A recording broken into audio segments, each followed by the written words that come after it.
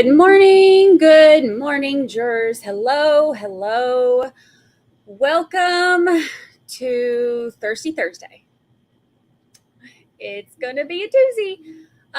We have a big day today. Big day, huge. We have closing arguments today in Melly. Thank the Lord, we have closing arguments today. I am ready for this trial to be over. This one has been a doozy. So I'm ready. I'm ready to listen to what they have to say, see how well each side is able to, create their closing arguments, their lasting thoughts for the jury, put everything together. I want to see what they have to say. I have spent a good deal of time going over everything again, looking to see,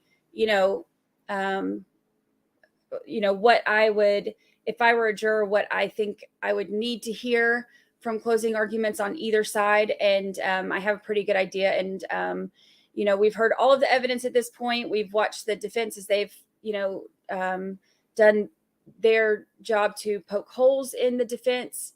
And I think that, at this point we've heard it all. So now today is the day where they just try to put it all into one big old bow and try to present it to the jury, to see, the prosecution is going to say, here's all of this together, all of this that you've been hearing for the last, look.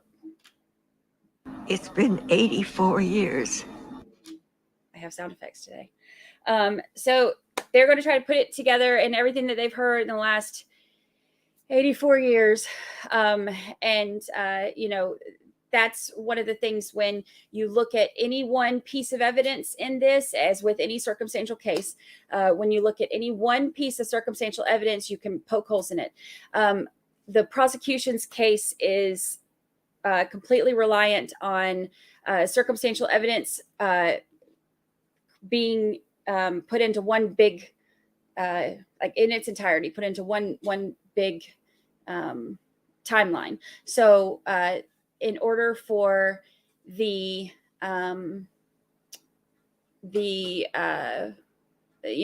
jury to see this as being beyond a reasonable doubt, because keep in mind, they don't know everything that we know.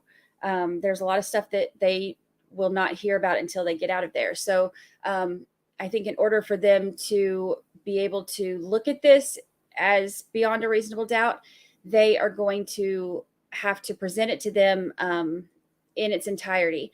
The defense has done a great job at poking holes, in some things.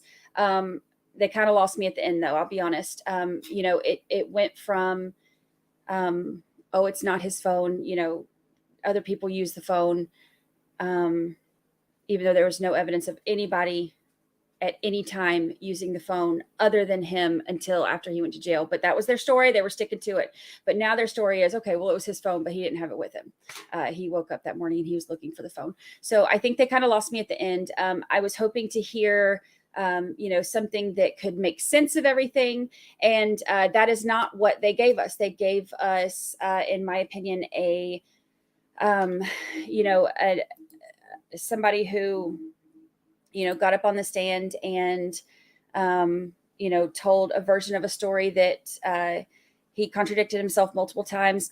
None of the data, and y'all know I'm a data girl, none of the data lined up with his version of things. And then all of a sudden, okay,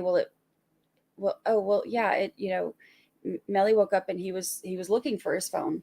Well, that's funny because that's the first we've heard of that. But I think it to me came off as, we're just going to try to throw anything we can out there to hopefully give them any kind of, doubt. But my thing with that, and this is my opinion, and if y'all think I'm not going to give my opinion on my channel, then you are incorrect. My opinion, I think that when I'm looking at this logically, if, I'm saying, okay, this whole time they're saying it's not my phone, not my phone. Everybody shared a phone, but there's no evidence of anybody sharing a phone, but everybody shared a phone. And they went through all of that. Oh my gosh, all the pictures and all the texts and all the everything to show that he was the only one in control of his phone. He was the only one having conversations from his phone. So it's his phone, but they've said all along, other people use it, whatever. And then at the very end, it's like, all right, well, this didn't go how we were hoping. So, all right, it's his phone, but he had lost it that day. Okay, well then how is he messaging Fredo, asking him to come get him 5 minutes after the guys were in the hospital? It does not add up to me. It does not make sense. I have looked at everything, trying to see if I could find any other reasonable explanation. And to me, there's nothing else I was able to find that was reasonable. I was really hoping, and y'all can disagree with me, everybody can have their own opinions. Like, that's why this goes to a jury, because everybody's going to have different opinions and they want 12 people to agree on it. But I have spent a lot of time going over the trial, the testimony, the evidence, and there's, to me, no reasonable explanation for how all of that played out, without him being, without it being him. I was really hoping that the jury, or the defense, was going to present us with something that made sense. But the only witness that they put on there, his entire testimony was, not only was he, had given different testimony that he had given statements before, but his entire testimony was not only not backed by the data, but directly in contradiction to the data, which is the biggest problem that I have with it. Now, having said that, keep in mind, the jurors don't have the spreadsheets that I make. They don't do the deep dives that I do. They don't sit there and compare all of the timelines and everything and put things together and map it out and do all of that. I have come to my conclusion because, I've put so much time into this because I want to know the truth, and I am a truth seeker. I want to know the truth, and I want to, know the whole story. And I have put a lot of work into this to get to that point. But the jury doesn't have, all the spreadsheets and all of the, timelines and everything that I do. So it'll be interesting to see how closing arguments are for prosecution, because I think these closing arguments are really going to be what determine how they vote. Because if they can pull all of this together to close up those, holes that defense was poking, then I think that it will be a lot harder to find reasonable doubt in the story. So I'm curious to see how they bring it all together. This is going to be a big day. We will also, look, today, closing arguments, and of course, when they do verdicts, we are going to have trolls. Please don't acknowledge them. Trolls are not people who think differently. We have all kinds of people that think differently in here, and we love all of each other who thinks differently, because we can all talk about it without being jerks. But we're going to have trolls today. We're going to have trolls on verdict day, but please don't acknowledge them. If you ignore them, it makes it easier for the mods to get their butts out of here. So ignore them.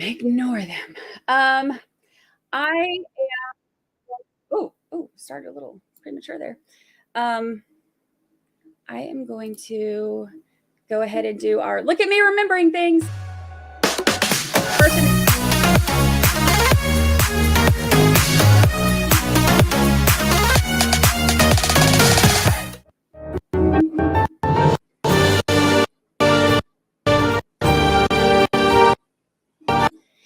Do y'all hear that like skipping that it always does on this video? I don't know if I've done something or is that just me, or do y'all hear that? It's always on this video.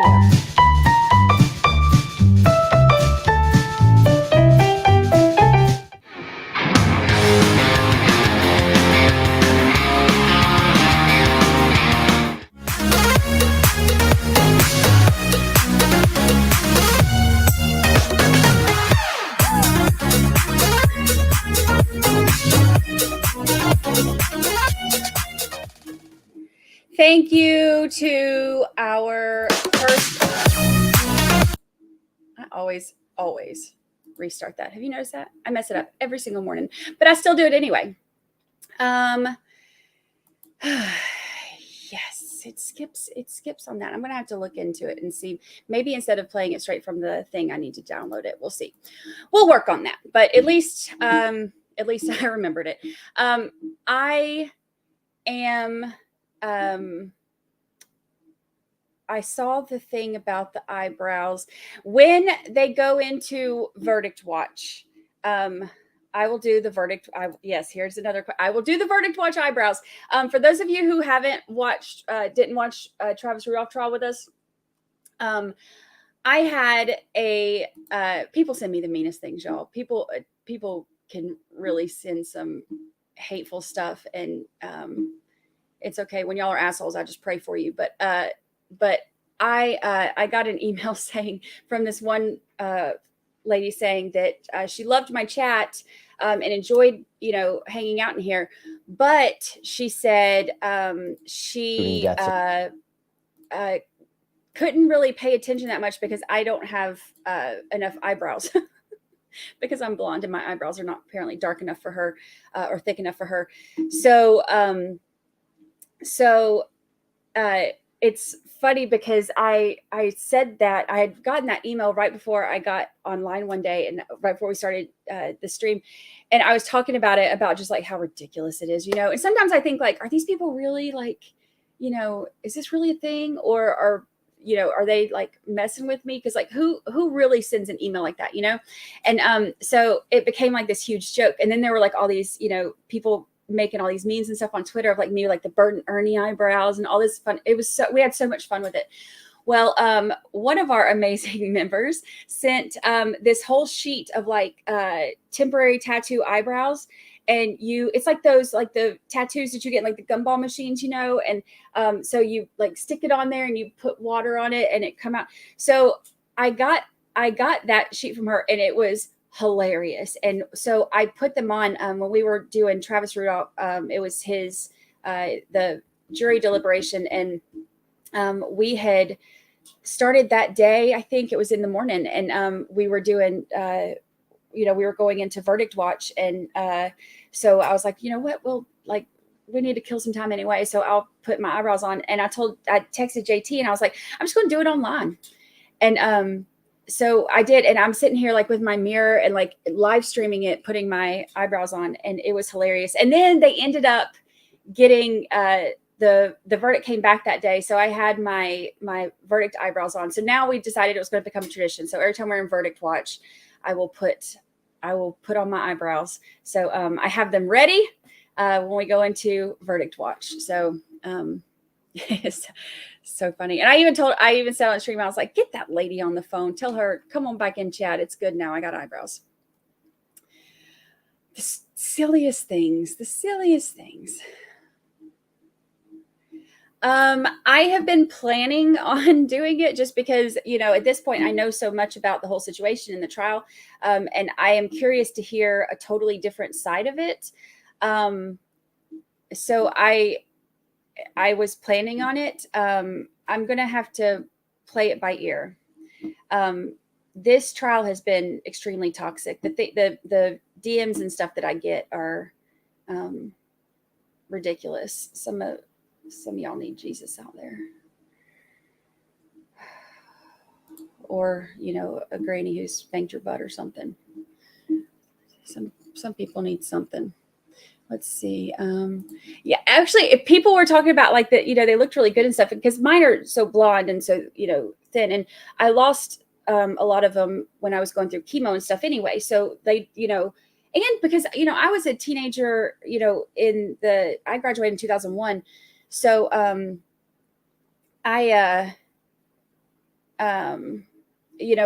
that was like back when like it was cool to pluck them all out. So like they don't grow a whole lot anyway. I'm not like a very hairy person anyway, and I'm blonde, so there's just not a lot there.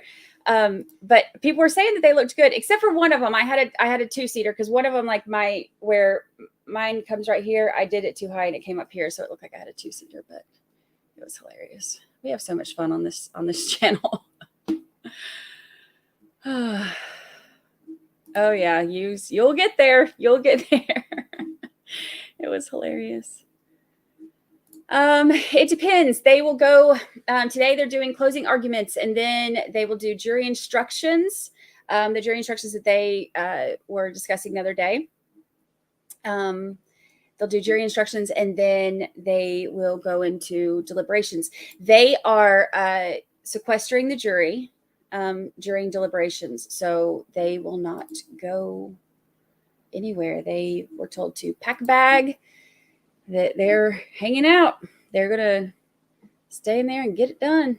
So we'll see. I kind of have to be on call. All right. So, and now yesterday we had a charge conference scheduled, and I was advised that it wasn't needed because all the issues had been resolved. Is that correct, Counsel? Yes, Your Honor.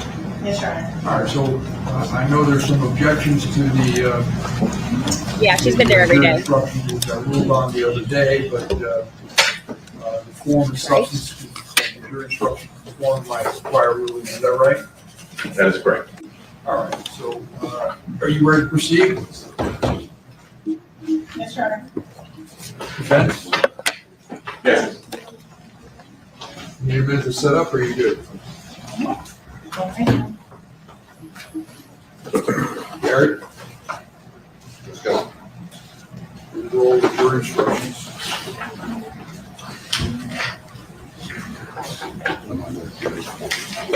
Yeah, which poll y'all want to do? The guilty, not guilty, or do you want to do how long it's going to take to deliberate? We can do both, but which one do you want to do first?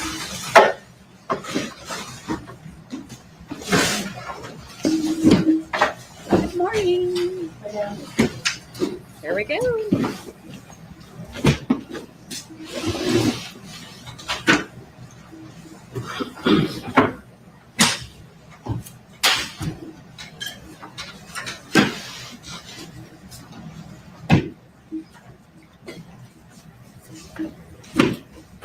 Okay, we'll do how long first, and then we'll do a guilty, not guilty. Judge, there is just one correction on the jury instructions on page 25. It says, first paragraph, allegation in the information. It should be allegation in the indictment. All right. That's you. It's it. Yeah. Do you want to just cross it off? That's, So I'm going to just read it. yes. Okay.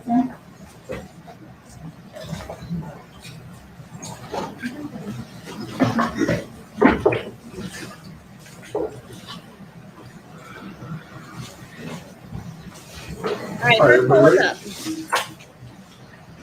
Yes. Yes? Yeah, they said Stu's doing closings, I think, right? You're doing the instructions first? Yes, ma'am.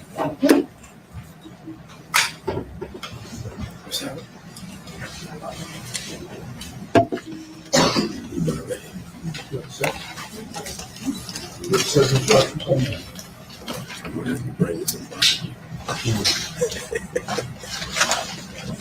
Judge, you're not going to Morning. consider reading them after closing? I, Where did y'all come if I in? agree to it, I do it. Otherwise, my practice normally is just to read it. I know it's discretionary. What do you- Obviously, we've asked. Understood.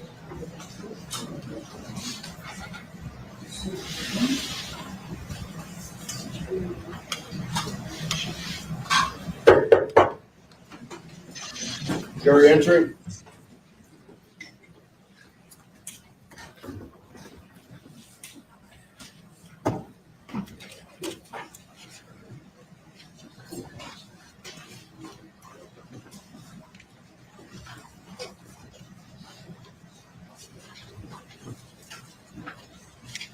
From what I understand, they are deliberating tomorrow, right? Isn't that what they said?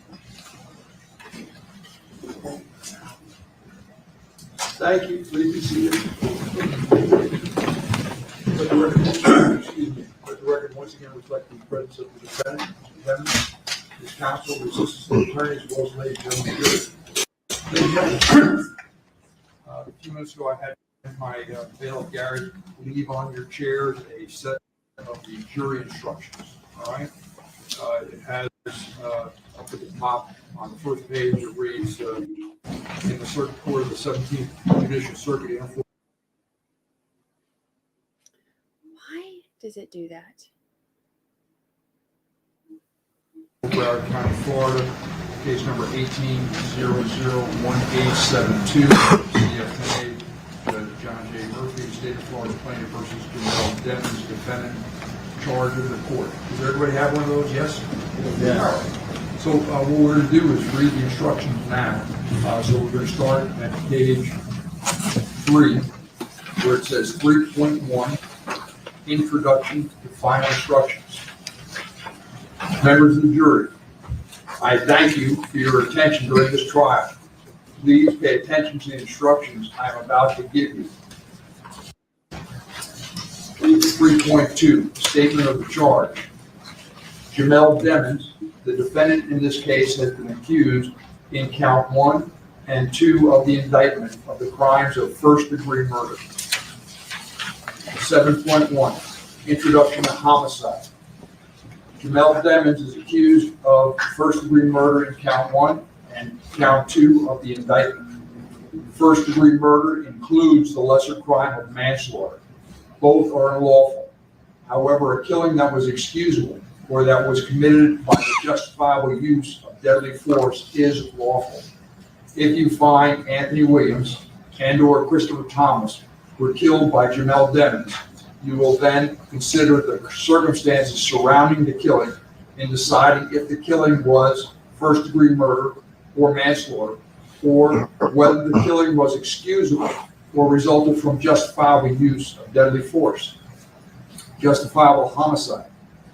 The killing of a human being is justifiable homicide and lawful if necessarily done while resisting an attempt to murder or commit a felony upon the defendant, or to commit a felony in any dwelling house in which the defendant was at the time of the killing. Excusable homicide. The killing of a human being is excusable and therefore lawful under any one of the following 3 circumstances. 1, when the killing is committed by accident and misfortune in doing any lawful act by lawful means with usual ordinary caution and without any unlawful intent. Or 2, when the killing occurs by accident and misfortune in the heat of passion upon any sudden and sufficient provocation. Or 3, when the killing is committed by accident and misfortune resulting from a sudden combat, if a dangerous weapon is not used and the killing is not done in a cruel or unusual manner. A dangerous weapon is any object that will likely cause death or great bodily harm if used in the ordinary and usual manner contemplated by its design and construction. An object not designed to inflict bodily harm may nonetheless be a dangerous weapon if it was used in a manner likely to cause death or great bodily harm. Great bodily harm means great, as distinguished from slight, trivial, minor, or moderate harm, and as such does not include mere bruises. I now instruct you on the circumstances that must be proved before Jamal Devins may be found guilty of first-degree murder or any lesser included crime. Count 1, 7.2, premeditated murder, first degree. To prove the crime of first-degree premeditated murder, the state must prove the following 3 elements beyond a reasonable doubt. 1, Anthony Williams is dead. 2, the death was caused by the criminal act of Jamal Devins. 3, there was a premeditated killing of Anthony Williams. An act includes a series of related actions arising from and performed pursuant to a single design or purpose. Killing with premeditation is killing after consciously deciding to do so. The decision must be present in the mind at the time of the killing. The law does not fix the exact period of time that must pass between the formation of the premeditated intent to kill and the killing. The period of time must be long enough to allow reflection by the defendant. The premeditated intent to kill must be formed before the killing. The question of premeditation is a question of fact to be determined by you from the evidence. It will be sufficient proof of premeditation if the circumstances of the killing and the conduct of the accused convince you beyond a reasonable doubt of the existence of premeditation at the time of the killing. If you find that Janelle Dennis committed first-degree premeditated murder, and you also find beyond a reasonable doubt that during the commission of the crime, he actually possessed and discharged a firearm, you should find him guilty of first-degree premeditated murder with actual possession and discharge of a firearm. If you find that Janelle Dennis committed first-degree premeditated murder, and you also find beyond a reasonable doubt that during the commission of the crime, he did actually possess a firearm, you should find him guilty of first-degree premeditated murder with actual possession. If you find that Janelle Dennis committed first-degree premeditated murder, but did not actually possess or discharge a firearm during the commission of the offense, you should find him guilty only of first-degree premeditated murder. A firearm is defined as any weapon, including a starter gun, which is designed to or may readily be converted to expel a projectile by the action of an explosive, the frame or receiver of any such weapon, any firearm muffler or firearm silencer, any destructive device, or any machine gun. Actual possession of a firearm means the defendant A, had a firearm on his person, or B, had a firearm within immediate physical reach with ready access with the intent to use the firearm during the commission of the crime. If you find that Janelle Dennis committed first-degree premeditated murder, and you also find beyond a reasonable doubt that during the commission of the crime, he was a criminal gang member or associate, as defined below, and the aforementioned activity was committed with the intent to benefit, promote, or further the interests of the criminal gang, you should find him guilty of first-degree premeditated murder in the first-degree premeditated murder in the first degree as a criminal gang member or associate. If you find that Janelle Dennis committed first-degree premeditated murder, but find that he was not a criminal gang member or associate, as defined below, you can find the defendant guilty only of first-degree premeditated murder. Criminal gang means a formal or informal ongoing organization, association, or group that has one of its primary activities the commission of criminal or delinquent acts, and that consists of 3 or more persons who have a common name or common identifying signs, colors, or symbols, including but not limited to terrorist organizations and hate groups. Ongoing means the organization was in existence during the time period charged in the indictment. Primary activities means that a criminal gang spends a substantial amount of time engaged in such activity, although such activity need not be the only or even the most important activity in which the criminal gang engages. Criminal gang associate means a person who A, admits to criminal gang association, or B, meets any single defining criterion for criminal gang membership. Criminal gang member is a person who meets 2 or more of the following criteria. A, admits to criminal gang membership. B, adopts the style of dress of a criminal gang. C, adopts the use of a hand sign identified as used by a criminal gang. D, has a tattoo identified as used by a criminal gang. E, associates with 1 or more known criminal gang members. F, is identified as a criminal gang member by an informant of previously untested reliability, and such identification is corroborated by independent information. G, is identified as a criminal gang member by physical evidence. H, has been observed in the company of 1 or more known criminal gang members 4 or more times. Observation in a custodial setting requires a willful association. I, has authored any communication indicating responsibility for the commission of any crime by the criminal gang.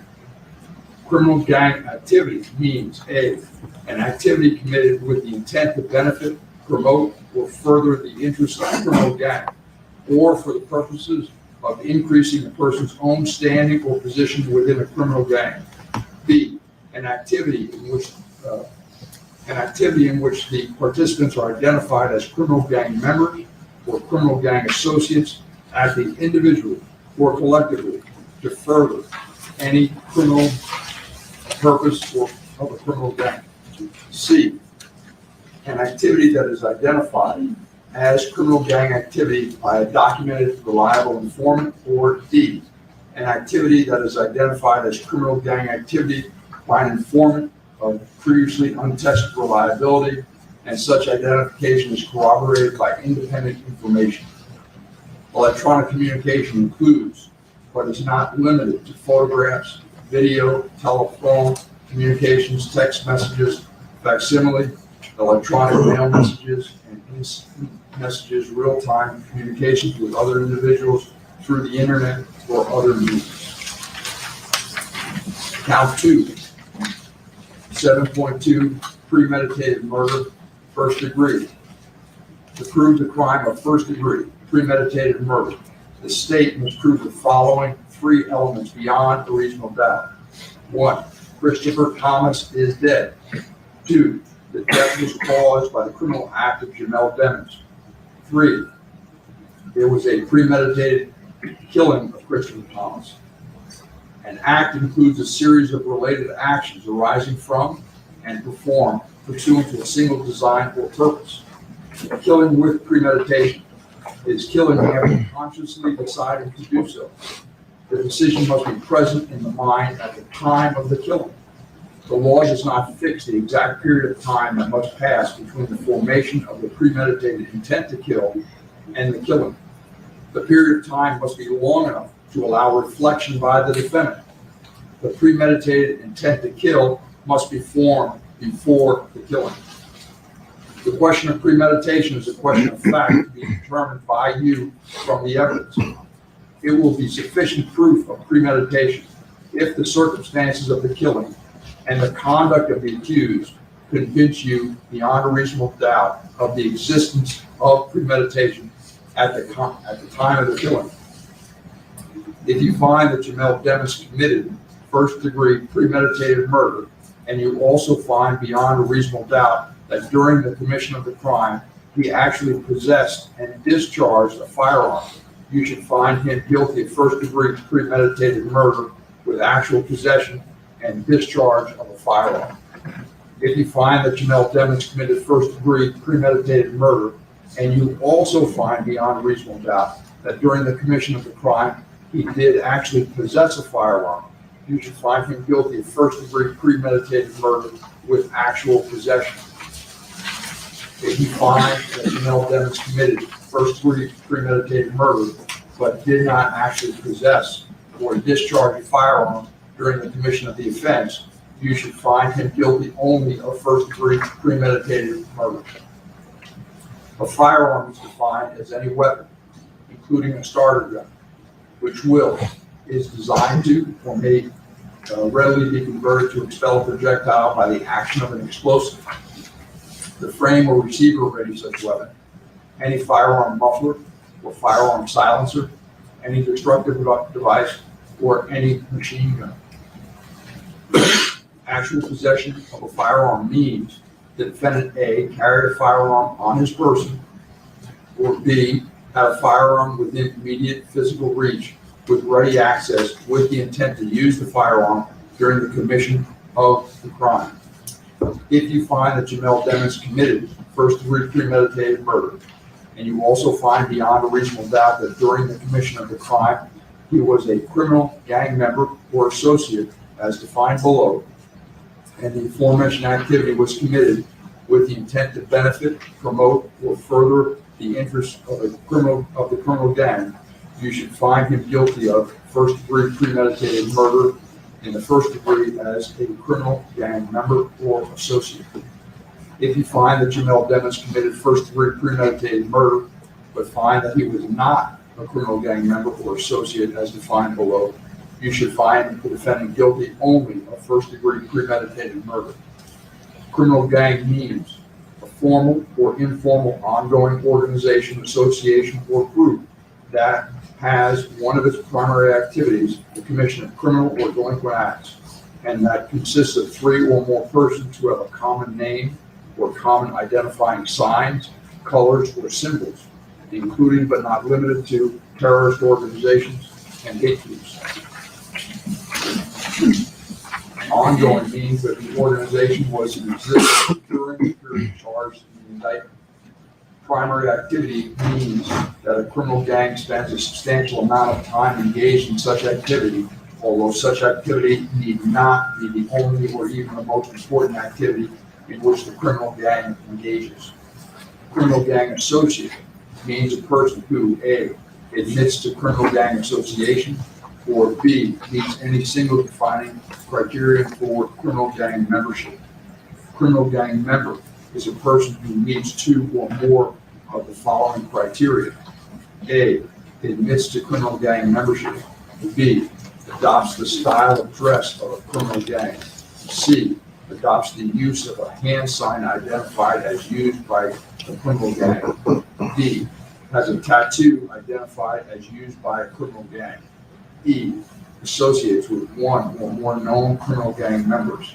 F, is identified as a criminal gang member by an informant with previously untested reliability, and such identification is corroborated by independent information. G, is identified as a criminal gang member by physical evidence. H, has been observed in the company of 1 or more known criminal gang members 4 or more times. Observation in a custodial setting requires a willful association. I, has authored any communication indicating responsibility for the commission of any crime by the criminal gang. Criminal gang related activity means A, an activity committed with the intent to benefit, promote, or further the interests of a criminal gang, or for the purposes of increasing a person's own standing or position within a criminal gang. B, an activity in which the participants are identified as criminal gang members or criminal gang associates acting individually or collectively to further any criminal purpose of a criminal gang.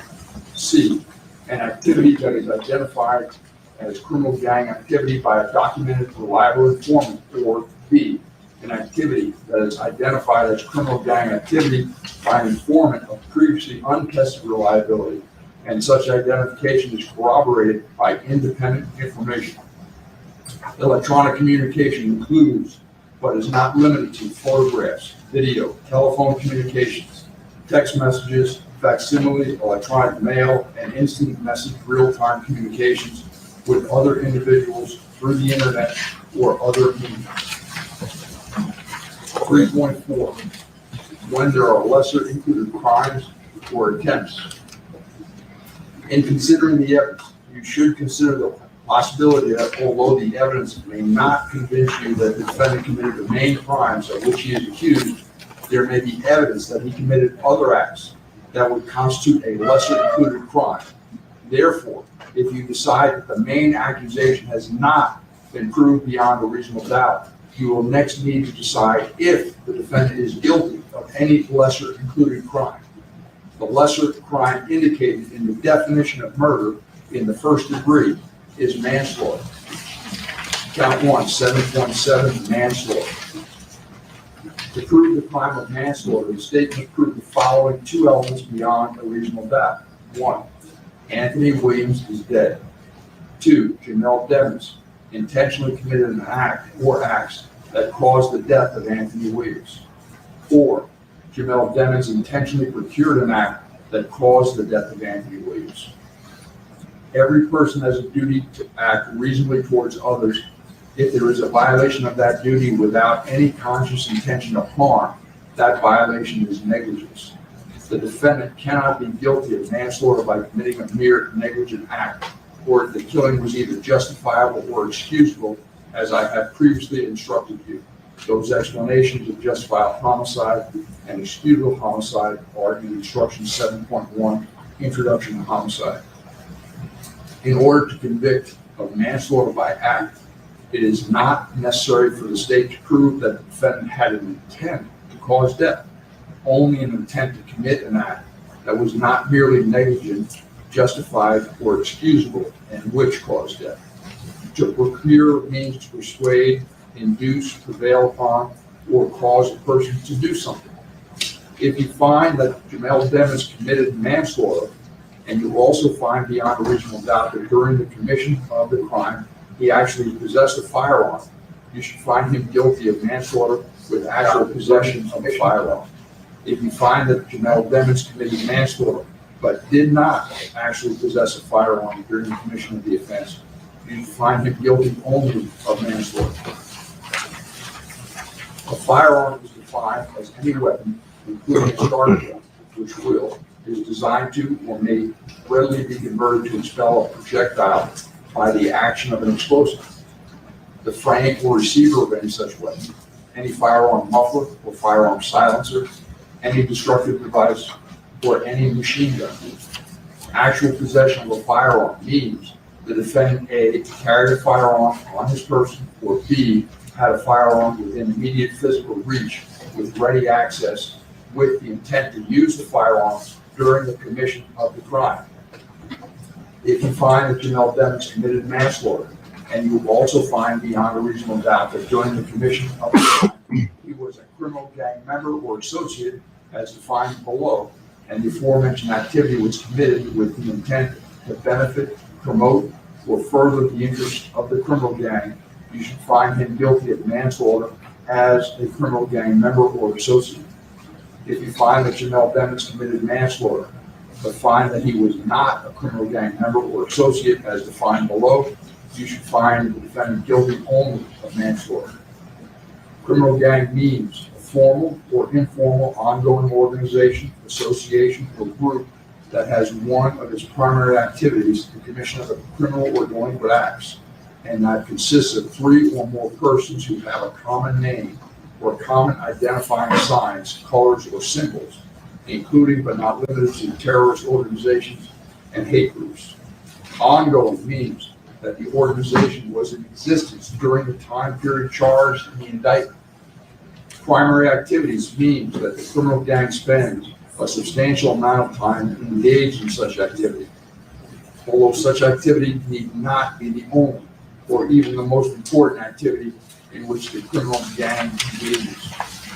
Criminal gang associate means a person who A, admits to criminal gang association, or B, meets any single defining criterion for criminal gang memberships.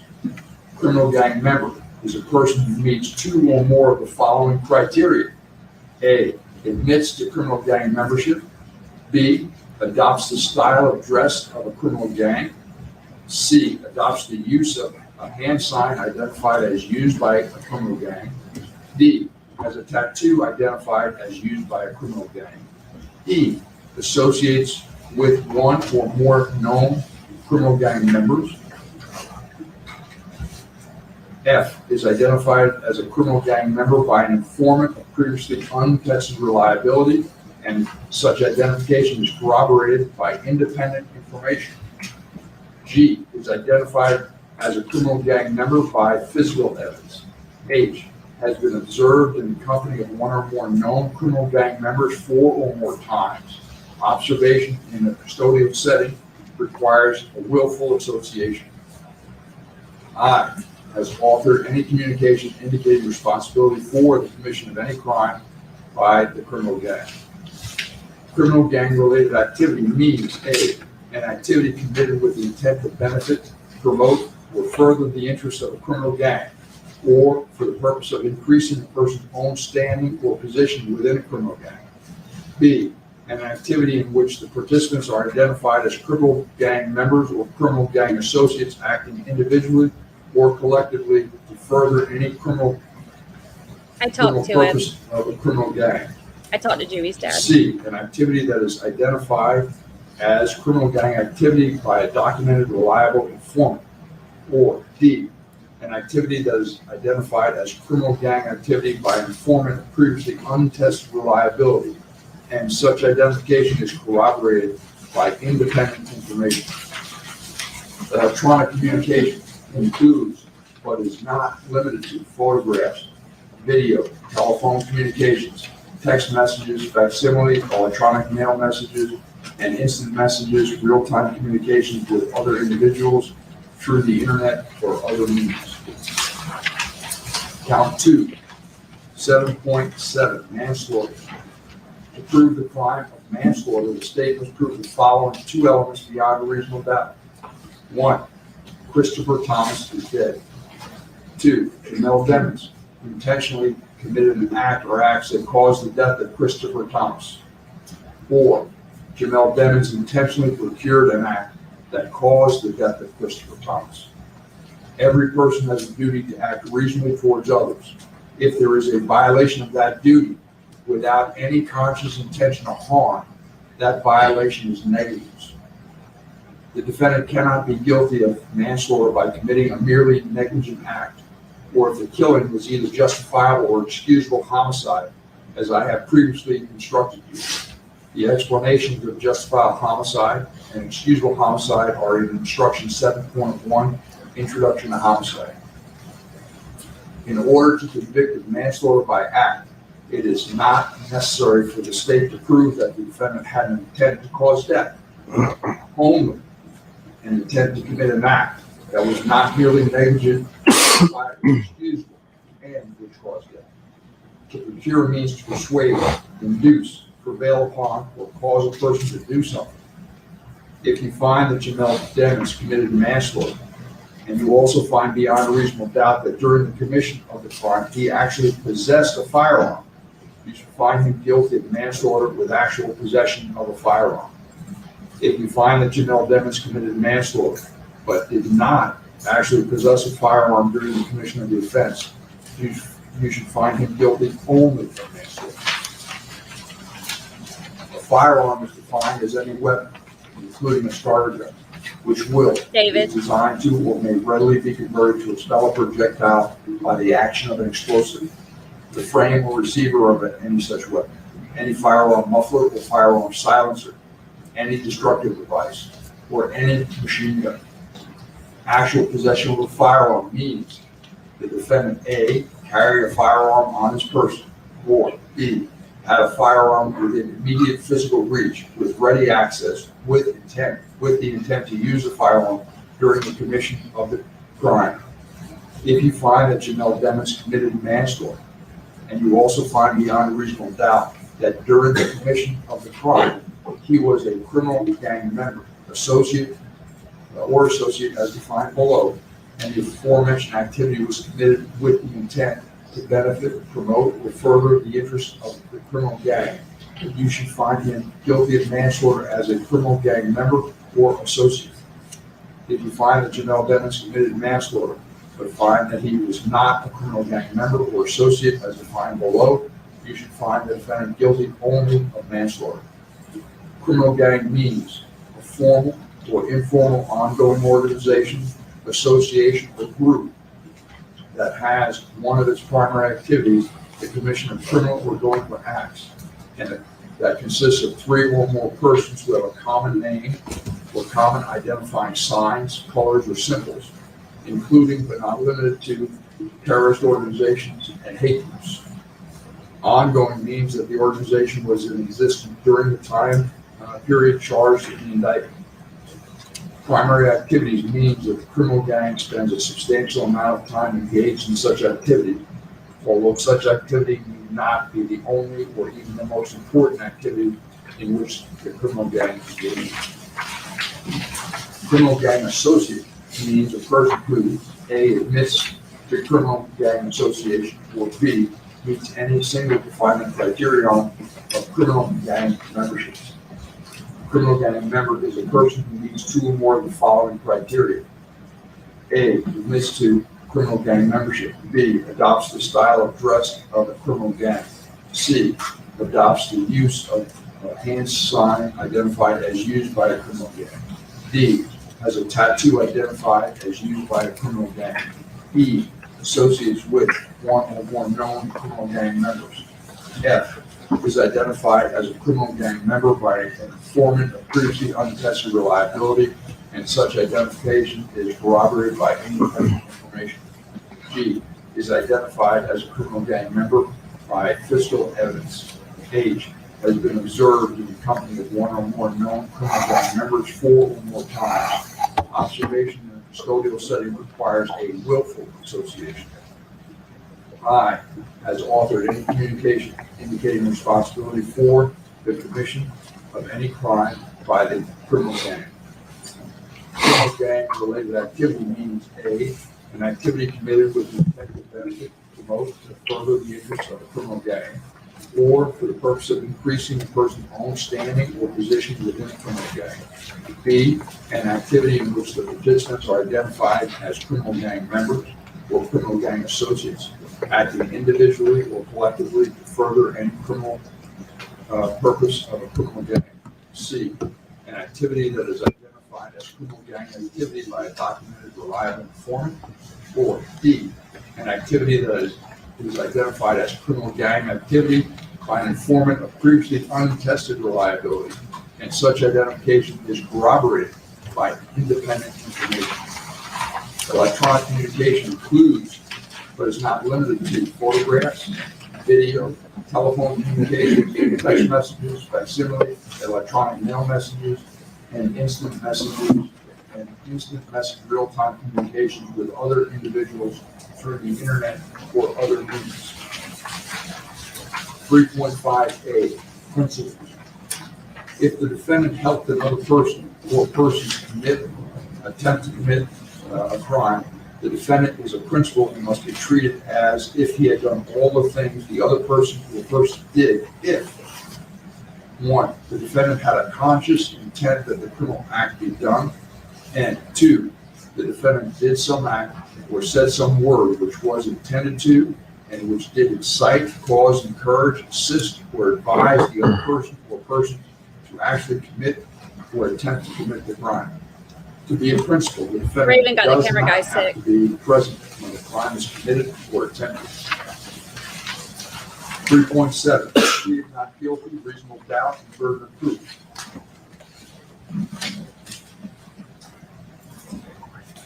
The defendant has entered a plea of not guilty. This means you must presume or believe the defendant is innocent. The presumption stage for the defendant as to each material allegation in the indictment through each stage of the trial, unless it has been overcome by the evidence to the exclusion of and beyond a reasonable doubt. To overcome the defendant's presumption of innocence, the state has the burden of proving a crime with which the defendant is charged was committed, and the defendant is the person who committed the crime.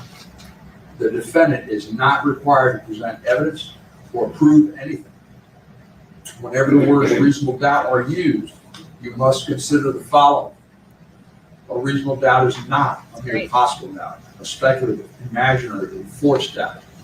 Such a doubt does not influence you to return a verdict of not guilty if you have an abiding conviction of guilt.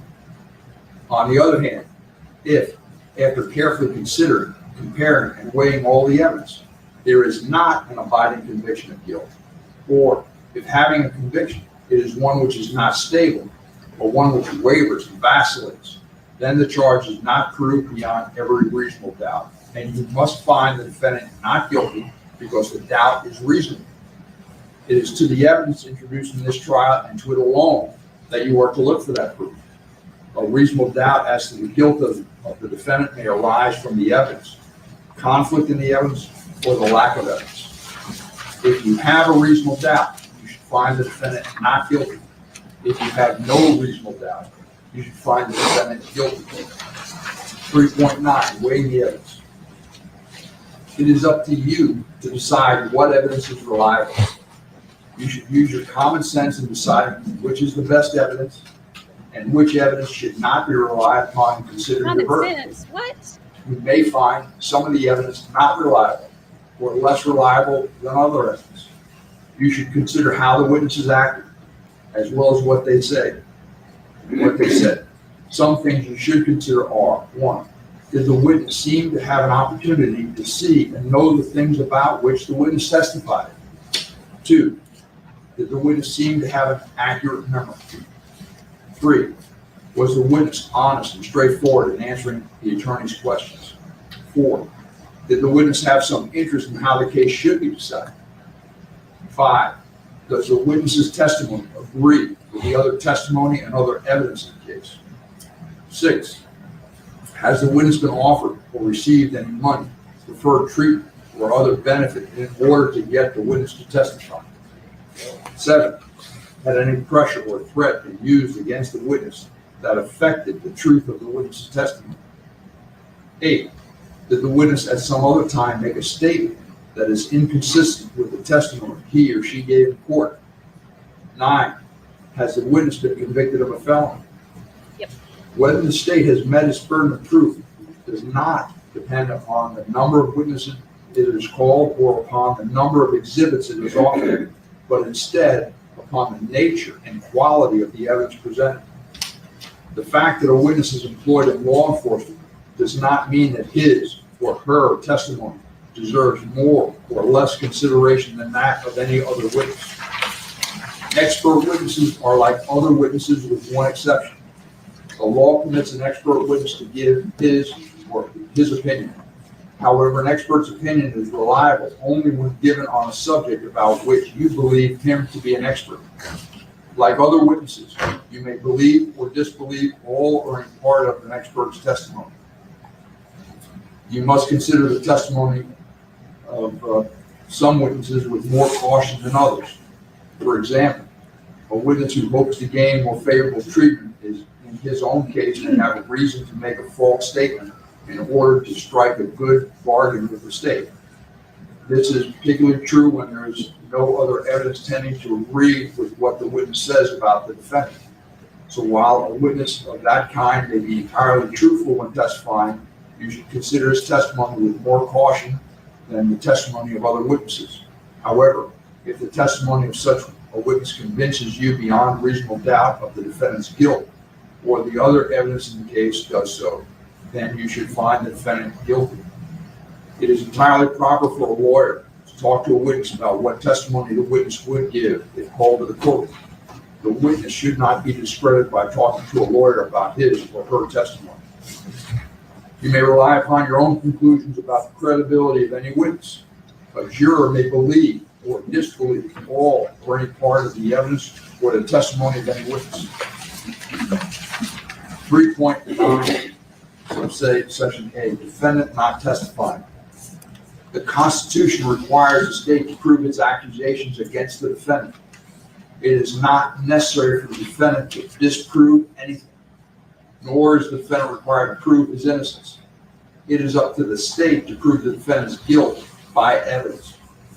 The defendant exercised a fundamental right by choosing not to be a witness in this case. You must not view this as an admission of guilt or be influenced in any way by his decision. No juror should ever be concerned that the defendant did or did not take the witness stand to give testimony in the case.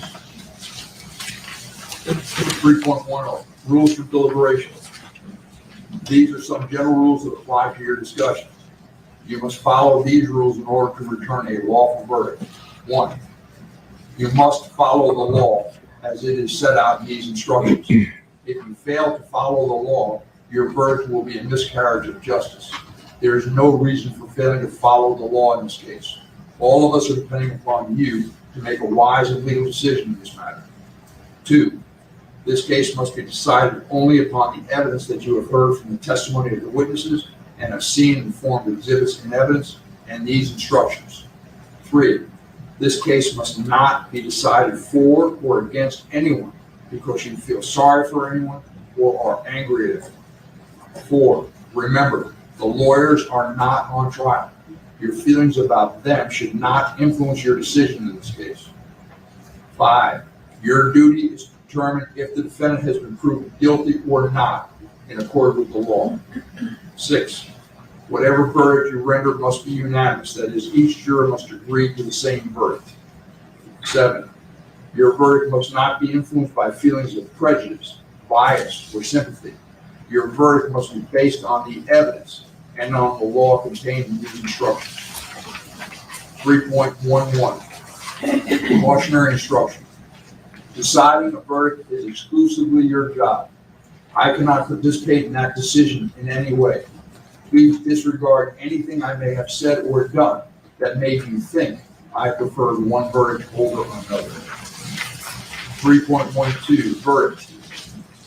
You may find the defendant guilty as charged in the indictment or guilty of such lesser included crime as the evidence may justify, or not guilty. If you return a verdict of guilty, it should be for the highest offense which has been proven beyond a reasonable doubt. If you find that no offense has been proven beyond a reasonable doubt, then of course your verdict must be not guilty. The verdict must be unanimous, that is, all of you must agree to the same verdict. Only one verdict may be returned as to each crime charged. The verdict must be in writing, and for your convenience, the necessary forms of verdict have been prepared for you. They are as follows. 3.12, A, subsection A, single defendant, multiple counts. A separate crime is charged in each count of the indictment, and although they have been tried together, each crime and the evidence applicable to it must be considered separately, and a separate verdict returned as to each. A finding of guilty or not guilty as to one crime must not affect your verdict as to the other crime charged. The verdict. I don't believe you have that in the package. I have it here. The verdict starts out, has up at the top the style of the case. That's what we refer to as the style of the case. It reads, in the Circuit Court of the 17th Judicial Circuit in Fort Broward County, Florida, case number 19-001872, CF10A, Judge John J. Murphy, State of Florida, plaintiff versus Jamel Demons, defendant, verdict. Count one. We, the jury, find as follows as to the defendant in this case. And it goes on, parentheses, check only one. A, the defendant is guilty of murder in the first degree as charged in the indictment. B, the defendant is guilty of manslaughter, a lesser included offense. C, the defendant is not guilty. It goes on further. It says, if you find the defendant guilty of any of the crimes listed above, you must answer the following questions. 1, during the course of the crime committed, did the defendant, Jamel Demons, actually possess a firearm? Then you check the appropriate box, either yes or no. It goes on, paragraph 2, during the course of the crime committed, did the defendant, Jamel Demons, actually discharge a firearm? You check the appropriate box, either yes or no. Question 3, during the course of the crime committed, did the defendant, Jamel Demons, actually inflict death or great bodily harm to Anthony Williams as a result of discharging a firearm in his possession? Again, you check the appropriate box, either yes or no. The verdict form goes on. Question 4, did the state prove beyond a reasonable doubt the defendant committed the crime for the purpose of benefiting, promoting, or furthering the interests of the criminal gang? Again, you check the appropriate box, either yes or no. And then it goes on and says, so say we all this blank day of blank AD 2023 at Florida, Broward County, Florida. There's a place for the four-person sign and date the verdict form. Then there's a second verdict form for count 2. And again, it has the style of the case up at the top, and it reads, verdict count 2. We, the jury, find as follows as to the defendant in this case, check only 1. A, the defendant is guilty of murder in the first degree as charged in the indictment. B, the defendant is guilty of manslaughter, a lesser included offense. C, the defendant is not guilty. Then goes down further and says, if you find the defendant guilty of any of the crimes listed above, you must answer the following questions. 1, during the course of the crime committed, did the defendant, Jamel Demons, actually possess a firearm? Again, you check the appropriate box, either yes or no. Question 2, during the course of the crime committed, did the defendant, Jamel Demons, actually discharge a firearm? Again, you check the appropriate box, either yes or no. Question 3, during the course of the crime committed, did the defendant, Jamel Demons, actually inflict death or great bodily harm to Christopher Thomas as a result of discharging a firearm in his possession? And then again, you check the appropriate box, either yes or no. And it goes on. Question 4, did the state prove beyond a reasonable doubt the defendant committed the crime for the purpose of benefiting, promoting, or furthering the interests of the criminal gang? Again, you check the appropriate box, either yes or no. It goes on further, it says, so say we all this blank date blank AD 2023 at Fort Lauderdale, Broward County, Florida. And again, there's a spot at the bottom for the 4 persons to print their name and sign the date of birth. Is there any objection to the instructions as published in open court by the state, Yeah. by the defense? No, sir. Ladies and gentlemen, we're going to go to the second page of these instructions. It's called Closing Argument 2.7, and it reads as follows. The state and the defendant have now rested their case. The attorneys now will present their final arguments. Please remember that what the attorneys say is not evidence or your instruction on the law. However, do listen closely to their arguments. They are intended to aid you in understanding the case. Each side will have equal time, but the state is entitled to divide this time between an opening argument and a rebuttal argument after the defense has given its closing argument. Madam State? Yes, ma'am. Ladies and gentlemen, at this time, I can get up here before you and say the defendant is guilty of murder in the first degree. I can say that because you have sat through 16 days of testimony, and because back when you first started here, some of you as early as April 10th, you agreed to follow the law. And the law is clear that this defendant committed 2 counts of first-degree murder. I now have the opportunity to explain all of the evidence, because sometimes you get it piecemeal. What does this piece mean? What does this mean? So this is where we have the opportunity to show you how everything fits together. So I want to start, but I also want to thank you for showing up. You received a summons. You complied with it. You came to the courthouse, and you decided to do your civic duty. We appreciate that. As I said before, we cannot do our jobs, and this judicial system does not work without you being there. Counsel, can I see circle? Sidebar. What? It's been 84 years. That's what I think about. Ladies and gentlemen, I just received a message that one of your members needs a restroom break, so we're going to take a short recess. Do not discuss the case. Don't form any opinion about the case. Don't allow anyone to discuss the case in present. Please just give your notepads and your instructions off your chairs. Thank you.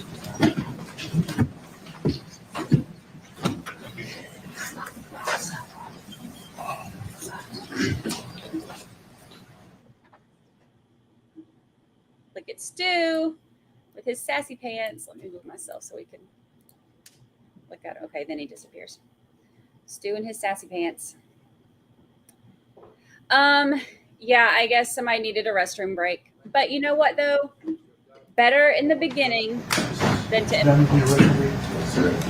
Good. All right, we're in recess. Thank you.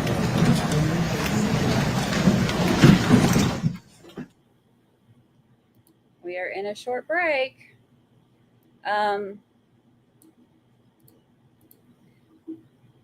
Better to do it now than when she gets going, but they should have stopped before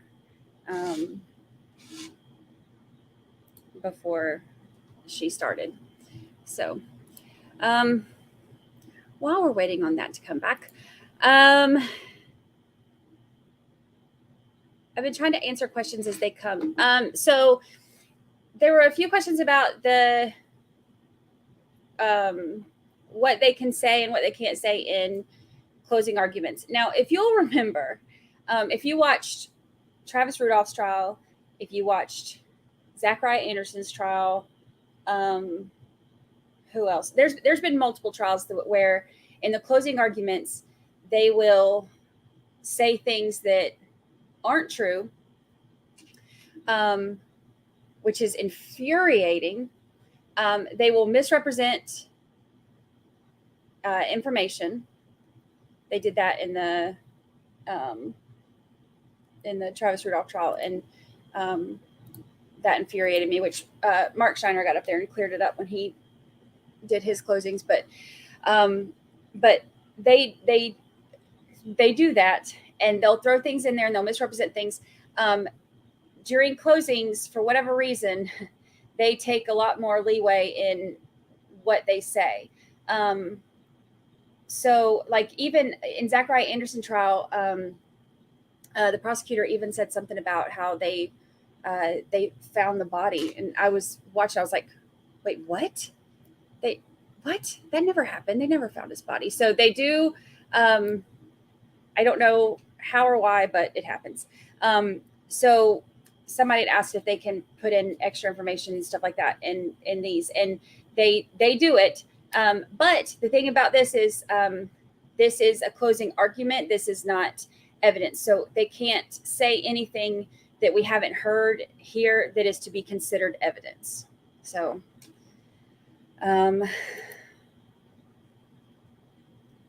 let's see. Yeah. In Travis Ronaldo, yeah. I mean, like everything. Ugh, gosh. I still get annoyed watching that, or thinking about that rather. Counter is sharp and ready because it's about to get spicy. Let's see. Yeah, I think the judge should have done it to begin with, but you know, better now at the very beginning when she hasn't done much other than say, you know, you've sat here and listened to this and thank you for coming and stuff like that. She hasn't got into like any of the guts of it yet. So, but we'll see.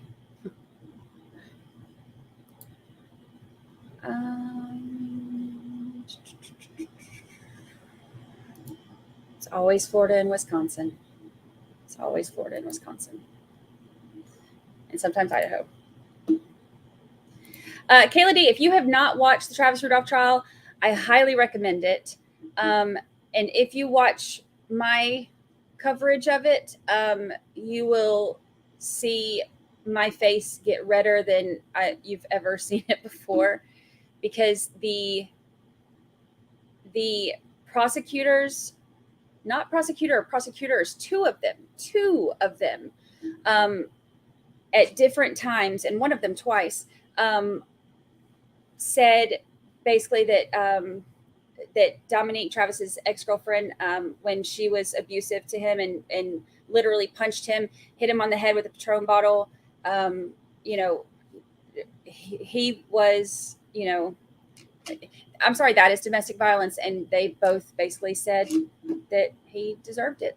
That her punching him was a natural reaction to him calling her a name after she had called him that name multiple times. But I mean, my blood pressure on that trial, and the attorneys, Mark Shiner and Heidi Perlet, are two of the most amazing attorneys I've ever seen. And we've had Mark on the show twice, and we had one of the times was with Heidi. We did that one recently. So after you finish streaming those, you have to watch those interviews. He gives some extra information too that's pretty wild. Oh, Dominique. Ohio has had some pretty wild cases too. You know, I lived in Ohio for 6 years. I'm from Georgia, and then I moved to Ohio for 6 years, and then moved here from Ohio. So I went from one wild state to another. I have seen objections during closing, but not sidebar. Yeah, same. Let's see.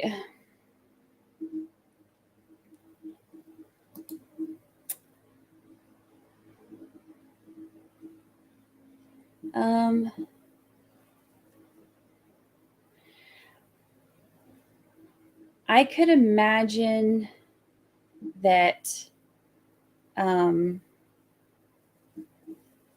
yes, this, a lot of, it's very different trial being, it's a very different watching a trial being on the defense side. One thing that I love, because, you know, you start out in the beginning, you know, going into it like, okay, we'll see what each side says, but, theoretically, normally you haven't really chosen sides yet because you haven't heard anything yet. But going into this one, but you always kind of have like an idea, like, okay, well, I've heard this. So, from what I've heard, it sounds like he's guilty or it sounds like he's innocent, but let me go into this and, but so you have like an idea, but you don't really know anything yet. But then as the, trial progresses, you kind of make up your mind. Sometimes it takes very little time. Sometimes it takes the whole time, but it's like a process, but this was the first trial for a lot of people where they said that, they were so convinced, to like on the defense side. And what I love about this trial is it has made so many people go into trials differently, because it can be, and Mark Scheiner even talked about this in one of the interviews, like it can be very instinctive to go into, for the public to go into a trial thinking, okay, if they have enough evidence to arrest this guy or this girl and they're on trial, for this, if they have enough evidence to do this, then he must be guilty or she must be guilty. So it's one of those things where it really, I think, opens your eyes that they're not always guilty.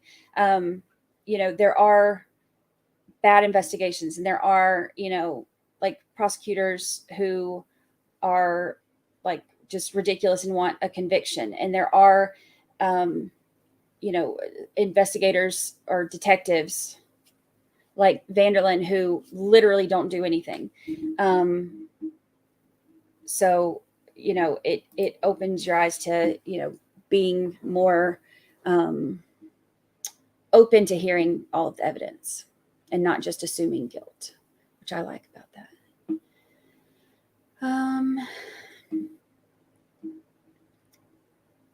Yeah, this exactly. Yeah, you would think the prosecution has a good case to take it to court, but we learned through Travis's case that is not true.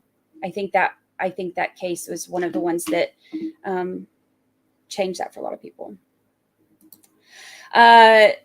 Same girl, same. Murrell and Ballo were the two where I'd already made up my mind because I just knew too much already. So yeah, I could never have been a juror on either of those cases. I knew too much. I had been following them for way too long.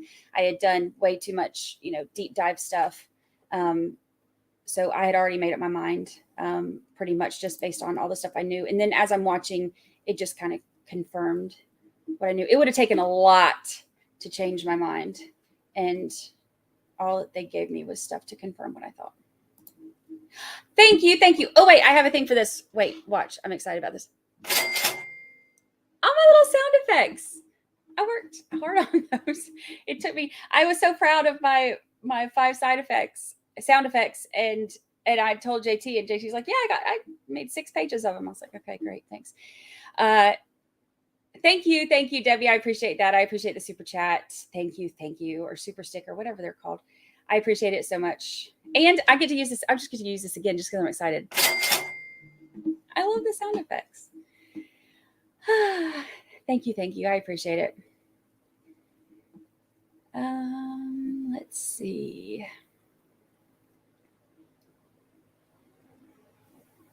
Years of following them both. Yes, I had actually just texted JT about that. The sentencing is going to be on the 31st. So we're definitely going to, follow that. I spent, Vallow was the first trial that I streamed. And it was the hardest one to stream ever because there was no video and we didn't get to listen to it until the evening. So then I had to follow along with like the live tweets and news coverage and stuff all day, find out what's going on, make graphics and pictures and stuff like that so that people would have something to look at while we're just listening to it and chatting. So I would work all day following things and making graphics. And then we would play it like, when it was released after court, play it late into the night and then start over the next day and do it all over again. It was a lot. So I was like, and that was my very first trial I ever streamed. And I had been following that one for so long, so I will definitely be covering the sentencing and her other trial and Daybell's trial and all of that. I am going to follow the entire story because I've been following it for so long. So yeah. Which is part of why I wanted to do Bortland's trial too, because anytime there's co-defendants, I want to, I'm always saying I want the truth and I want the whole story. So, hearing what comes out at Bortland's is part of the whole story. But at the same time, if,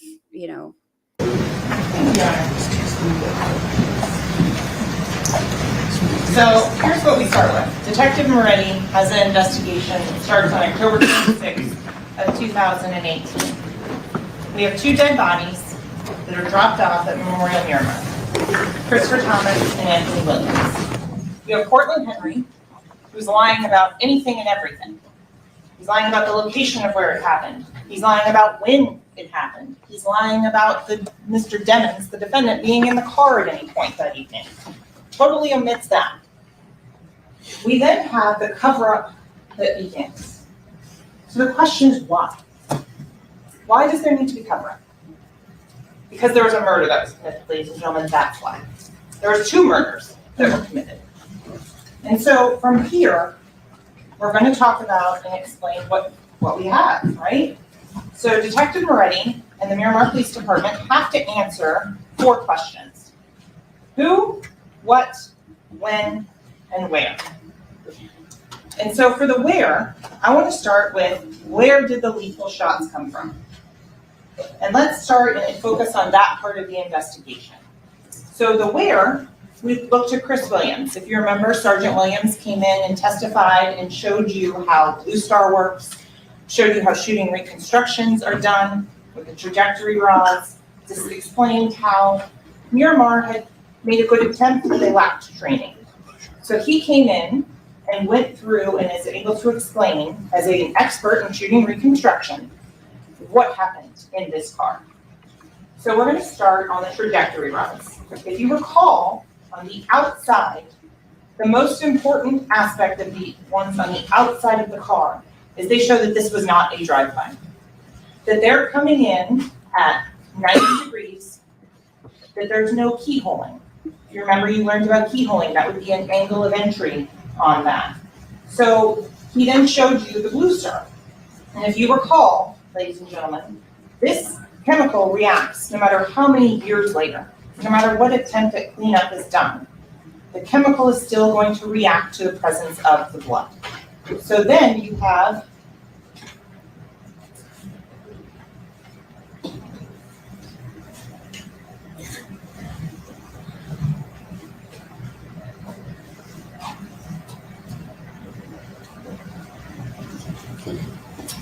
that reaction.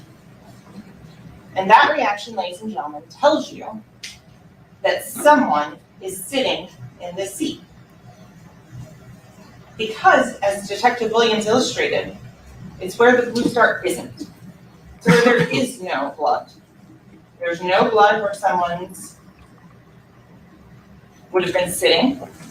There's no blood where their legs would have been, and you can see on the V that's indicated on that. And there's no blood on the back of the seat. So ladies and gentlemen, what does that tell you? The killer was sitting there. And there's no blood because something was blocking it from getting onto that area of the car. So what do we know as well from this car? We know that there was also that this door was closed. How can that be said? Because, ladies and gentlemen, the Blue Star here shows that this door was shut because there was blood on this door handle. You have from this as well the headliner. So the headliner shows directionality. The headliner shows the way Anthony Williams' head was positioned when he was shot. That's one aspect of it. That DNA that was tested is all Anthony Williams, but we'll get to that. So the DNA, very strong support. 51.2 septillion times more likely to be that of Anthony Williams than any unrelated individual in the world. That was from Kurt Rhodes. If you recall, he was the expert on DNA. He told you and taught you how DNA is done, how everything works. So now putting those 2 things together, you can say, and the evidence shows, Anthony Williams, the way his head was in that Jeep, is that he is sitting in this front passenger seat, and as you can see, all the blood is dripping down the back of the seat. That tells you, ladies and gentlemen, and from the angle of entry when we get to the medical examiner's information, that his head was right here. So then we have one of the things that Detective Williams relied upon was the shirt of Cortland Henry. If you recall, there is a spot of blood on the front of the shirt. That blood, as Kurt Rhodes then told you, belongs to Anthony Williams. What does that tell you, ladies and gentlemen? That during the course of this shooting, Cortland Henry has his back against the driver's seat and is driving wearing this shirt when the shooting occurs. You know from that he is not the shooter. Why? Because if he was the shooter, the angle to get that wouldn't have the blood on the front of the shirt. It would have it coming across the driver's side and towards the side of the shirt, not the front. So on here you have the blowback coming there, and that's, again, 32.2 septillion times more likely to be the DNA of Anthony Williams. So then we have the back of the shirt. And so if you recall, the blood on the back of the shirt is right here. And that blood, Christopher Thomas, a single source profile. So what does that tell you, ladies and gentlemen? That tells you that Cortland Henry didn't fire the fatal shot for Christopher Thomas. Here's why. That blood is coming from Mr. Thomas when he is shot. The blood's only moving like that, as you heard from Sergeant Williams, when there is a pulse, when there is pressure. Remember the garden hose analogy that he used and talked about? That's when you're getting the blood that's going to be coming out of the body. And on that, so from there, you know, Cortland Henry is ducked over and flinching away from Christopher Thomas.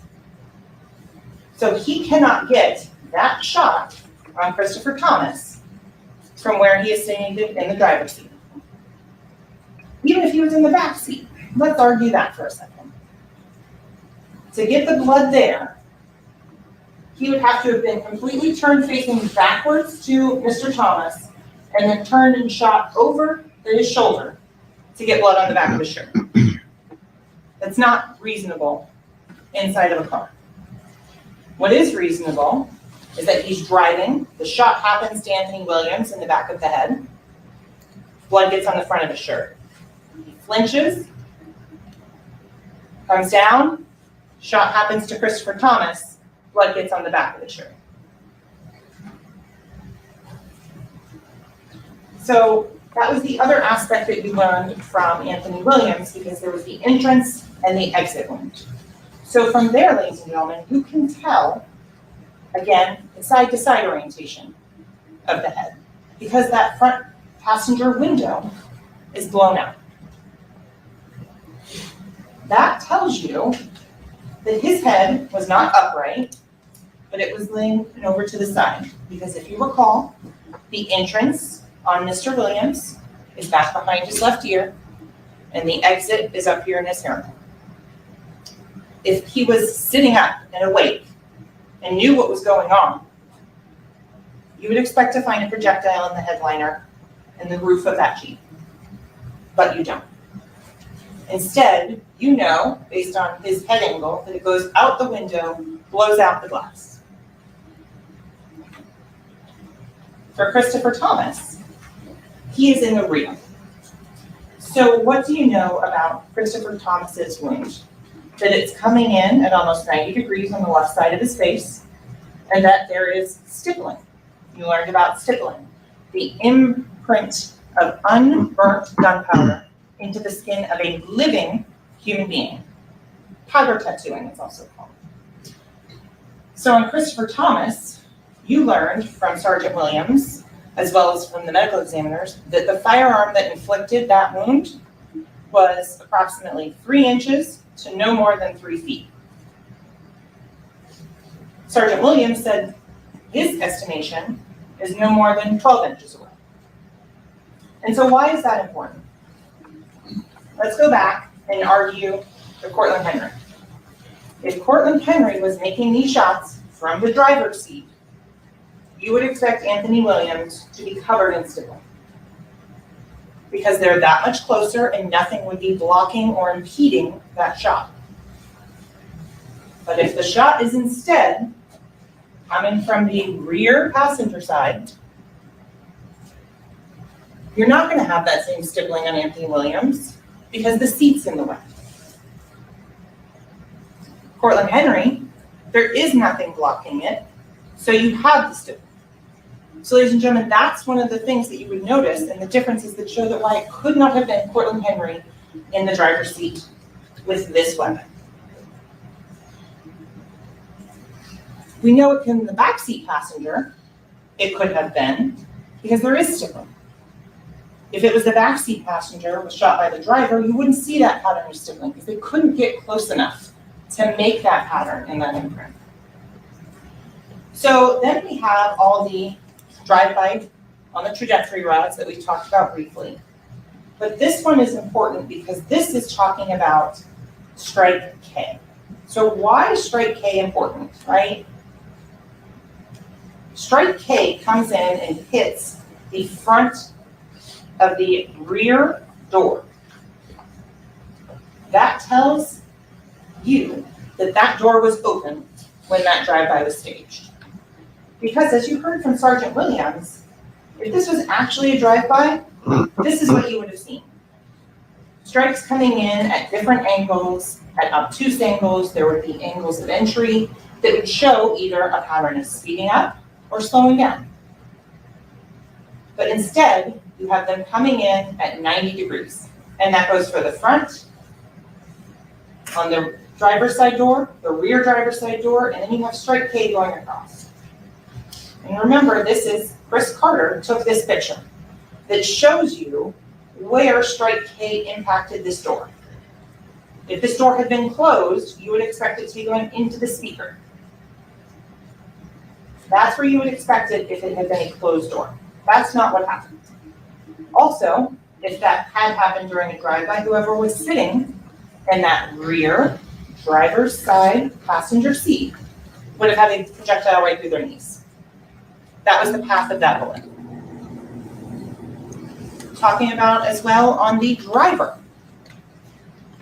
If you recall, ladies and gentlemen, projectiles are found underneath the brake pedal. You don't see any injuries on Mr. Henry. He got out of that car too.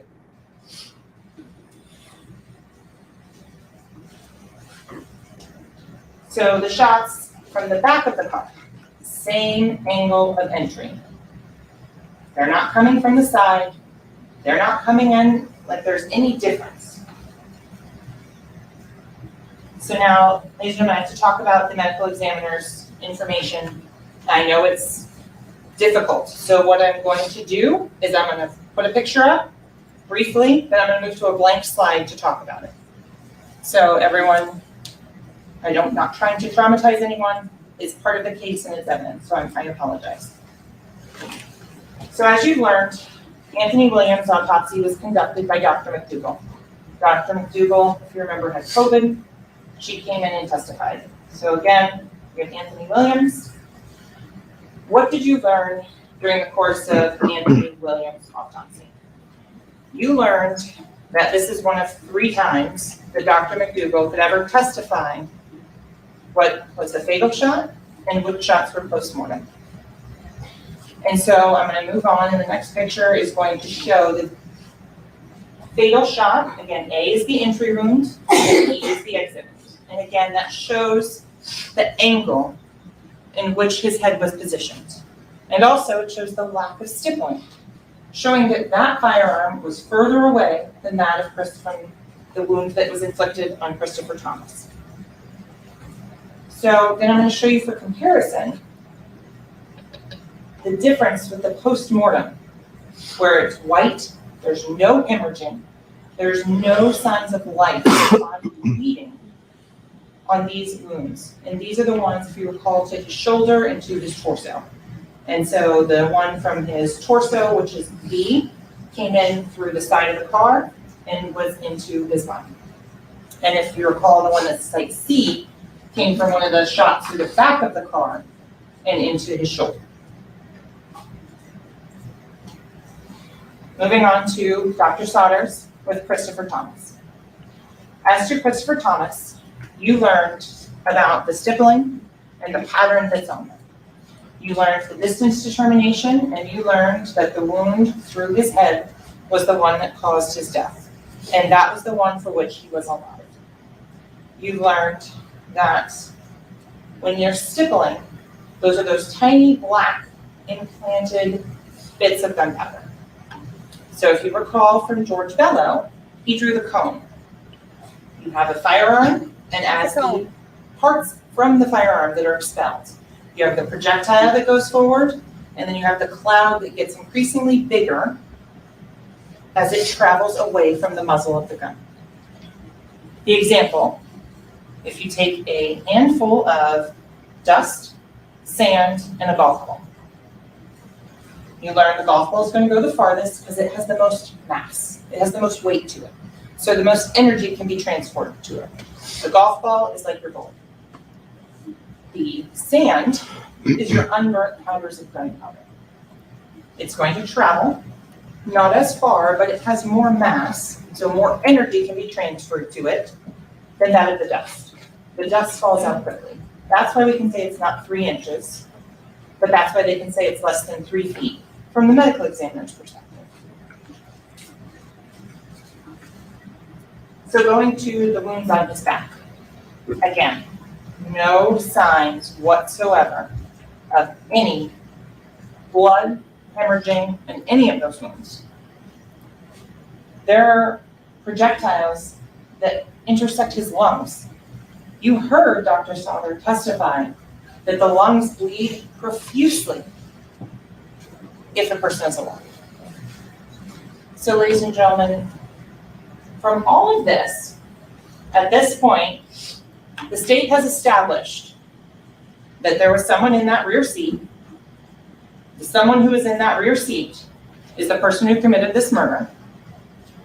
And so now the question is who? So I'm going to show you now why the state has proven who was Jamel Zenitz.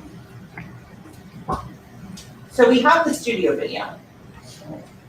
This is going to go through, and you can track the defendant wearing that lyrical lemonade sweater all the way out to the Jeep, where he gets in the spot the murderer sat in.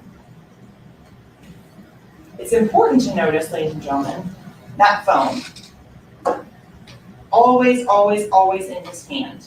He doesn't let go of it, still in his right hand as he's going to go get in that rear driver's side seat. Same with that satchel. Recall, ladies and gentlemen, that satchel and the one that you see Christopher Thomas wearing are never recovered. So they were taken out of the car by the defendant. So let's talk about the mobile records and the phones and why this is important. Okay? So the question is, are the phones themselves, do they know where they are? And then does the network know where the phone is? So this, ladies and gentlemen, is one of the exhibits that was put in, and this is the phone of Mr. Devens at 3:18 a.m. If you will notice that there is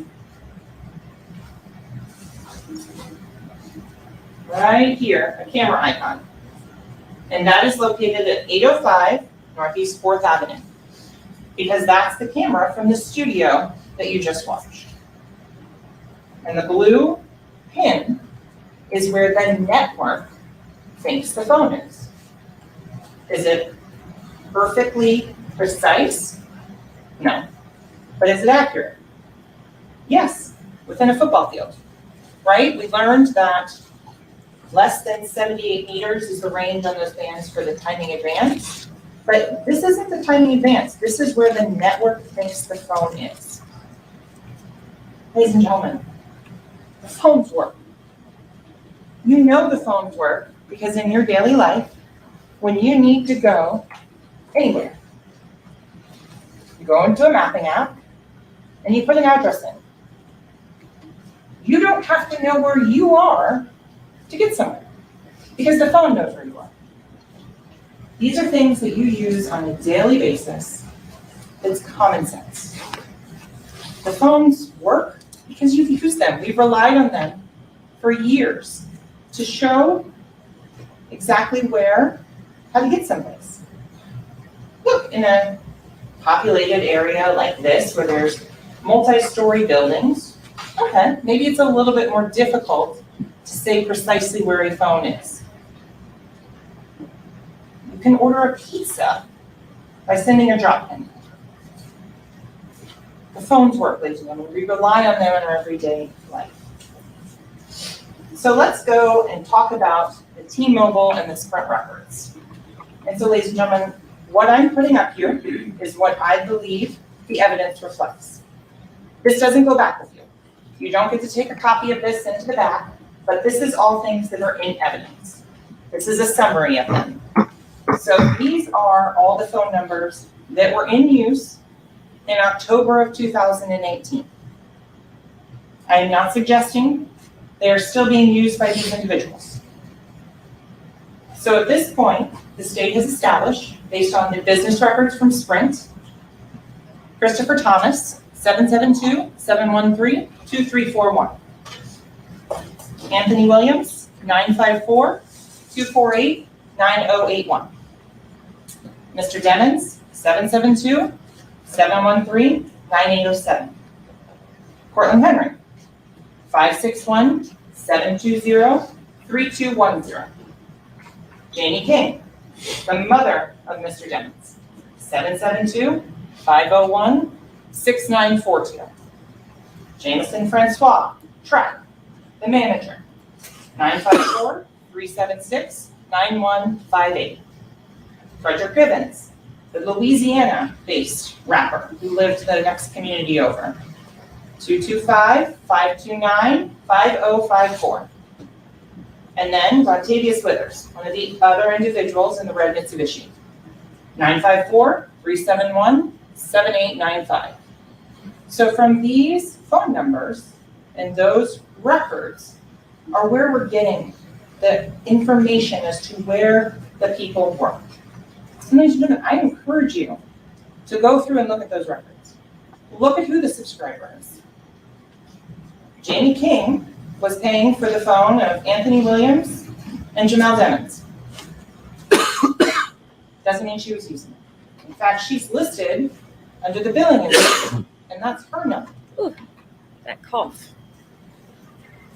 So you have that, and that's the 772-713-9807. And you can tell the date the service began, November 30th, 2017. Ladies and gentlemen, it's important to look at these things and things that start before the murder. Because when people are creating email accounts, when they're setting up social media, when they're buying phones years before, they're not trying to hide anything at that point. So I submit to you that those are things that are reliable because there's no motive at that point to lie. So we have, again, like I said, she's under the billing for Miss King. So we have Cortland Henry. And so if you recall, Detective Moretti talked to you about Cortland Henry because it was the question, oh, it's so weird he doesn't have a phone. Well, you learned that the phone that he had was a pay-as-you-go phone. So it was a minute phone. And you also learned that every single phone call that came into that phone on October 26th of 2018 went straight to voicemail. What's a reasonable inference, ladies and gentlemen? The phone wasn't on. He didn't have minutes, or it was broken. That's what those records show. They don't show Mr. Henry making a ton of phone calls and passing the phone off to someone else. No, they show a phone that was not operating. So looking at the CDRs, So this is from Mr. Demons, the 9807 phone number. What I've done, 840-34 at the top, that's going to be, but for the time in question, October 26, 2018, you subtract 4. That's the same whether you're looking at the CDRs, whether you're looking at the Facebook or Instagram records. So that way you can help and cross-reference to see what's going on with an individual phone and where that phone is when these messages are being sent and when the social media is being accessed.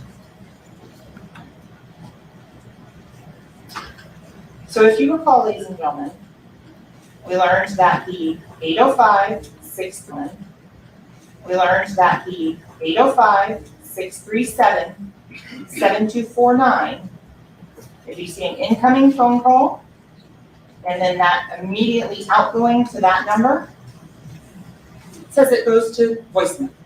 So right there, you have at 5:03 a.m., Jamie King calling the phone of Jamel Demons, her son, and being sent straight to voicemail. Then you have an incoming phone call from Frederick Gibbons, Frito Bank, that lasts 491 seconds. You then have another incoming call, only 11 seconds, and then Jamie King again sent to voicemail. So let's talk about the surveillance footage. And I know, I warned you ahead of time, there are some parts of this that are incredibly boring, utterly tedious, but they're important. And sometimes it's the smallest details that show that, look, this is what it says it is. So you have here 3:35 a.m., 36 seconds. And as you recall, this is the camera that sits on 595 on the entrance and exit to the express lanes. We learned from Detective Moretti that the express lanes toll camera all the way out past 136th Street. So ladies and gentlemen, from here, you know from the studio at 3:19 a.m., we're now 3:35, 16 minutes later. We have 2 cars, and you can go and pull this up. And if you need any assistance with doing that, we'll be happy to bring it back up in court and show it to you.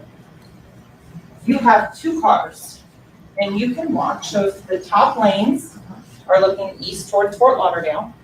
So when you watch these videos, you'll see 2 cars that come here on the eastbound, and then they're going to pop up down here on the westbound camera, and they're heading west. And ladies and gentlemen, I submit to you, if you watch these 2 cars, one red and one gray, you will see them come up here and go to the left to get onto the ramp over to I-75 South. You can see here the lights going to the Sawgrass Expressway up to the Panther Arena. But if you watch those 2 cars at 3:35, that's what you will see. They go over to the left, head south towards Miramar Parkway. And so what you've learned, again, we have the camera icon, and then we have where the phone suggests the network it says it is. Blue dot right there at the bottom. Again, meters, not miles. We then have McDonald's, 3:47:56 and 3:46:57. So 1 second apart on those 2 cameras. And there, remember we saw the red car go first, then the gray Jeep on 595. You're looking here, red car, gray car. So on surveillance footage, when a business, a private residence puts up surveillance cameras, they're not there for the benefit of law enforcement. They're there for the benefit of that business. So they're not required to capture the street that goes by. They're not required by any law to maintain those videos for any longer than they feel is necessary. They're there to make sure that if someone's coming through and burglarizing their business, they capture that information. The fact that they also happen to catch the cars going by is dumb luck. But this is not just dumb luck, because this is one of the parts of the investigation that Detective Moretti talked to you about. That they went out and went to multiple businesses.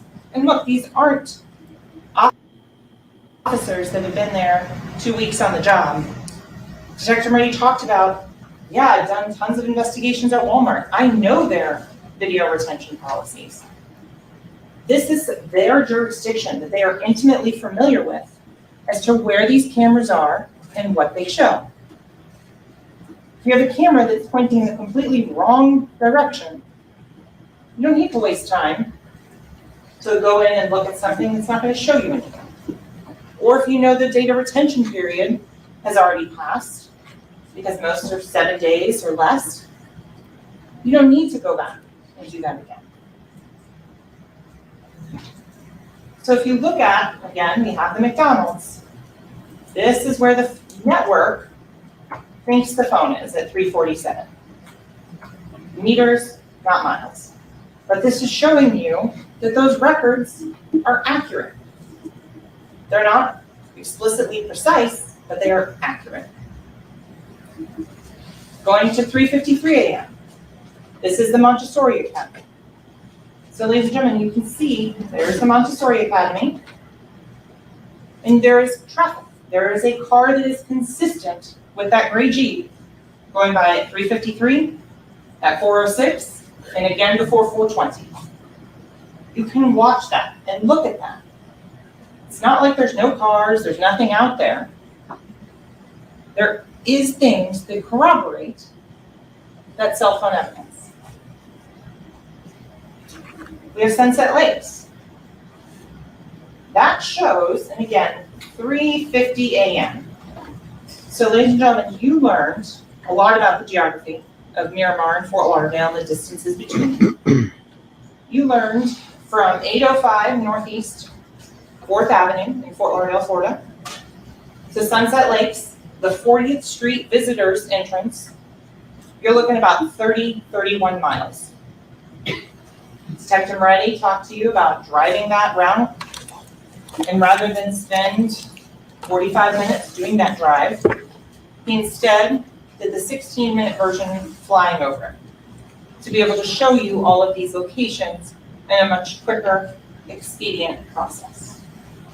So you know that the red Mitsubishi goes 30 miles in 30 minutes.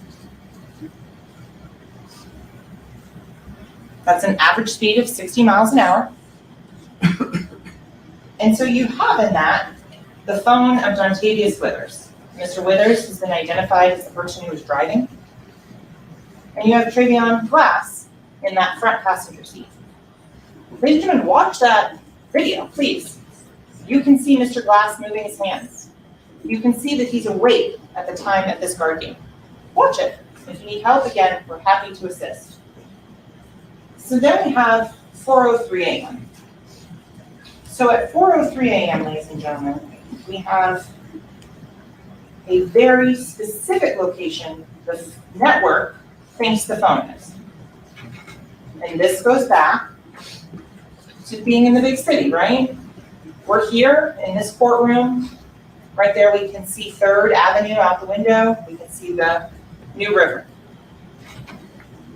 Phone doesn't know if we're on the 4th floor, 5th floor, 6th floor. Hi, Regan. But we could be anywhere in this building, right? That's the beauty of Pembroke Road and US 27. Because what you've learned, ladies and gentlemen, is that on the west side of Highway US 27, there is a canal. You've learned that 208 Avenue is gated on the north and the south ends. That there is a Pembroke Pines fire training facility out there, so it's locked. You've learned that at the end of Pembroke Road, out here to the east on this map, there's another set of closed gates that prevents any further eastern traffic. You've learned that there's a waste management recycling facility out there. Again, another gate, an area you can't get into easily. So because of that, that limits the places the phone can be. It's not in a helicopter, it's in a car. And we'll get into that in just a little bit. So let's talk about the timing. Thank you, Chunka Bacon, for the 5 gifted For Mr. memberships. Denton's phone. I want to make sure it's clear when we're going through. Rain in memberships. Outdoor stationary, I've highlighted in green. So from 319, outdoor stationary, Thank you. mobile. So 403, outdoor stationary, then mobile again, all the way until 440. Why is that important? Well, let's look at the pattern of travel. Let's look at what the phone is showing where it thinks it is. Ladies and gentlemen, just think about cellular telephones. Think about how they can tell you're mobile. Most human beings can't run 60 miles per hour on their feet. So if you think about the speed at which a phone is traveling, that's going to tell the cell phone company whether it's mobile, inside a building, or outside. In motion. If someone is outside, not moving, nothing's obstructing, there's no concrete, there's no rebar, there's no electrical wiring interfering with their phone getting a clear signal to a tower, to the satellite for GPS, that's going to tell them outdoor stationary. And ladies and gentlemen, this is common sense. These are things that you know on a daily basis that you have to deal with your own cell phones. You go into a really tall building, hard to get a signal. You have to go out to a window. And just because that is out there, ladies and gentlemen, doesn't mean that we're saying it's 100% accurate. We're saying that it is reliable on that it is also able to be corroborated by other evidence. What do I mean? 3:18 a.m., where it says the defendant is outdoor stationary, guess what the video at the studio shows? The defendant outside. When it says out here at 4:40 and 4:42, outdoor stationary, guess what the other evidence shows? The defendant outside sending a drop pin to his buddy from that phone. So let's talk about the pawn slip. Again, this goes to showing when you're not. I'm sorry. It's a good time to interrupt what you're saying. Yes, sir. I'm told someone needs a restroom break. If we go short recess, we not discuss the case. Somebody needs a restroom break already? Discuss the case in present search and no research. Thank you. Christine, no change on your chair.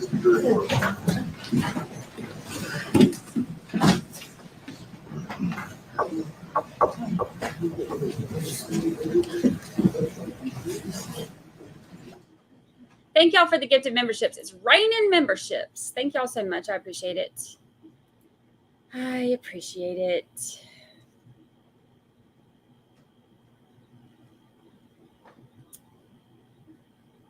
Short recess. Another practice. Remain along with the defendant. I think you need a restroom break, so can you arrange that for Mr. Evans, please? Yes, sir. Thank you. Recess. Gary, can you say?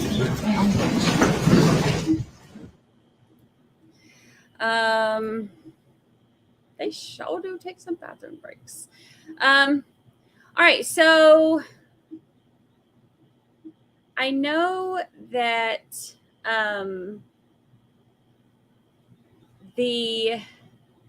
let's see. She's doing a good job at going through everything. They tried to. And he said he did not get the subpoena. And then the questions that they wanted to ask, he pled the fifth through his attorney. So he would not answer. That's the thing, is they had a lot of problems getting anybody to speak to them about anything. So, you know, it's, and the ones that did speak to her, like Felicia Holmes, for example, and Mariah, and Jacoby Mills, and who else? You know, all these people, the things that they did say were never heard by the jury, and they're very incriminating, and they're backed by the data and the evidence and the facts that can be proven. That's one thing, you know, the people can lie, obviously. You know, you can look at that by the two that were there that night that got up and told very different stories. People can lie. But I base my decision on who to believe in those situations by what can be proven, and what the evidence, which way it leads to. And so that's how I, you know, but okay, look at the, you know, the jury never heard the evidence from, or like the statements or anything from Felicia Holmes. So they don't know the extent of all the things that she told police, that she reached out to police. They didn't just come for her. She reached out to police and, you know, told them that she was scared for Mariah's life. And when you look at everything on the timeline, that was the day after that Snapchat conversation where she said, you know, are you saying you're going to kill me, and whatever, that whole thing. So she reached out to them, and then she told them, you know, all this stuff. You can see the conversations between her and Cortland on Instagram, where, you know, she's saying that they told her they were going to, you know, pay her to not talk to the prosecution, and they haven't paid her. So she's about to, you know, become Miss Snitch or whatever. And, but, you know, keep in mind, these are all things that we know because, you know, I've dug into all the court papers and stuff so much, trying to get like the full story, get the truth and all that. So these are things that we know, but these are not things that the jury knows. So a lot of the testimony and stuff, you know, because now Mariah can't be found, and now Felicia has amnesia, and now, you know, all of these people are, you know, suddenly have new addresses and can't be reached, and nobody knows where they're at. That's for a reason, you know, like they don't want to testify. They don't want to become, you know, they don't want to have to be involved in this if they don't have to be. So, welcome, blessed mom from Texas, new member. Weren't you a member before? I thought you were a member before already. Oh, maybe it was a gift one. Well, either way, welcome. So I think that, you know, when you look at the whole picture, we can see a lot more than the jury can. And we've heard a lot more from depositions and stuff like that than the jury has. But they can only go by, of course, what was able to be allowed in. So I think she's doing a good job with what she has. But at the same time, I would be so frustrated, I think, if I were her, knowing that you had all of this information given to you, but you can't use any of it. You know, I think that would be, I can't even imagine how frustrating that would be for her. Let's see, on break, can you share your thoughts on what there is to present from the state during Cortland's trial? I mean, she's laying out so much now, what's left towards Portland. You know, it'll be a lot of the same stuff, because keep in mind, when they do Portland's trial, it's going to be a whole new jury. So she's going to have to go through and do the same thing with them that she did with this one. She's going to have to prove that, he lied about the drive-by, which is not hard to prove, obviously. She's going to, they'll show a lot of the same stuff. Basically, she's going to have to go through the same process with a whole different jury, showing that they left the studio together. They traveled together along this way, ended up out there past the house in the Everglades, and then went to the hospital and said it was a drive-by. And they're going to, show where he lied, play the stuff. So a lot of it will be the same stuff we've already heard. But I think there will be more, which will be interesting.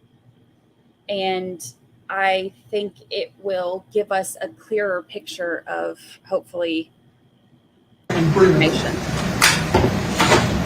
But a lot of it will be the same.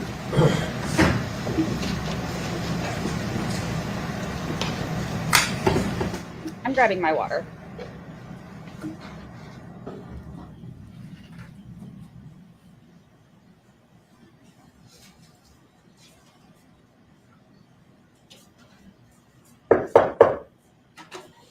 Jury entered.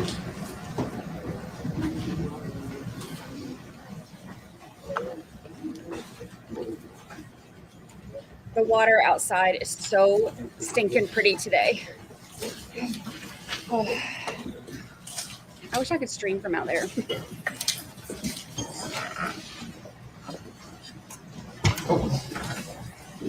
Ladies and gentlemen, thank you. Please be seated. Let the record once again reflect the verdicts of our jury. The defendant, Dennis, his client, his counsel, and the assistant state attorney. Counsel, if you're ready to proceed with your closing, you may.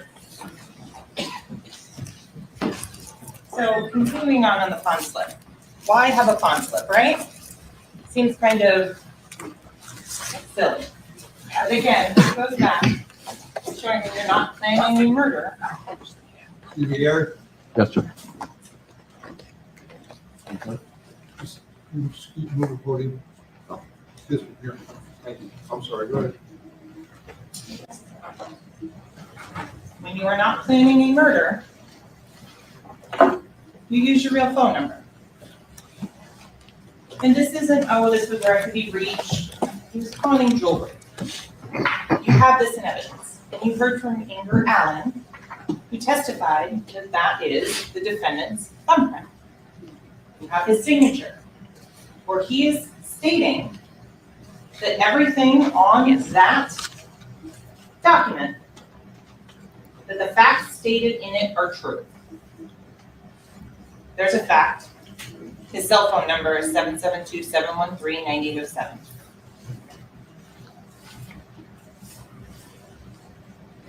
So I go to the Department of Highway Safety and Motor Vehicles record. You have his name, his driver's license number, his signature. The same driver's license number, signature, and name that you have on the pawn slip.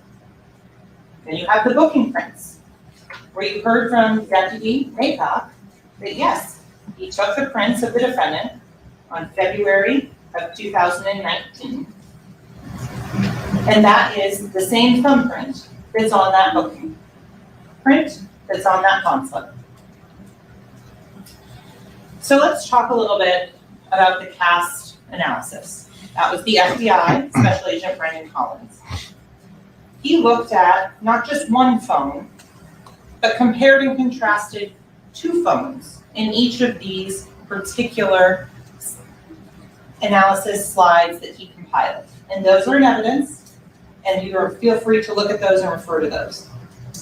So we have here between 3:20 a.m.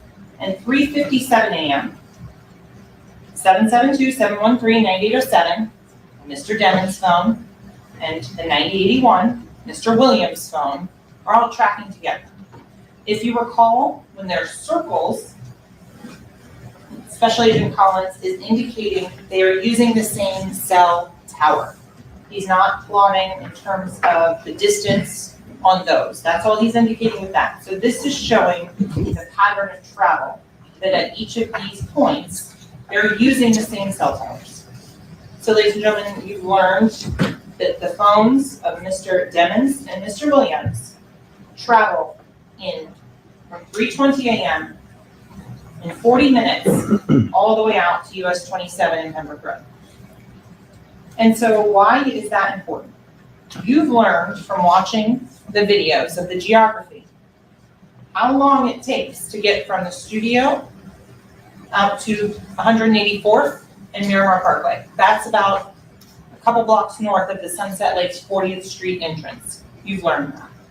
So now you know that how long it takes to go all the way up to Pines Boulevard, because as you've learned, Pembroke Road doesn't go through. You have to go all the way to Pines to get across. So then on the other side, you have Mr. Thomas in the gray Jeep, the deceased in the rear passenger seat, and Mr. Withers, the driver of the red Mitsubishi. And they're both on Sprint. If you recall, Mr. Demmons and Mr. Williams, same phones, same phone plans. Mr. Thomas, Mr. Withers, both on Sprint. Because at this point, T-Mobile and Sprint were two different companies. They have since merged. Again, you're showing the same pattern of travel. From the studio, going north up to Sunrise, Sunrise down I-95, 595. Why is it doing that? Across to I-75 south to Miramar Parkway. And they are showing consistently traveling together. Then we have Francois, track, his phone. Here's his alibi. He's home. This is the Margate, Toscana apartments that you've heard about and learned about. He is nowhere near US 27. He's nowhere near the recording studio. He's at his home in Margate, his apartment, until noon the next day. Then for some reason, at noon, on October 26th of 2018, Jameson Francois' phone is out there in that same US 27 in Pembroke Road location. And so is that of Mr. Demmons. Mine's clearer. Very odd location to go to. Nothing out there, except evidence of a murder. And ladies and gentlemen, you know the number of shell casings that were found at that scene. And you know that there's at least A through Q fired into the outside of that vehicle. Not including the ones inside the vehicle, in terms of the number of shots that are fired. But they're going back there. So going back to Mr. Demmons' phone at 4:40 a.m. Remember the timing advance bands. So at this point, at 4:40 a.m., you also have seen the Memorial Miramar video, where at 4:35, the Memorial Hospital is right here. At 4:35, 5 minutes earlier, Cortland Henry drives the gray Jeep into the hospital with the two deceased victims. So you know where Anthony Williams is, you know where Christopher Thomas is, and you know where Cortland Henry is, because it's on video. So then you have the timing advance band. And again, this goes to, where is the phone? Because the phone, you've learned, connects and talks to the tower no matter what. But the phone doesn't make outgoing phone calls on its own. The phone doesn't send text messages on its own. That takes user input. So here's an example of the drop pin at 4:42 a.m. to Frederick Gibbons.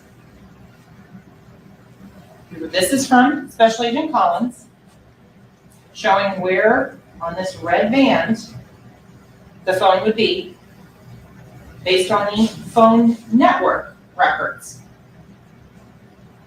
Then we have the phone itself saying where it is. Pretty consistent. So let's talk about whose phone it is. And I know it was a lot of video of pictures to watch. I know that. I'm not going, and we've all know that I can count to 500 and stuff. So I want to make sure that everyone understands why it's important as to who the phone shows.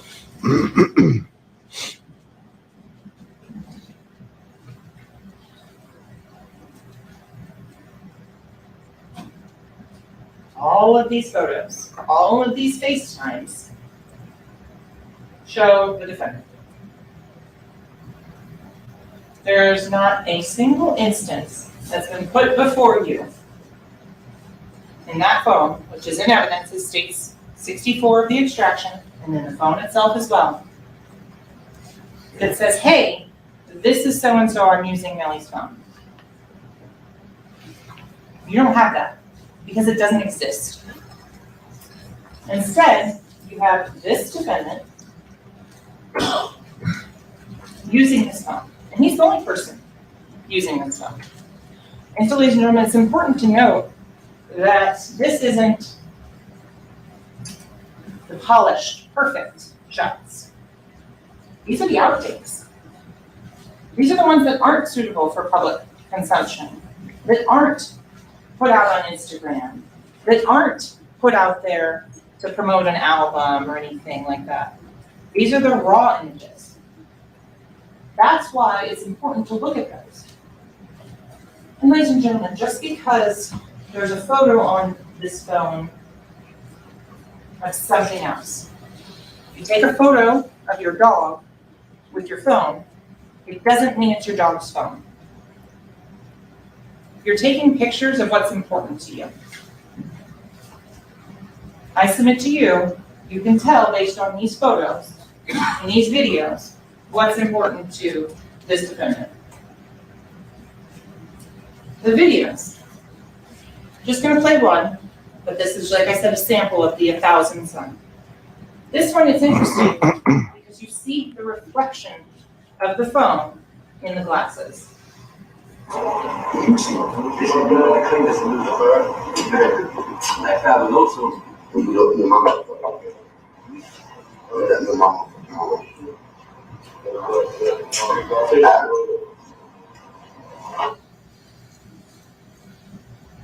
The videos also show, if you recall, the video of the Western Union transaction.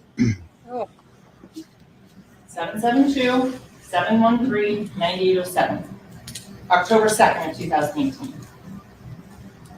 This is the only individual that is using this phone. Talking about the jail call. You heard about 6 minutes of this call, and of which part there's 2 minutes where it's silent. What is that?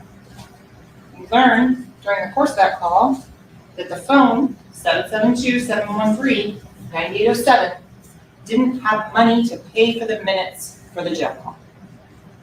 So ladies and gentlemen, I'm going to remind you what that jail call said. Hello, this is a collect call from an inmate at Broward County Main Jail. This call is subject to recording and monitoring. To continue, press 1. To disconnect, press 2. Thank you for using Security. You may start the conversation now. Hello? Hey, Mom. Hey, baby. Why you didn't just call my phone where I got my credit card linked to? You should have called my phone, baby, because I put money on my phone. It's money on my phone. No, you out of money. It says that this is on with this. I just put my credit card on your phone now. Yeah, oh, yeah, you could. Oh, yeah, my credit card is equipped. Yeah, I don't know your credit card number because it asks for like your expiration date and your zip code. I don't know what your stuff is that's linked to that card. What is 7-Eleven? That's 7-Eleven in July. What you doing, baby? Yeah, I'm driving. My credit card. I'm gonna give you my credit card number. Yeah, I'm trying to get turned back your phone because he said I'll be answering the phone when I'm supposed to. Yeah, you're gonna be working and all that. Yeah, oh, he just said he love you, keep your head up, and everything. And then, yeah, easy. Where's been texting your phone? I ain't been reading your stuff, but we got like text messages from him. I didn't know if you want me to call him or anything on three-way or. Yes, I mean, call Justin home. Who is that? Hold on. You got your number? Yes, my phone, Justin home. Oh, P. Diddy's son. Okay. Hey, the bridge went up. Okay, finish the GPS for 7-Eleven. Okay, yeah, So I go under contact, I go under justice. Yeah. What's the number? Is there, I need facial recognition. 762-556. 7. Oh my God, I'm trying to drive, I'm trying to do this. Hold on, 7, 6, 2, 5, 5, 6. Yeah, right, can you drive real quick? I just like, hold on, I'm about to have Mariah drive so I can do this for you. But I'm trying to do too many things at once. So what did we learn in that phone call? We fast forwarded through the part where they're putting the credit card phone number in. They use GPS. They find it reliable to find a 7-Eleven. That's the defendant's phone. Why are we using calling my phone? That Mariah is there with Jamie King. That is the phone number that's being called. It's being identified as my phone by the defendant. So let's talk about some of the text messages. And ladies and gentlemen, you will have those to go through and look at them. You'll have the one, and I submit to you that crazy or crazy lady is Jamie King. Go through, read those messages.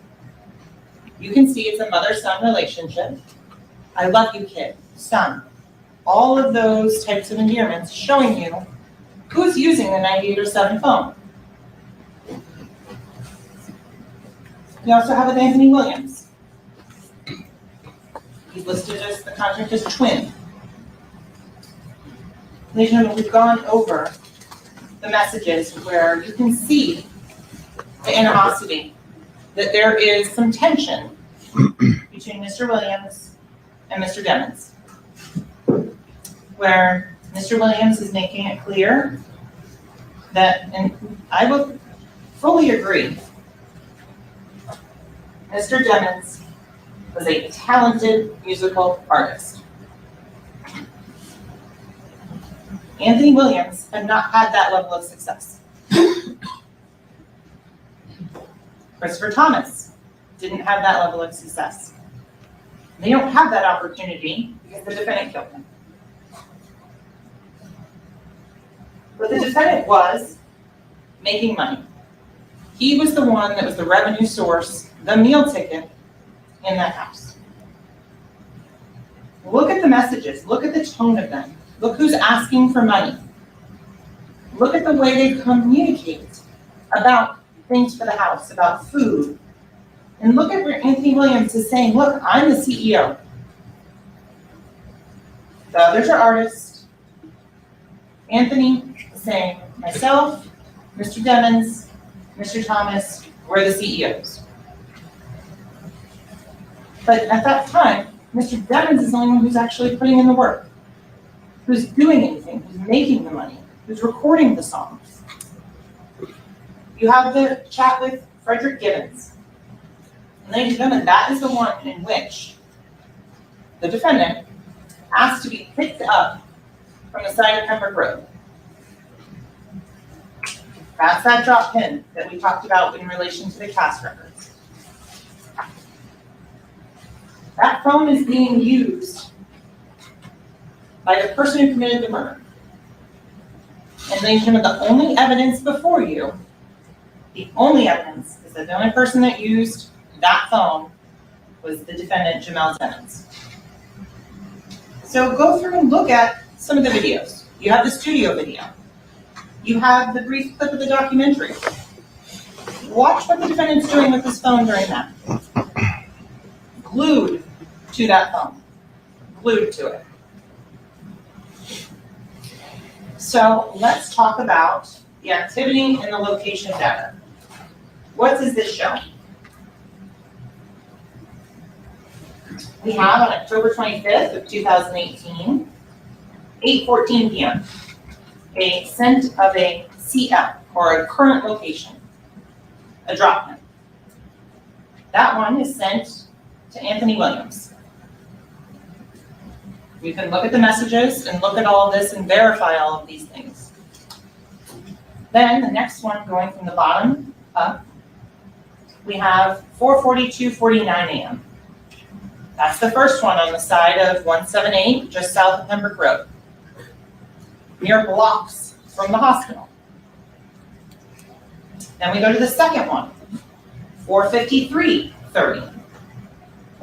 You can look and you can see based on the numbers how close those two drop pins are from one another. Negative 80.38, negative 80.38, 25.98, 25.98. And you can see the time difference between the two of those. And then this part is key. The next Wi-Fi the defendant connects to is not at his house, not at the YNW Castle, but at Frito Banks. Because, ladies and gentlemen, the defendant committed the murder, dropped off on the side of the road, and then needs to find a way to get home. They can't go home because the other people in the red Mitsubishi, they didn't know what happened. And they need time to get their story straight. And police don't know about Frito Bang's involvement. In fact, police don't find out about Frito Bang and the picking up of this until February and March of 2019, after the defendant's in custody. So what we had to look at now, Frito's house Wi-Fi, 8:47. And then look, it connects back again automatically at 12:27. That further verifies and corroborates the trip back to US 27 and Pembroke Road at noon that I submit to you was to pick up shell casings. Then we go back and we have the one that we did in open court, the one at 6:41 p.m. It is at that location at the video shoot. 10:27 at 3:02 a.m. That is the next time the defendant returns to that house. The YNW Castle, the 18521 Southwest 44th. Ladies and gentlemen, sometimes common sense is not so common. And these details are things that are not being contemplated after the murder. Because if the version that was brought in by Mr. Davis, the defense witness, is to be believed, that phone should have gone to the house. That phone should have connected to the YNW Castle Wi-Fi, not be sending drop pins all over the county and connecting to somebody else's Wi-Fi before finally going back to that house. So remember, that phone showed mobile all the way till 4:03 a.m. That's when it went outdoor stationary. So, ladies and gentlemen, I submit to you, that's when that drive-by was staged and the victims were killed sometime between the highway at Miramar Parkway and I-75 and getting out to US 27. Because you learned they were dead for some time. And look, there's no way to put an exact amount on there, but hearts were not beating when that drive-by was staged.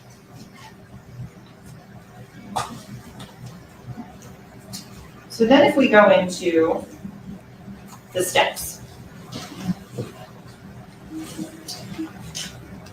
If you recall, the drop pins, 442, 1,397 steps, 945 meters. And ladies and gentlemen, you can go back, and this is in evidence, you can look through and see when the defendant's at the studio, in the recording studio, you don't see this type of movement. If the defendant was home in bed, you wouldn't have any activity. As to if it's 70 steps, 80 steps, 50 steps, you would have 0 if the defendant was home in bed with his phone.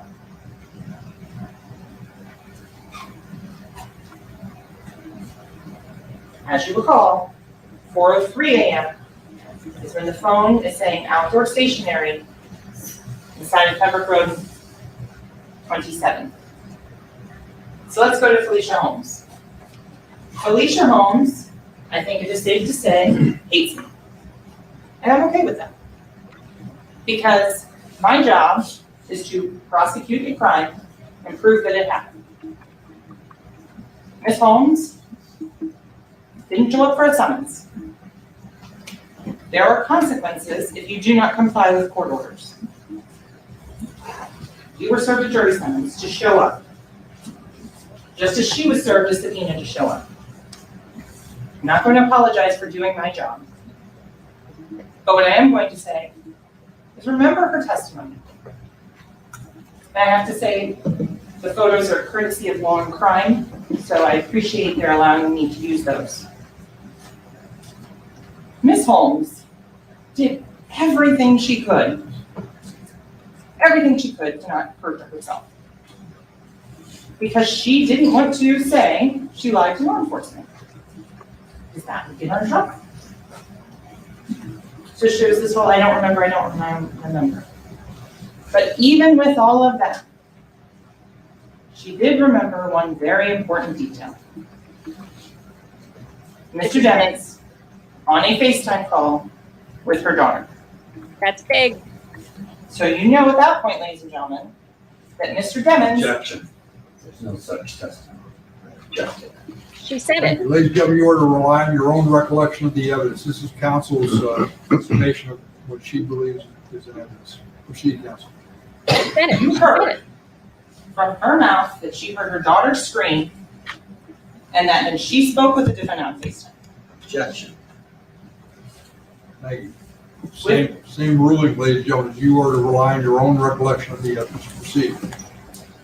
She was asked if it knew about a drive-by shooting because the cover-up has already started. And remember, Cortland Henry is at the hospital. 4:35. Mr. Demmons is not. But they've already worked out this story to try and get away with murder. Whatever was said on that phone call was so troubling and so disturbing to Ms. Holmes that she and her daughter then drove immediately to Broward County. She remembers Frito Bang's house. She remembers lunch. But doesn't remember the contents of the call, doesn't now remember the phone number that was used or anything like that. Doesn't know her 17-year-old daughter's phone number at the time. Ladies and gentlemen, common sense.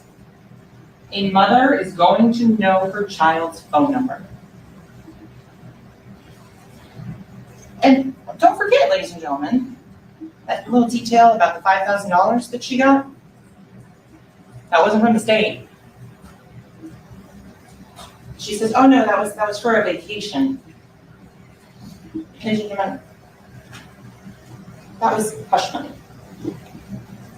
That's what that $5,000 was. Objection. There's no evidence of that. Ladies and gentlemen, you are to rely on your own recollection of the evidence. This is argument. Proceed. So if you recall, Ms. Holmes identified that driver's license in the Snapchat video. That's her daughter, Mariah Hamilton. You can see, again, one of the photos that was previously shown. Ms. Hamilton and Mr. Demmons spoke on FaceTime all the time. And Mr. Demons took screenshots all the time. Always making content, whether on purpose or not. Every single time that you can see this is an example of showing this was his pattern. And ladies and gentlemen, remember Ms. Johnson from T-Mobile. The call detail records are just that, calls, not data. A FaceTime, a video communication, is a data usage on a phone, not a cellular telephone call. So you're not going to see a cellular telephone call on the CDR showing Ms. Holmes and Ms. Hamilton's phone call from the side of the road.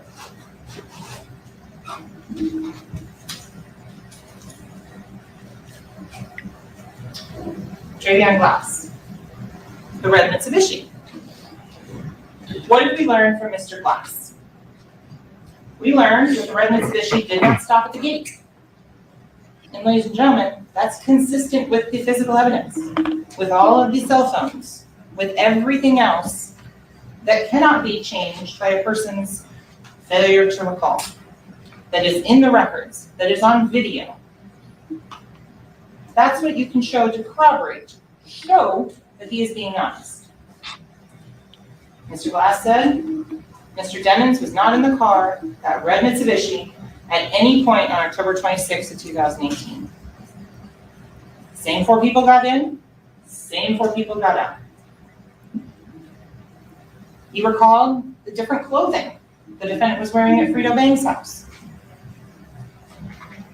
And he authenticated those photos that Danny Polo first introduced, that those were from that evening, where you see Anthony Williams sitting on a couch smiling, where you see Christopher Thomas animated standing up, Petty. where you see Jamel Demons doing a handshake with the engineer. And look at those photos, ladies and gentlemen, because if you zoom in and you look up at the top of the one photo where the engineer is sitting down at the computer, and Mr. Demons is standing up, you can see the exact same screen grabs of the studio surveillance footage that you watched. You can see the red Mitsubishi and the gray Jeep parked just as they were. So Mr. Glass said that the red Mitsubishi did not stop. Just because you're in a courtroom doesn't mean common sense doesn't apply. If you fall asleep in a car and the lulling motion of the car driving puts you to sleep, that first red light, when you get off that interstate, wakes you up. These are things that you can rely on in your own personal experience to say, oh, yeah, that makes sense. That the red Mitsubishi didn't stop. That the 30 minutes and 30 miles are consistent with one another. That there was no stopping on the side of the road. And also, there's no reason. There is no reason that's been put before this jury whatsoever. Not in the phone records, not in the Snapchat, nothing that explains why 8 people that are going to the exact same location would stop on the side of the road.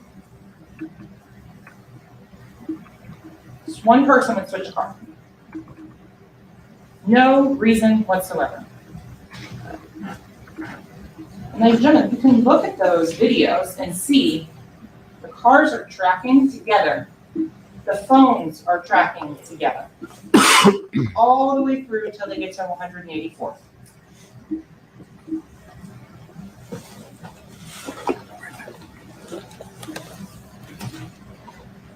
So we have the memorial mirror mark that gives us that timestamp on Mr. Henry. I think it is. And we also know that here Mr. Henry changed clothes. So we have in short sleeves at the studio, and now wearing long sleeves as he runs in to talk to Officer Amanbor, who was the detail officer working at the hospital. So what you have learned from this, and you can watch it again, they first bring in the body of Anthony Williams, who's that front seat passenger. Then they, in the pictures that you can see from the Jeep at the hospital, they then recline that seat all the way forward to take out Mr. Thomas, and they bring Mr. Thomas into the hospital.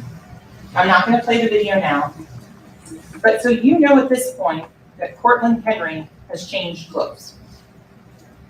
And that'll become important again in a moment. So George Bello. I don't think he has dropped off your certificates and firearms, but I am pretty sure they're coming. You learned that he is part of the Broward Sheriff's Office Crime Lab, Firearms and Tool Marks unit. That he is the manager of that unit.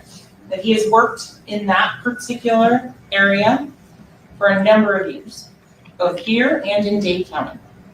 And you learned more about firearms and how a casing That's all he is did. marked by a firearm, how a projectile is marked. And this is just some of the things that you learned. Shapes of firing pins, breech face marks, extractor marks, ejector marks, lands and grooves, rifling, the class characteristics, which means every specific Glock 19 has these same class characteristics. The rifling, the lands and grooves, right? Those are going to be the same for each Glock 19. But then you learn the individual characteristics are the things that make each firearm unique. So what did you learn specifically on this casings and projectiles? So starting with the projectile, this was recovered from Anthony Williams. This was from his shoulder. We have the ones from Christopher Thomas, and this is just a sample of the 7 that were recovered. So what do you learn about all of these projectiles? You learn about the projectiles from the Jeep. And again, this is just a sample, not all of them. So you learn that numbers 13, 14, and 15, right? So those are going to be the ones from the Jeep. And the easiest way to reference all of these, ladies and gentlemen, is the G number. The group number, which is the one that's assigned by Miramar, and that's on the packaging for each of those particular items of evidence. So you learn that 13, 14, and 15, which came out of that Jeep, were all fired. 13 and 15 are definitely the same weapon. And 14 is very likely to be the same, but it has too much damage to make a full conclusion on that. So then on the ones from Mr. Thomas and Mr. Williams. That's the G44, 57 through 63. Again, some of them have both class and individual characteristics, which they could have been fired from the same weapon. And the rest have just class characteristics. And so then we have the cartridge casing. So this casing is at the passenger, rear, driver's side, floorboard. The exact seat Mr. Demons was sitting in a plastic bag. This cartridge casing is found October 26th of 2018. Then we go to November 21st of 2018, where you heard about the testimony they had to use the canine to find these particular artifacts. All of these 8 casings are consistent and fired from the same weapon as the one inside the plane.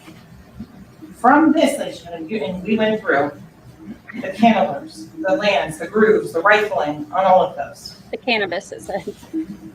So we go through every single one. And that's G196 through 203. Right? They all match. And so you learn from George Bello that he doesn't have a weapon for comparison.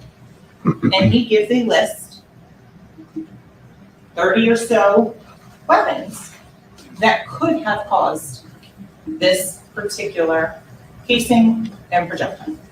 Right? So you learn that without the actual firearm and the exact same ammunition, you can't do a range of fire or distance determination because there are things in each firearm that would affect that. You want to, in any scientific experiment, make as few variables as possible. If you don't have the gun, you can't do it. So then you also learn that if you don't have the gun, you cannot match the casings to the projectiles. You can match projectile to projectile and casing to casing, but you can't match one to the other because there's different marks from different parts of the gun. Other important thing, George Bello specifically excluded Glock firearms because they have a different, very distinct type of rifle. So all those Glock-related firearm things that Jameson Francois, no relation whatsoever to this case. I can tell you that was not the murder weapon. Can't tell you that what specific gun was the murder weapon. That's a good Because point. it's never been found. There's never been another match to that to this day. That's a really good point. So let's go to GSR. Tara Helsell came in and testified from RJ Lee. You learned GSR, primer, that's what she's testing for and looking at under the scanning electron microscope. Antimony, barium, and lead. That those three, when all three are together, are considered GSR. That is a gunshot residue particle, all three of them. You learned that Mr. Henry has one. One 3-component GSR particle on his left hand. And then there are 2-component particles, so either lead and antimony, lead and barium, or barium and antimony, right? One on his left hand and one on his right hand. So you've learned that some of those maybe show up, the 2-component particles, in other circumstances. But generally you see a third element. I believe she referenced brake pads, and you could also see steel. You don't have that here, right? So you have a 3-component GSR and a 2-component GSR, 2 of those. So the G in 2023, you then have more than 9 2-component GSR particles found 5 years later. They're still there. And that you heard from Chris Williams, who obtained those during his shooting reconstruction and sent them in for testing. So what does that tell you about Cortland Henry? Ms. Helsell was very clear. She goes, I cannot say that GSR being there or GSR not being there means that someone fired a gun. Because there's 3 options. 1, they fired a gun. 2, they were in close proximity to someone that fired a gun. Or 3, they touched a surface upon which GSR was and it transferred to their skin. So ladies and gentlemen, with regards to the GSR, you also learned that it falls off very quickly. So you have a Jeep covered in 2-component particles, and you have Mr. Henry having 1 after changing clothes. What you don't have is an answer as to Mr. Dennis, because he was never tested. Because he didn't speak to law enforcement that day, he didn't go to the hospital, he was never tested for GSR. Did nothing on that. So you can't draw a conclusion one way or the other as to GSR because there is no answer to that.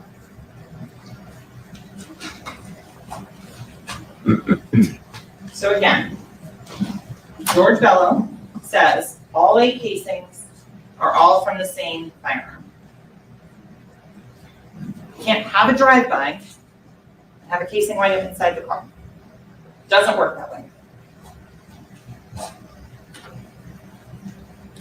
So then we get to Mr. Henry's statement, part of the cover-up.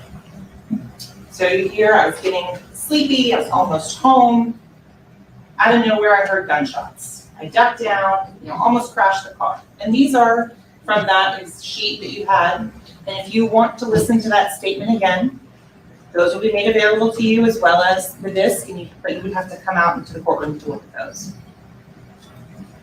So he's talking about ducking, hitting the median. He's embellishing, trying to sell this story. Because there's no evidence that shows any sort of tire damage, any sort of rim damage whatsoever. But no description, no idea what type of car, nothing on that, because there wasn't one. But he is trying to build a cover story. It's to take this defendant and separate him from the shooting. So as you learned, how Miramar Parkway is laid out. And you learned that the Miramar Police Department shut down Miramar Parkway and walked more than 2 miles. They walked from I-75 all the way to 184. And so when you look at Miramar Parkway and the geography of it compared to Mr. Henry's statement, it's interesting to note that the hospital is right there. If it had happened as he stated, we wouldn't have differing timeframes on the postmortem wounds and the fatal wounds. That's a mile. From I-75 to 172nd, 1 mile. From 172nd to Pembroke Road, 1 mile. If that's where this happened, you would have evidence of it, and there is none. There's no casings, there's no glass, there's no projectiles. So from this, and all of the cell phone records show consistent path of travel all the way across Miramar Parkway to 184th. That is when everything splits. And if you recall, Detective Hector Bertrand testified when these maps were placed into evidence. So let's go to the DNA. On October 26th of 2018, Chris Carter swabbed the rear driver's side door handle interior. It wasn't tested until later because, ladies and gentlemen, as you can tell, investigations are fluid. They evolve. Let's not also forget we had 15 months of a global pandemic where nobody came into this building. So this isn't tested until later on. It doesn't change what's on the swab. As you've learned from both Kurt Rhodes, the DNA expert, if you have DNA on there and it's in an optimal environment, like a cotton swab, it's going to be there pretty much indefinitely. On this swab, when it is tested, from this door handle with the blood on it, here's what you have. Very strong support for Christopher Thomas. Limited support that Anthony Williams is also included. And very strong support that Jamel Demons' DNA is on that door.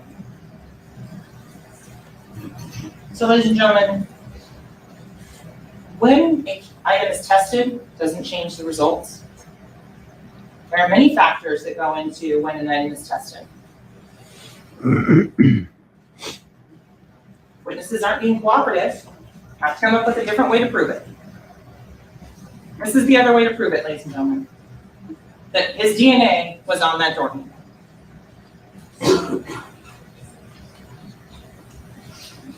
Let's go to the trace evidence.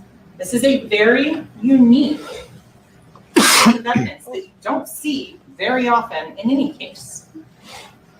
And what does the glass on US 27 and Pembroke Road tell us? Let's think about this. The glass is on the north side of the road. Why is that important?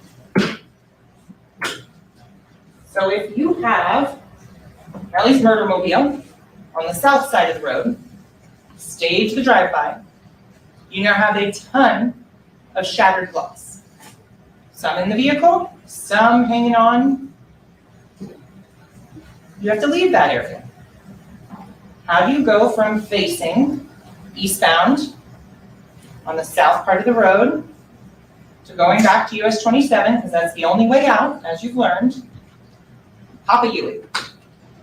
What happens when you pop a U-turn?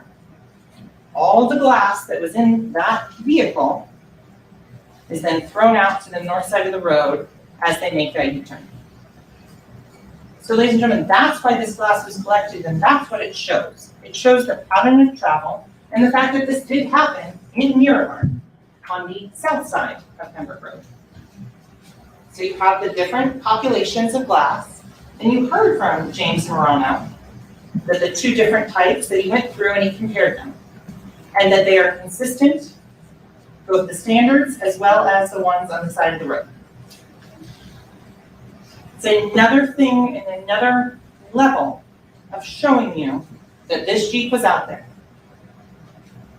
that this was the cover-up, that this was not a drive-by. So let's go to the gangs. And ladies and gentlemen, I'm limited on time in terms of what I can talk about. So in some areas, I'm going to be brief. This is one of those.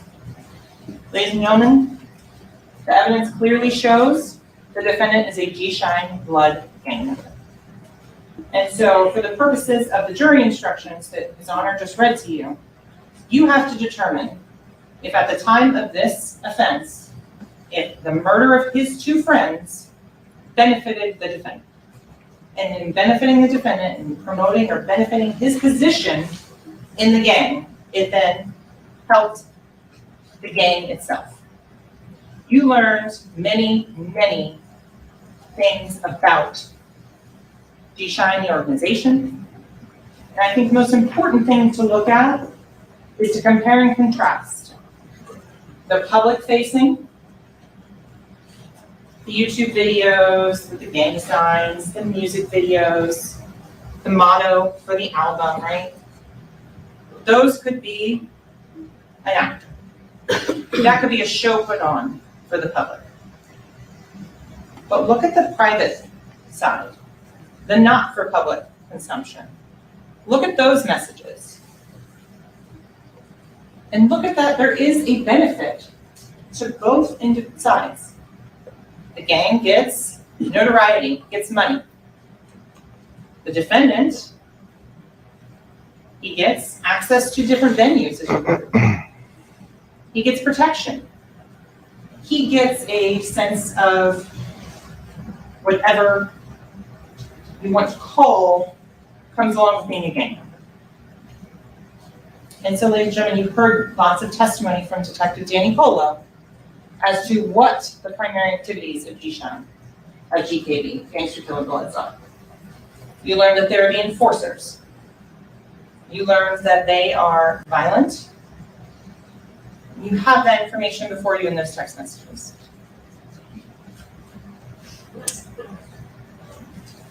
The nighttime drive. This shows the conditions under which this murder took place. This is not an area you find by accident or misfortune.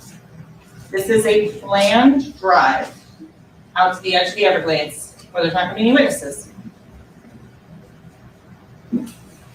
This shows pre-planning and premeditation. This is a consistent, quick, no stops, no detours ride out here. And so some of the things that you can look for premeditation, the nature of the weapon used. So having the firearm already.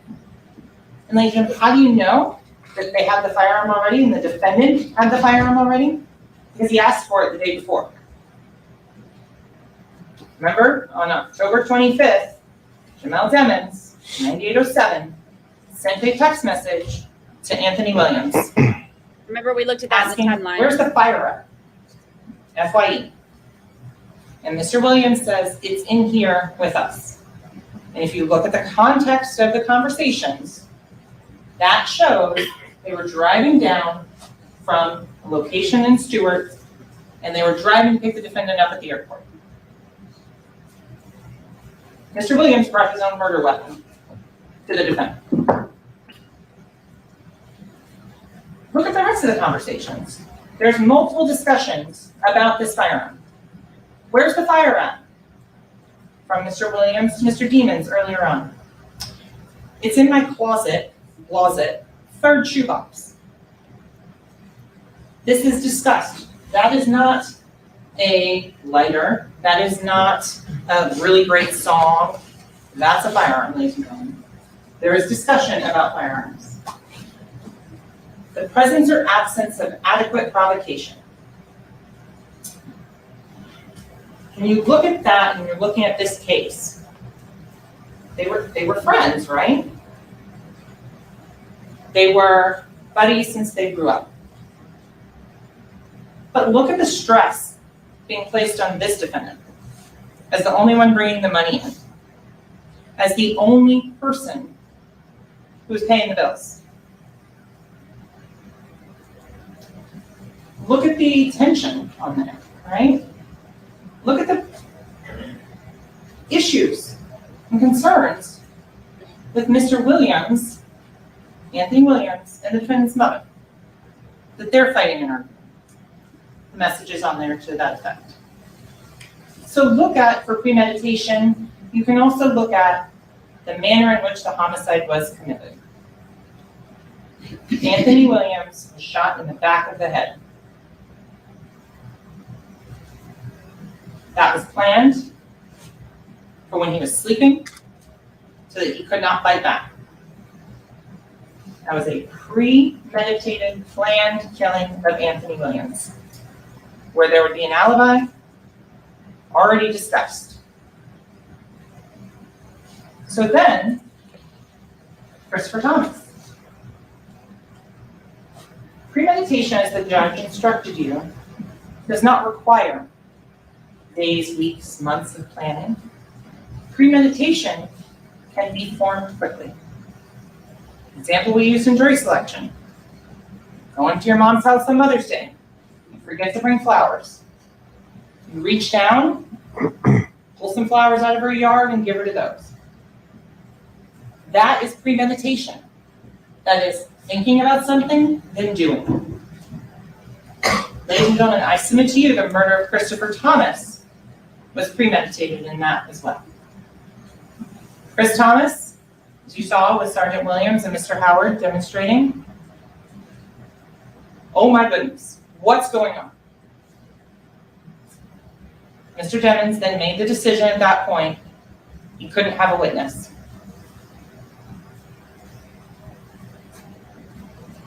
So look at that. Those are all things in which you can get premeditation, how it was committed, the wounds that were inflicted, the back of the head. Going to Facebook.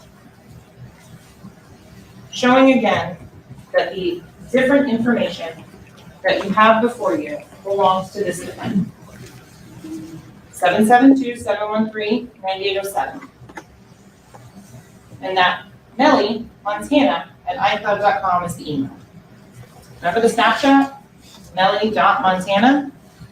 These are names that the defendant uses over and over again to talk about and communicate and identify himself.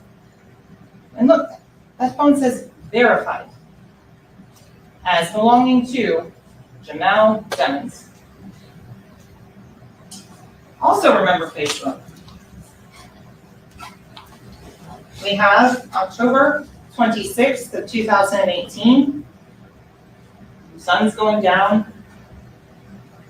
And the defendant's phone also shows him at this location in Courtroom. And he is dancing and singing and performing, wearing the same jacket, an identical jacket to what Chris Thomas was wearing the night before, and showing Mr. Henry wearing the denim jacket, like Mr. Williams was wearing the night before. Same thing I tweeted. And so the question was posed about a contractual agreement and losing money to be there. Well, ladies and gentlemen, look at the text messages between Mr. Demons and his mother, because he wasn't worried a couple of months before about missing a show because he was getting his hair braided and losing $1,000. But then this night, when his friends were killed, he's dancing and partying around and is worried about a contractual agreement. Just look at those types of information and those types of behavior and how someone is acting. Snapchat.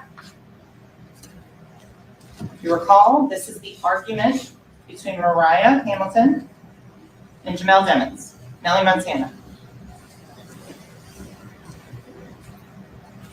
Court, coming everywhere with me, because if them crackers come grab him, it's my fault, you forgot. I keep Portland with, because at the end of the day, he did one of the realest shit in my life. Yeah, he covered up a murder. Did a very terrible job of it, but that's what he did. That's what this is referring to. This is less than 2 weeks after this homicide occurs, and that's what they're talking about. She threw that jab in there. Ladies and gentlemen, you have a confession in this case. The defendant, and now look at the time. Remember we talked about the UTC? So subtract 4. So UTC 2,000 hours. You subtract 4, 1,600 hours. You do the conversion. So 4 p.m. 4 p.m. I did that with the smiley face. And that's what I said in opening. Context is key. The whole floor is coding. Awesome if you work at Google. Terrible at Broward General Hospital. Context is key. So you've learned Peasy Gambino, as you heard from Detective Brandi, is potentially facing federal firearms charges, the gun dealer, is told by the defendant, I did that. Shh. And look at the messages between Mr. Demons and Mr. Gambino. Easy Gambino is a blood gang member. Uses all those same information, slang words, changing of the letters that you learned about from Detective Polo. October 26th, he asks to reach out to see how the defendant's doing. And the defendant says, I did that. Thanks, Bob. And to make a spelling that, other times he uses DAT. And gentlemen, you saw the song where he has a song that he's released called THAT in his phone. So again, Instagram and how these all fit together. 6:58 a.m. Jamie King, RN, the defendant's mother. Are you here? I'm in Miami. I'm by the stadium. I'm a mess. I'm so worried. I'm here. Well, remember those CDRs where you get sent your voicemail? Ladies and gentlemen, this shows that she's trying to contact her son. He is ignoring her, and so she's reaching out to her son, who responds back with, I love you, Mom. I'm good, Mom. Because he had the phone at that point. So the judge read you the law.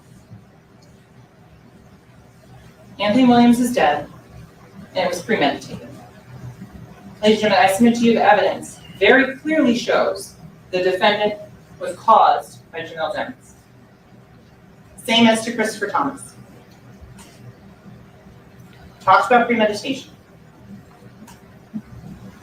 Principles. So if, ladies and gentlemen, if you believe that Cortland Henry is charged, but that's for another jury on another day. If Cortland Henry assisted and helped and shot these two individuals to help out Mr. Demons, Mr. Demons is just as guilty.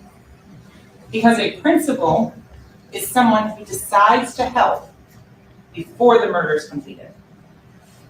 And you have that with Mr. Henry, and making that drive and going out to the edge of the Everglades. You have that. He is a principal to first-degree murder. Mr. Demens is just as guilty, and so is Mr. Henry. So, in my few remaining moments, I want to briefly touch on the unlucky 13, because I'll give Mr. Adelstein, Mr. Henry. He's charged, right? So from all those unlucky 13 people that are listed as suspects, they have one thing in common, and only one thing in common. They made a single online threat. In poor taste? Yes. Any other evidence that ties them to this case? None. No location data. No communication from anyone in that Jeep to say where they were. No DNA of any of those people on that Jeep. No ballistics evidence at their feet where they were sitting in that Jeep. This is necessary. She's doing a No good job. private confession. Because remember, all of these online threats, they're out there for the public because they're trying to get attention and trying to get some sort of benefit for that for themselves. Distasteful? Yes. A crime? No. There's no drop pins for an emergency pickup from any of those individuals. There's no phone for any of them at any of the scenes in this case. So, motive. We talked long and hard how we don't have to prove motive. Motive, it's intent. Intent is an action of the mind. So I'll give you motives. Anger. Greed. Resentment. Advancement in the gang.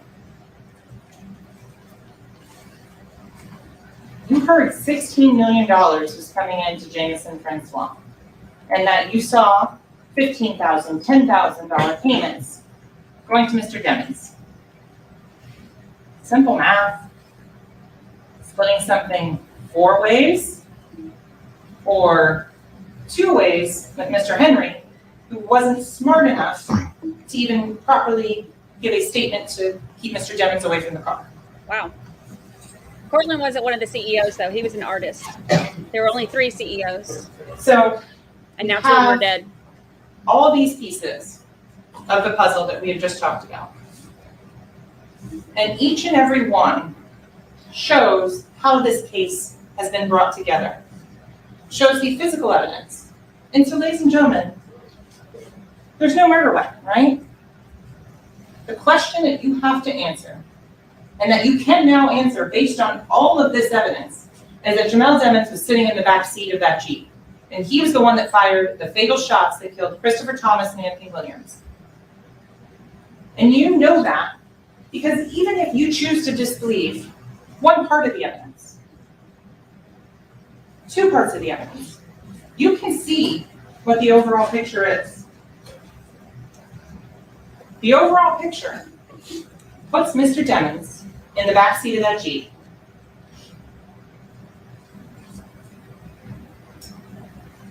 It puts him holding a gun. You don't need a murder weapon to know that he committed these 2 crimes. Ladies and gentlemen, I would ask that you serve justice, that you deliberate, and that you return a verdict of guilty as charged as to murder in the 1st degree. Thank you. Merci, Councilor.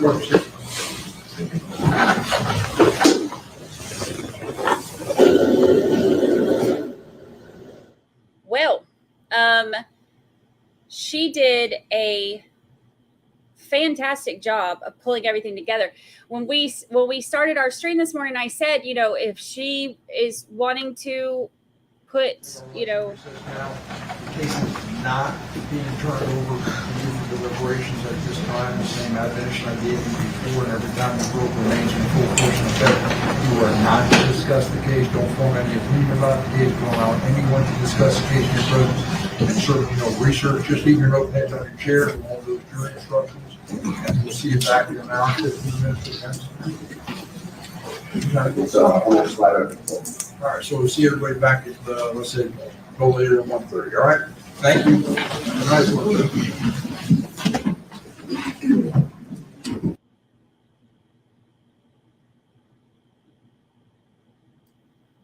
Shows the physical evidence we talked about. All right, let's look at it.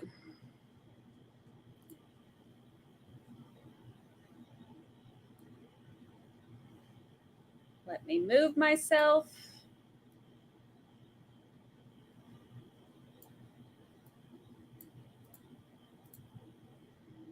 All right, let's see what we got here. We can see the security footage over here from when they're leaving the studio. We can see the traffic cameras here. There we go. She used 2 hours and 7 minutes. So she's got 53 minutes left.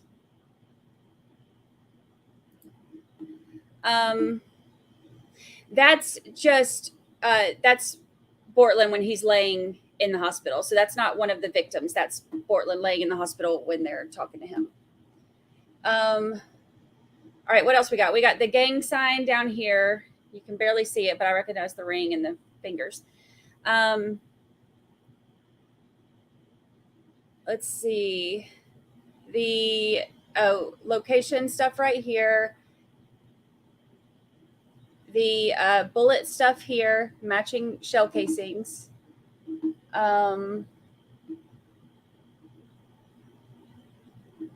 Felicia. Lord help, Felicia. Instagram, Facebook.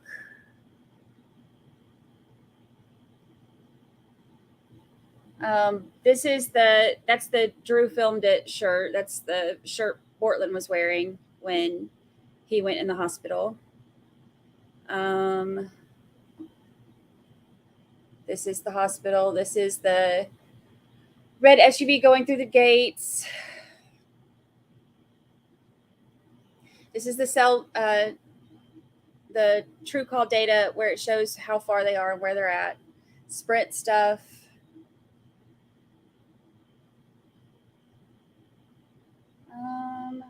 The DNA.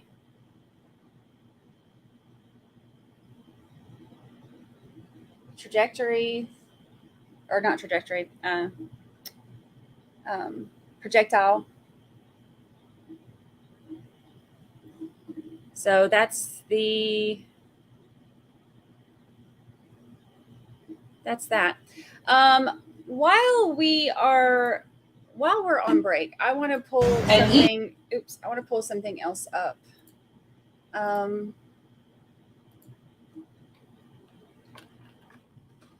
Stu kept his cool.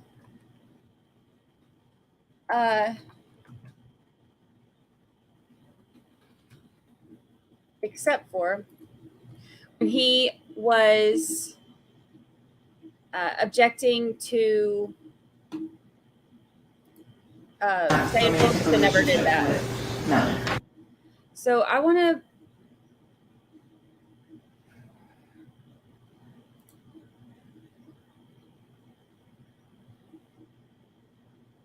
You referring to us? I call him YNW Melly. Do you see him here in the courtroom? Yes, I do. Where is he? He's right here. And what's he wearing? A white turtleneck and a gray jacket. Here, I made a record reflected in court identification of the defendant. Yes, the record will.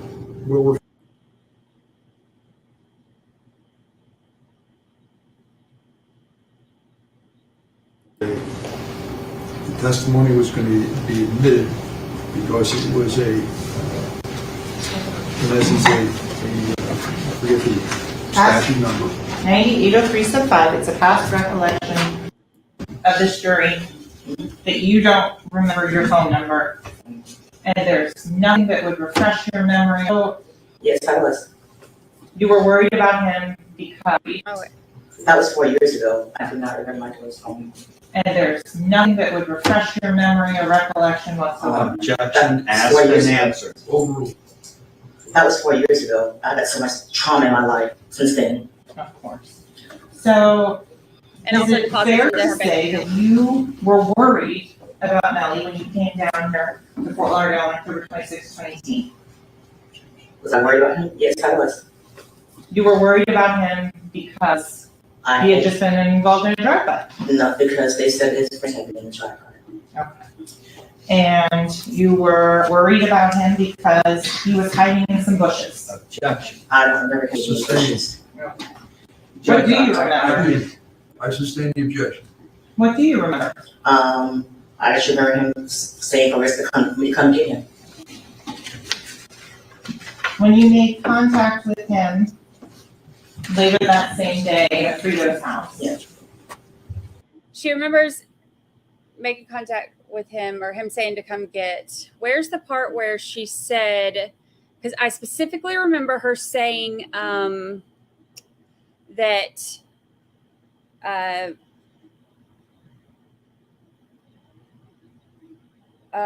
something about, because they asked, is it FaceTime? And she was like, well, I don't know. I could see his face. I assumed it's FaceTime or something like that. Of the statement in order to thereafter Because this is, impeach their own witness. because remember, this is the only thing that Stu objected to during her closings and said that that there's no testimony that said that. And We did with every other witness that so we I'm going put to pull up the forth testimony that said that. prior to in preparation for her testimony. We're going to, for an out-of-court statement that is going to be used to prove the truth of the matter asserted, which is different from impeachment, where it's not used to prove the matter asserted. It's just. That's my daughter. The conversations and things that on there, do you recognize the voice? I didn't really, this, I mean, you have to play it again. Sure.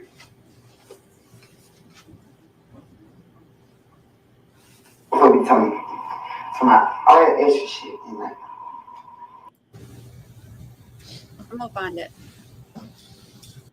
Because he's Where were you living? more than likely going to bring that up.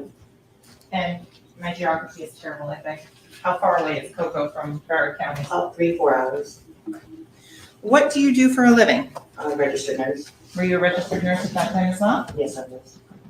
Did you know the defendant's mother? Yes, I did. And It may have been sooner than this.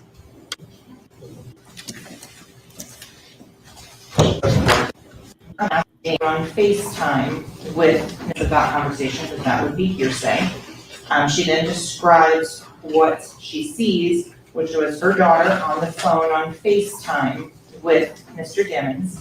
She then says that she's going to come down, and then she describes her actions, that she hopped in the car and came down to South Florida. She said that at that point she asked and called Mr. Dimmons again, spoke with him and said he was at my friend Fredo's house. Fredo picked me up, so you know we went to Fredo's house. Then she describes that Fredo lives over in the same neighborhood that Melly lives in, and that she went in through another gate from the same neighborhood on that one. She then will says later, shortly thereafter in her statement, when they get to Fredo's house. I'm going to find it. All that extra shit. It's somewhere right around here. Because it's going to be important. Where Because were you living? Living. I'm a registered nurse. Were you to October 26th of 2000? I don't know, but I did not, I can't remember. Okay. So I'm going to go forward. Yes, I did. And who is she? Jane, pretty sure I probably did. I'm not asking you, sir. I don't know, but I did not, I can't remember. Okay. So I'm going to go forward on October 26th of 2018 and talk about early morning hours.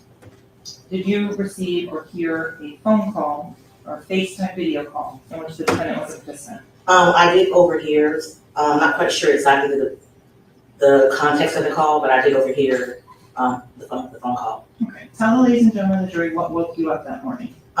Just hearing my daughter's voice. Okay. What was the tone of her voice without saying what she said? I don't remember. I don't remember. Okay. Do you remember anything the defendant said on that video? Not verbatim, no, I don't. Okay. Did you have an opportunity to read the statement you gave in 2018? I read the statement, Okay. but Was I it don't able, recall, I don't remember anything from that statement, but I do remember my deposition from December 22. so the deposition, that would have been 6 months ago? Yes. Okay. I want to go, and when you spoke, you remember speaking with law enforcement in December of 2018? I remember speaking with them, but I don't remember what they look like, I don't remember their names, but I do remember talking to someone. Okay, so Ms. Holmes, I want to ask you, were you honest and truthful with law enforcement when you spoke with them? I would hope so. I mean, it was 2018, I went through a lot in that year, so I'm not sure where my mindset was at that time. Did you lie to law enforcement? I would hope not. I don't remember what I said back. It was She like would 5 not years give ago. Oh, of course. a concrete It's answer. been a long time. So in terms of the time frame, that was closer in time to the incident, what, October 26th of 2018? If that's where you guys are saying it is. You don't even remember? I don't remember, because 2018 was a very hard year for me. My husband just went to prison, my father died, I had a lot going on, so Of course. I was really happy. And in terms of your conversations with the police officers that morning? Yes. I do remember that they kind of bullied me and threatened my daughter and take her to jail. We're not on verdict watch yet. The state has finished theirs. They're at lunch break. So this was the only part that Stu got up and objected to. He said that that when Christine brought up the conversation where Felicia said that she saw Melly on FaceTime, and he said that they never that was never testimony. That's what this is for. Jail for accessory after the fact. I do remember that. Yes. And in terms of the statements that you made about what happened, Yeah. you don't have any recollection of that. Did you read this statement multiple times? I looked at it and I just didn't recall it, and I don't know. And so you indicated you hoped you were truthful with law enforcement. Yes, I did. I have to ask you to be more definitive. Were you truthful? I don't remember what I said to them back then, so if I was to tell you something now, I could be lying. I don't want to lie on the stand because you're going to take me to jail. So I'm saying what you want me to say. I do not want you to say anything. I want you to tell the truth. Okay, that's what I'm doing. Okay. So Ms. Holmes, with regards to that day, did you lie to law enforcement? I just answered that. answer. Excuse me, overruled. Repeat your question. I don't remember. Excuse me, Yes, sir.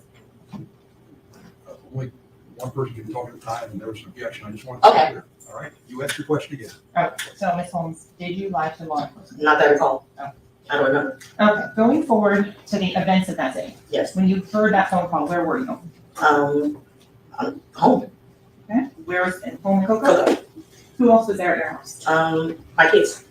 When you heard the phone call, did you hear what had allegedly happened? I heard that there might have been a shooting. Did you see any pictures or videos of anyone that was injured at that point? No, I did not. Did you see the defendant on the screen of that video call? I saw his face, yes.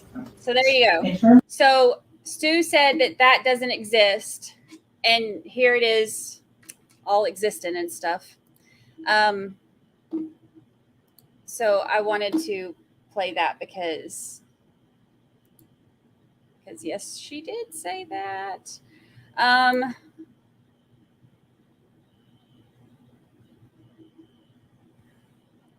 Yeah, the prosecution, they both get 3 hours, but the prosecution gets to split it up. So they have their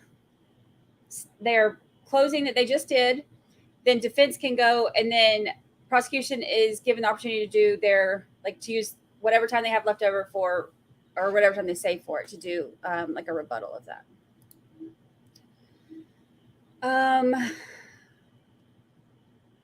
Let's see. They arrested her because she was she had oh yeah. The lie detector determined that was a lie. I forgot that I had my stuff ready for today, and I messed it up. I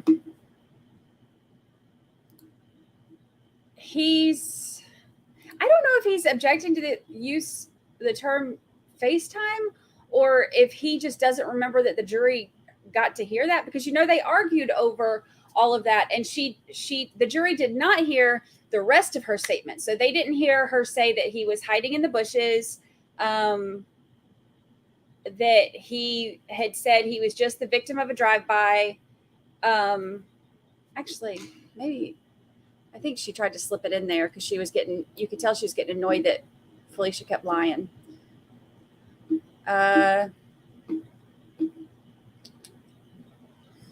Let's see.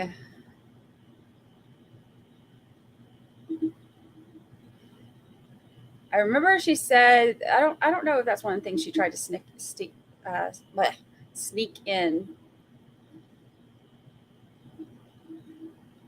I know she said,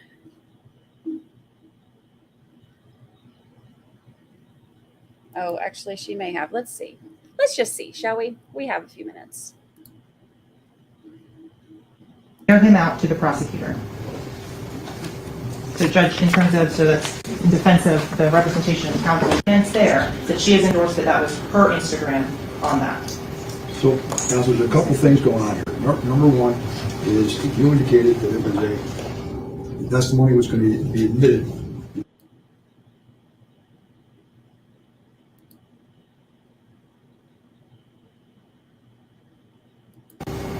That doesn't comply with either of the two rules we've been going over. So I don't want you to be saying, well, didn't you say to...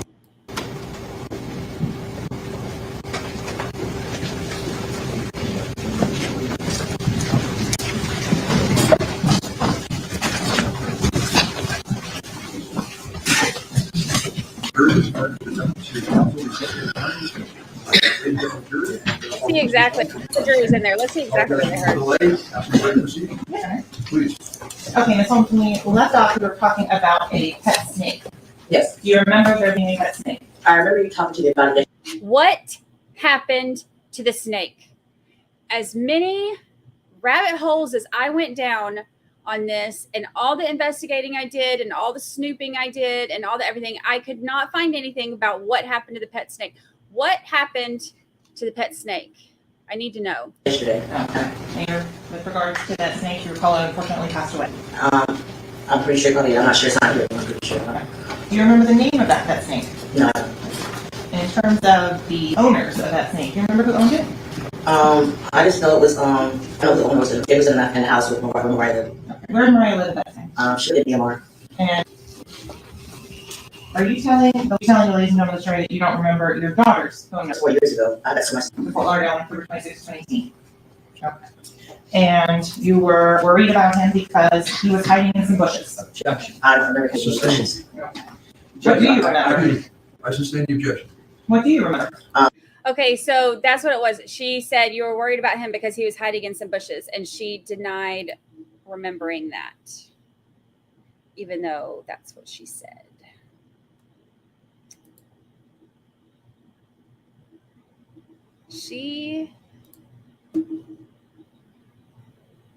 I was not a Felicia fan because I have said over and over, and don't think it's going to be.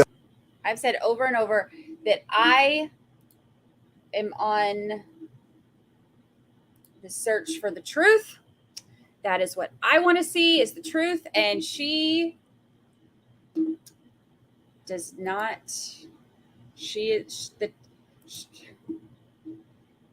just ain't her thing. And that's frustrating. I don't like when you can tell people are lying. That's annoying.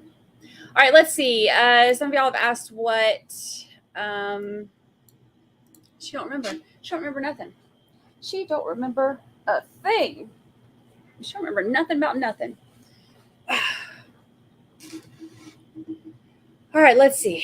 Let's see what they're saying inside the courtroom.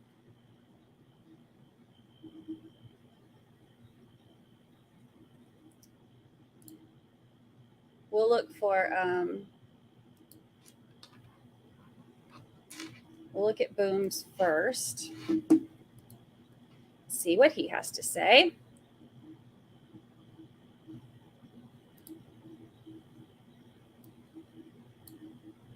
Move this.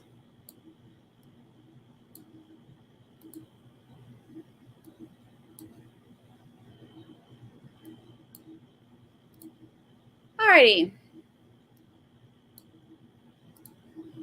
So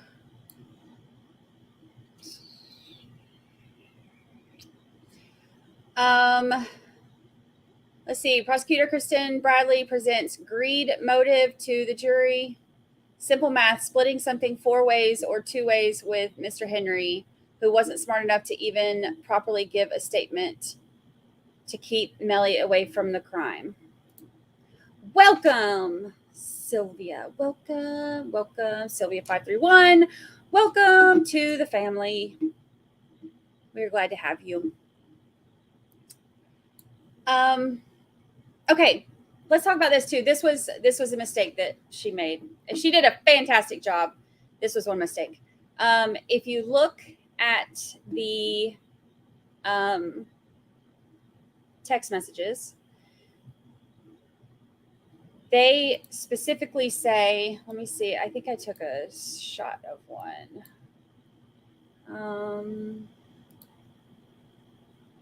But I may have already deleted them because Lord knows I have a lot of them on here. But I screenshot them when I'm doing my stuff.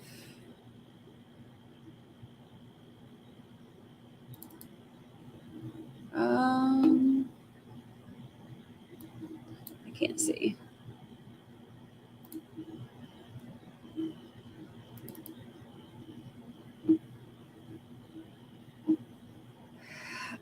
Let's see.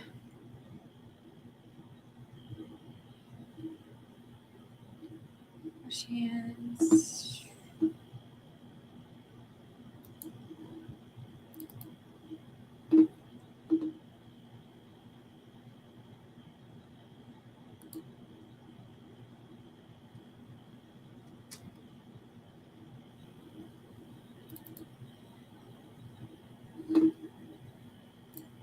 I might not have that one specifically.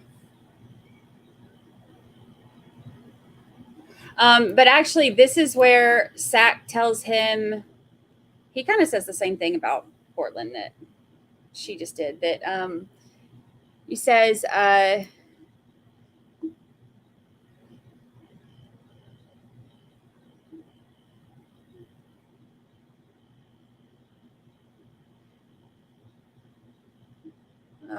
where is it?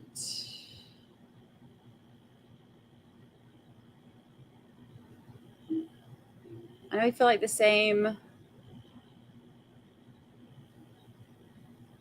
Come on, Melly. Bort don't know. He feel like the same. Bort, he don't know nothing about what's going on, but driving and doing stuff for other people, you got to speak up.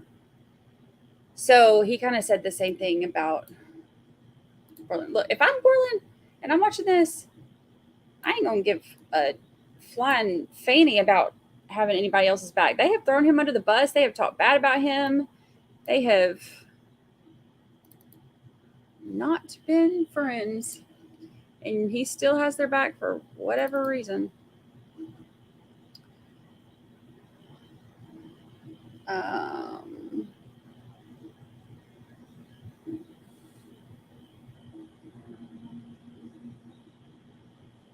That one's not it. I might not have it on here anymore. But there was one. That was the oath.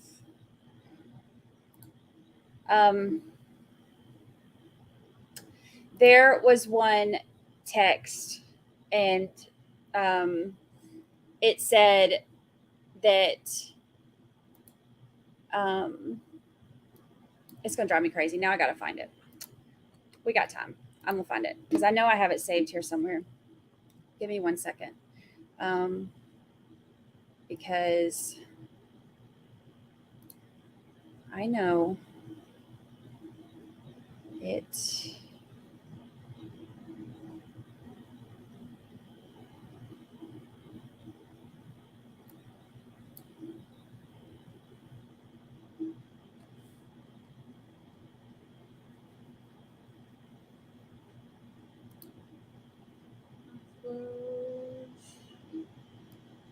Because it was, she said, and I think, and the only reason I'm making it a point to bring it up is because she said you know, that there are 4 CEOs and they would be splitting this 4 ways, but that ain't right. He said there are 3 CEOs. And so that would actually mean instead of splitting it 3 ways, he'd be splitting it not at all.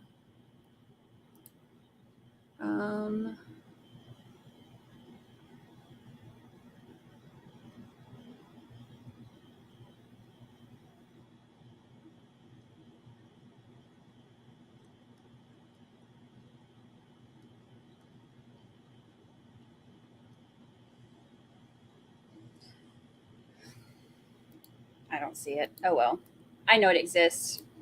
It's something I remember very specifically, but I'll find it. But I think that makes even more of a point for it, actually, because, you know, if she's talking about splitting it 2 ways instead of 4 ways, but it would actually be him keeping it all to himself because they said that he is a artist, not a CEO. So interesting stuff. Like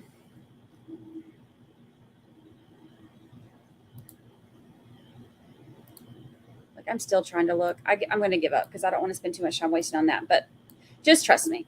I know that that's what was said in the text messages because he even mentioned some of the artists, some of the other artists. But he said that him, Sack, Melly, and Juvie are the 3 CEOs. Let's see what else Boom said. Prosecutor Kristen Bradley presents a puzzle of photo evidence that puts all the pieces together to the jury, literally made of puzzle pieces. Adjourns for lunch. Ends closing or ends argument. Kristen Bradley connects text messages between Melly and his mom about missing a show with the video of Melly at the video shoot the day of the murders of Juvie and Sack Chaser with the contradiction of contract money obligations. Yes, hello. You can miss a whole show, but because you're getting your hair done, but you can't miss a video shoot that's not even it's not even his song. He was featured in it. Hello, Vicky Cobb, and welcome to the family. Hello. We're glad to have you. Thanks for joining. Thank you. She didn't say anything about splitting with Track, though. She's talking about this. She said the 16 million. This is from the stuff after Track. She said, because she specifically said something about splitting it with, but instead of having to split it with the 4 of them, splitting it with the 2 of them and with Bortland, who wasn't even smart enough to give a statement, keeping Melly out of it or whatever. So she wasn't talking about Track. She was talking about those. Because she said 4 CEOs.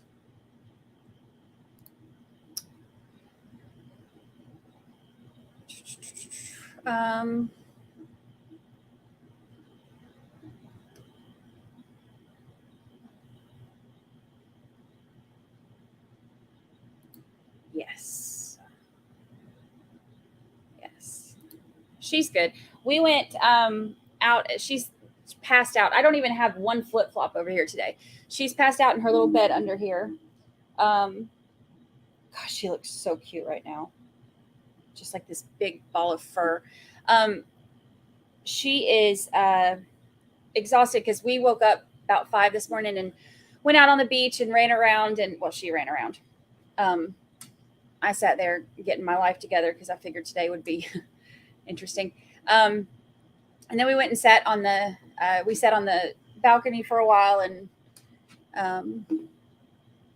and so she was barking at seagulls and stuff. So she's had a busy morning, so she's exhausted. And I gave her double breakfast.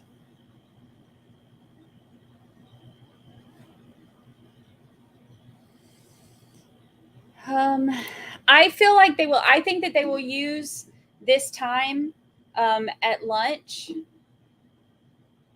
and more than likely,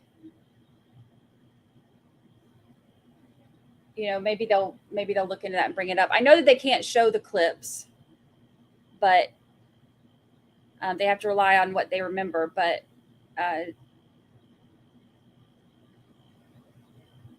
maybe, I hope that they clear it up. She said it, and he kept objecting, saying that never happened, and it did.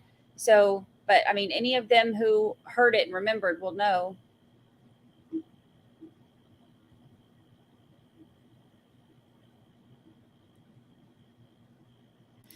It was in text, but it was in like but it was in the blue. It looked like the blue, like Facebook messages do.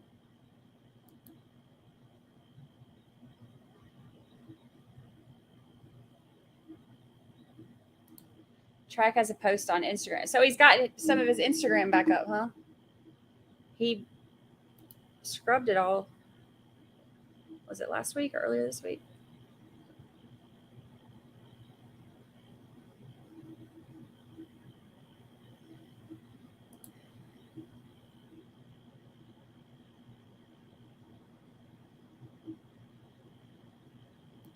Right? Lucy is living her best life. She is living her best life. Yeah, right before this happened, he told his mom he's about to be a millionaire.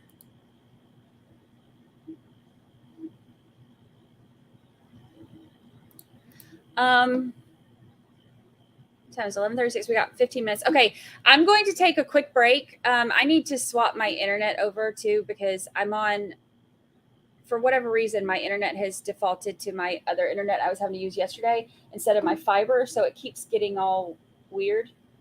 And I'm scared it's going to, when I swap it over, I might lose y'all. But I need to put it back on the fiber network. For whatever reason, it's not on there, and I don't know why.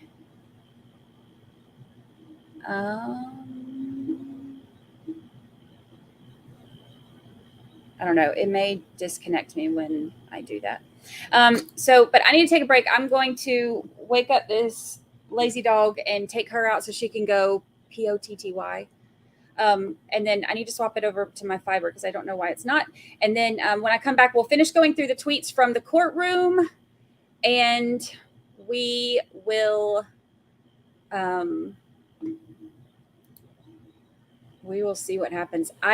We'll go through the courtroom texts or tweets, and we can pull up some of the other stuff, and then we can answer some questions, and we will do a poll too, because I want to know, where y'all are all at this point, like what you're thinking, all that good stuff. Let me get my whole thing. It'll take me about 10 minutes. Y'all behave while I'm gone.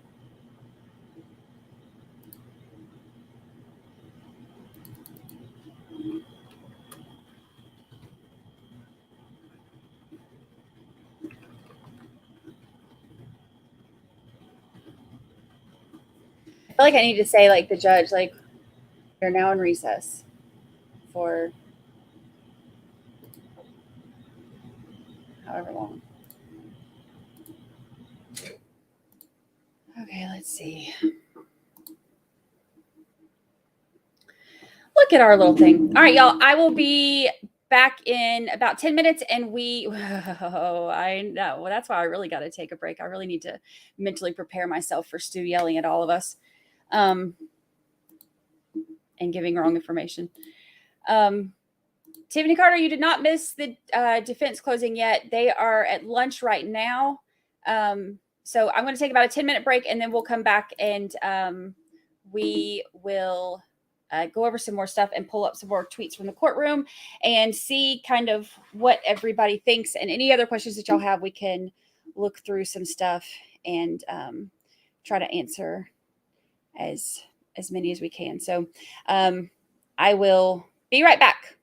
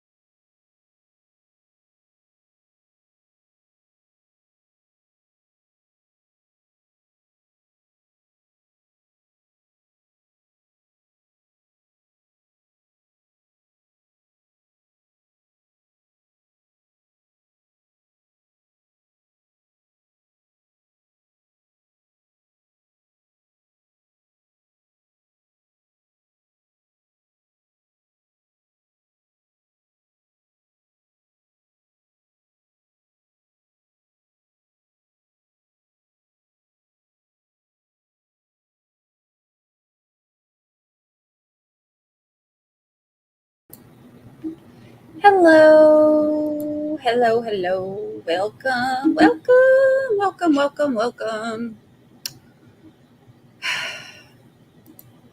I'm back. I'm back. Lucy's back. We're all back.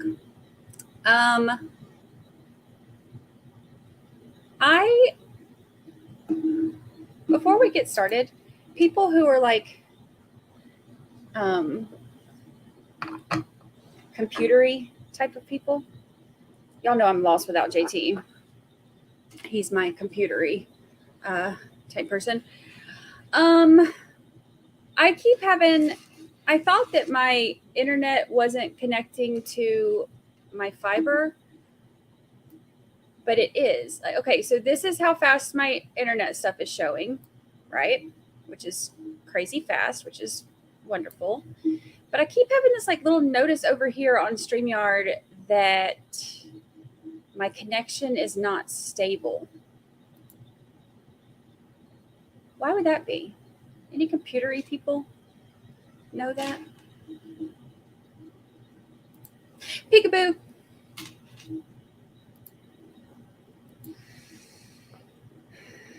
I don't know. Like right now it's not doing it, but then it keeps popping up saying that my connection's not stable. Of course, now I say that and now it's totally fine. But I thought it was just because it wasn't connecting to my fiber internet stuff, but it is. So I don't know, but you know what? Of course, when I say something about it and then I'm like, hey, can somebody maybe figure out why this is happening? Then, then it doesn't do it. But that's okay. Alrighty, here. I also want to show y'all before we go back into the tweets. Lucy hasn't unplugged anything that I know of today. Did you spill your food? Come here. Well, if you wouldn't try to walk around with it in your mouth. This child. This little pup of mine. Ew, now I got her food on my hand. Thanks a lot, kid. I want to show y'all how pretty it is here today. And why it is so hard for me to not that I don't love y'all, but this is why it's hard for me to stay on the computer instead of going outside. It is so pretty here today. It is so pretty.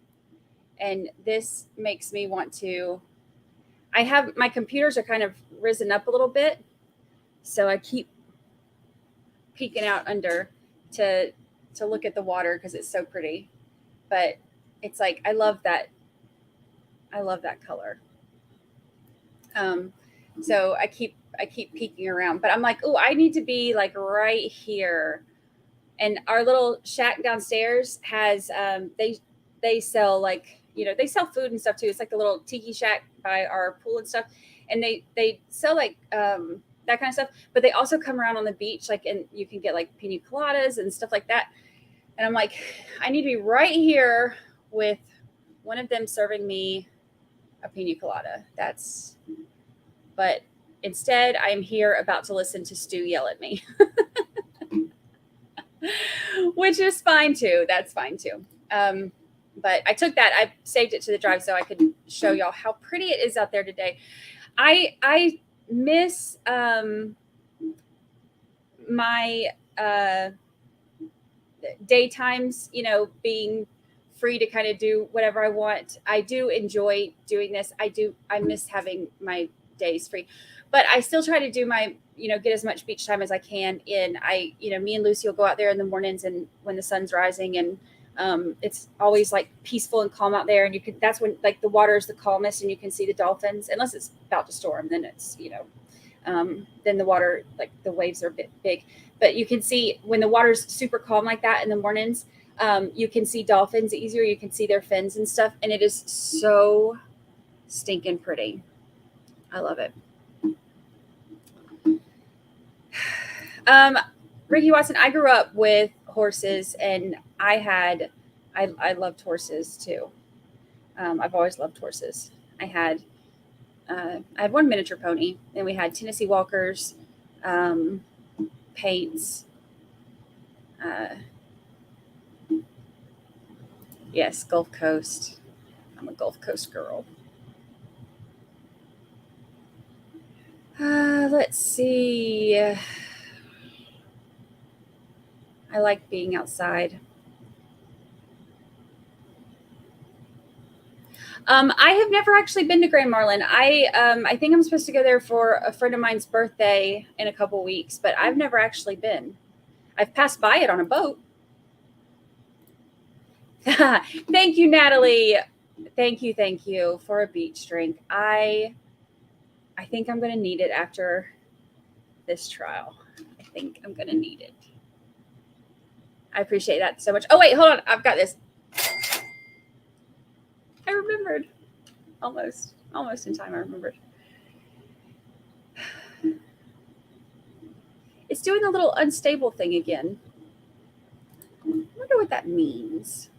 I mean, I know I'm unstable, like mentally, but my computer, my internet isn't. I wonder why.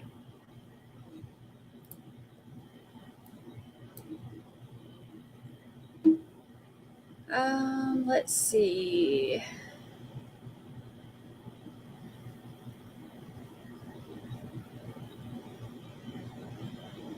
Okay, so I just did it again. All right, computer people, I just did it again. It says I'm unstable. I tested my fiber. My fiber's crazy fast. So why is it telling me that my connection is unstable? I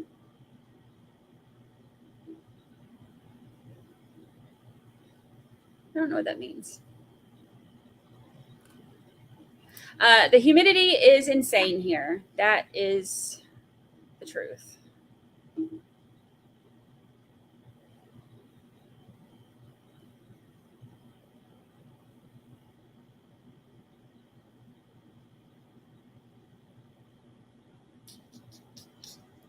I just did my little lunch break.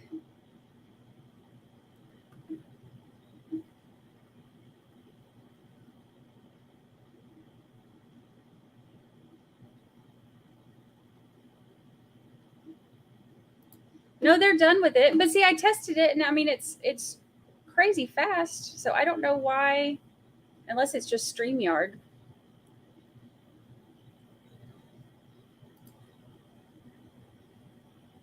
And I'm connected to the fiber. I checked it. It is. And this is what comes up when I check it. I mean, it's crazy fast. It might just be StreamYard. Maybe StreamYard is being... And now the little thing is gone. Who knows? Maybe it's Raven. She found out I'm not a fan. Oh my gosh, fiber is so amazing. I love it. I love it.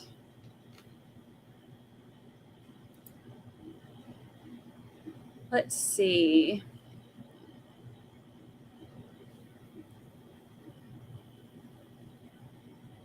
Yeah, StreamYard tends to have issues a good bit, so I'm just gonna... We're just gonna go with it. What could Stu talk about for 3 hours? You know, I'm scared to know. Oh, check my DMs. Okay, let me check my DMs. I'm scared to know. I'm sure he's going to yell at us. I'm sure he's going to ask hypothetical questions and turn his back.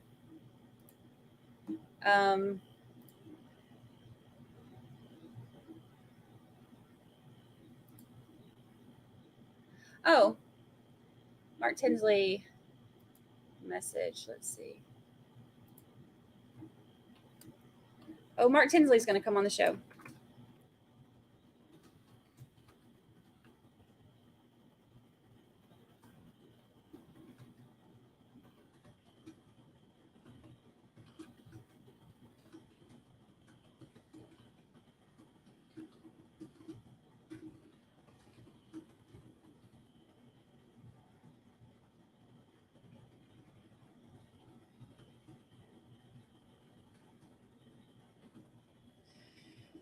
Okay, let's see. I'm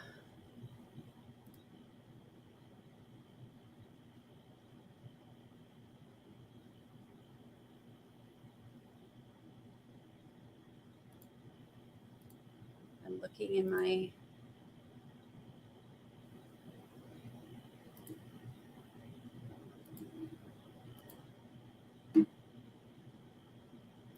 yes, I've got to find out if it's starting Monday or not. I think we find out that tomorrow.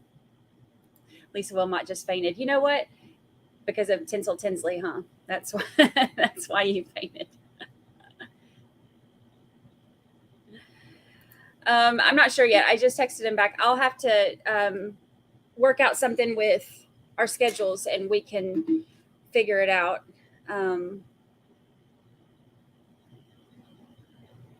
I love Mark. He's awesome.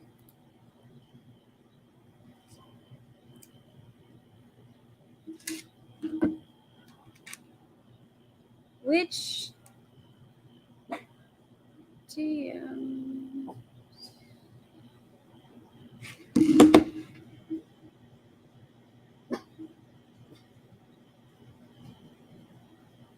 I have it in my next up thing on my stuff to listen to, but I haven't got to see it yet or listen to it yet. But I plan on listening to that when I walk Lucy this evening.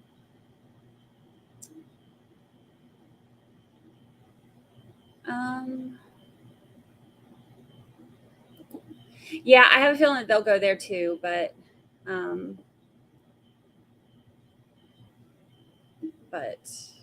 I mean, she already kind of addressed that.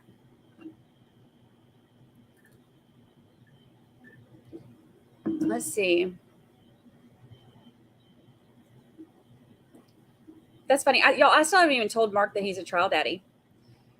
I'll have to show him. I want to do it while he's live, though, so that we can embarrass him.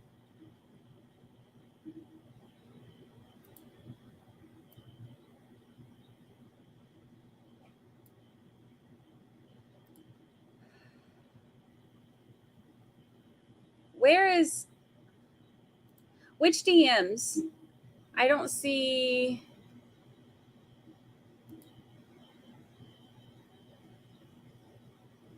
Which DMs did you send them to?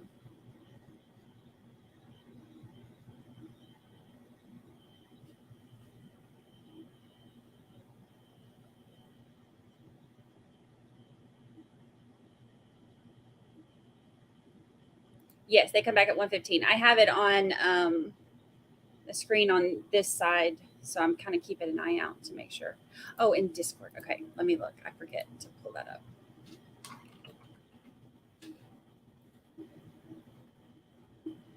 Y'all take care of me so much. Now I got to figure out how to.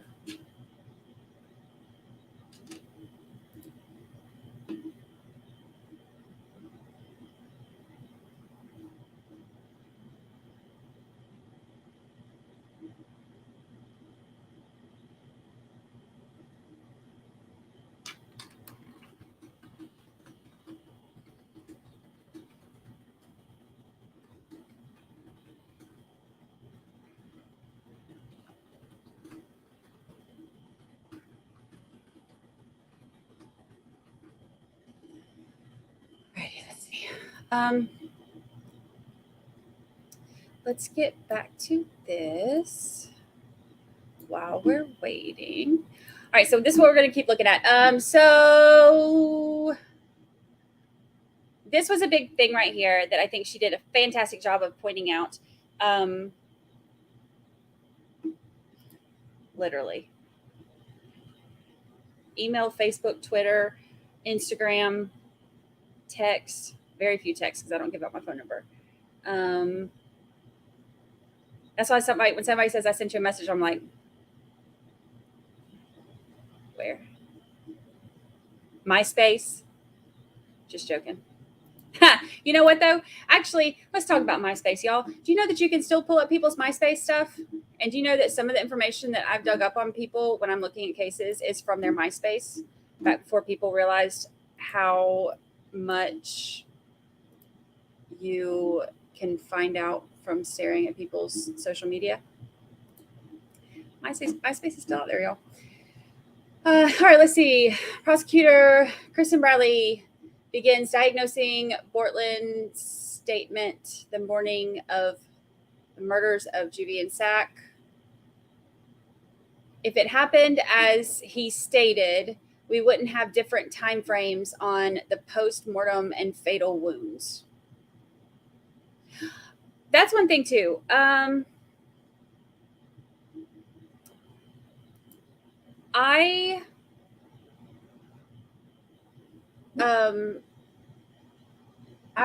looked, the sheet of glass was not the front one. And I think I swapped that up earlier when I said that. Where they had like the one, the glass that on the side of the road where they staged it, where it came out like where it's on there and it looks like a sheet. I think I misspoke earlier when I said that, and I don't remember who we were talking to or whatever, but it was the back one, not the front one. Let's see.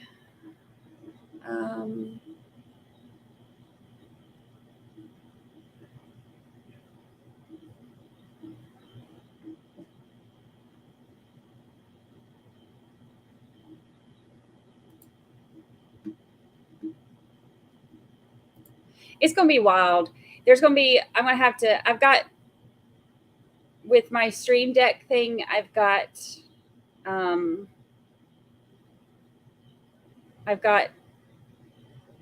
a buzzer thing. I don't know. I'm going to have to try to figure it out.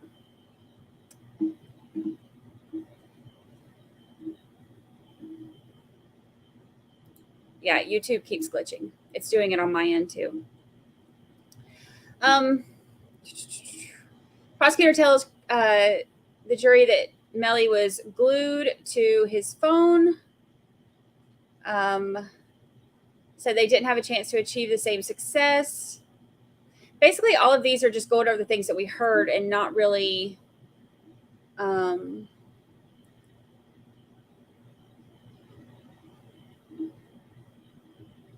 these are the outtakes, the raw photos, the ones that aren't meant for Instagram. So a lot of these aren't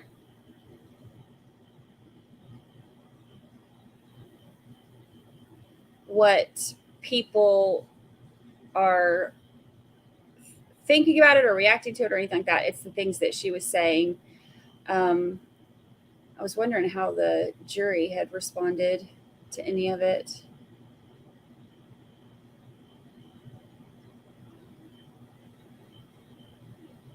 Spoke with a therapist about mental health, Melly's family in the trial.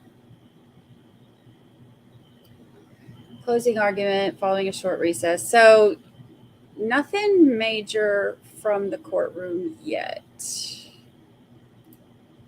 see if he's got anything new.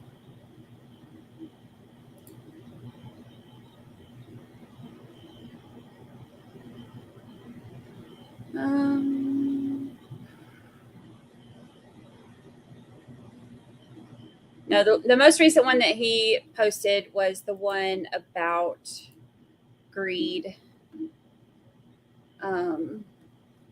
He hasn't posted anything else since that one. So we'll see. We'll see what else they say. All right, let me get this pulled back up. They should be coming back any minute.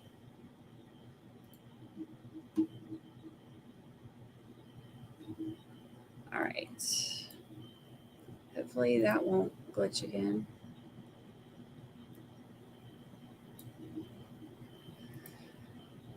Okie dokie. Oh, let's see if Terry had anything.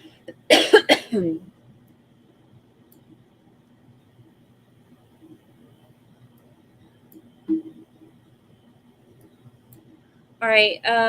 This is Terry Austin. She's the other one that's in the courtroom. Oh, actually, and there she is. Hey, Terry.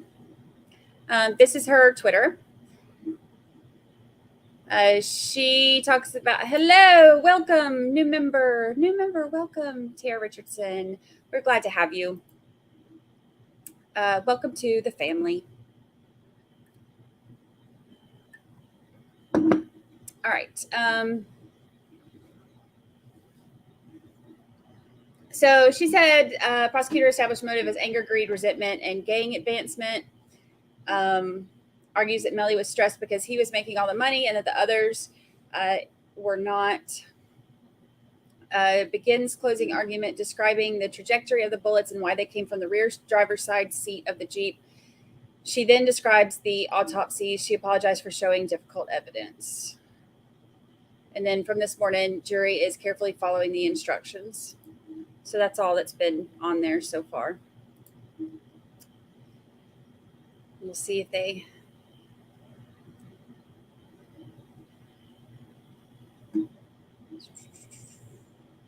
Yeah, they said that that she is not, the psychologist, I think, or psychiatrist, whatever it was, recommended that she is, or said that she is not competent to stand trial, but I think the judge is supposed to rule on it tomorrow, I believe. So we'll find out tomorrow if they are going to postpone it again or if they are going to continue on. I believe, I haven't pulled any court docs on it. I've been busy with all of this. So, but I believe that hearing is tomorrow. So we'll find out tomorrow.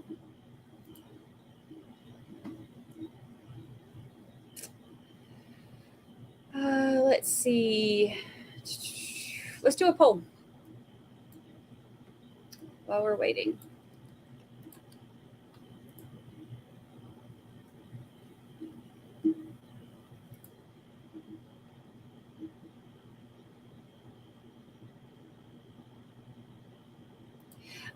Yeah, the law and crime panel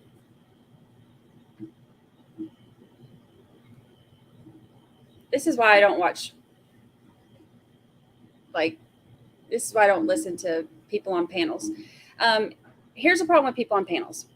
A lot of times when you have people who are giving you their perception of things, it is, and I'm not saying for everybody, but I'm saying for a lot of them that I have seen, they tend to have a skewed perception of it, and they tend to give it to you in a skewed way, and it's generally leaning the opposite way of guilt. It's just, especially with, I'm trying not to say this like in a negative way, but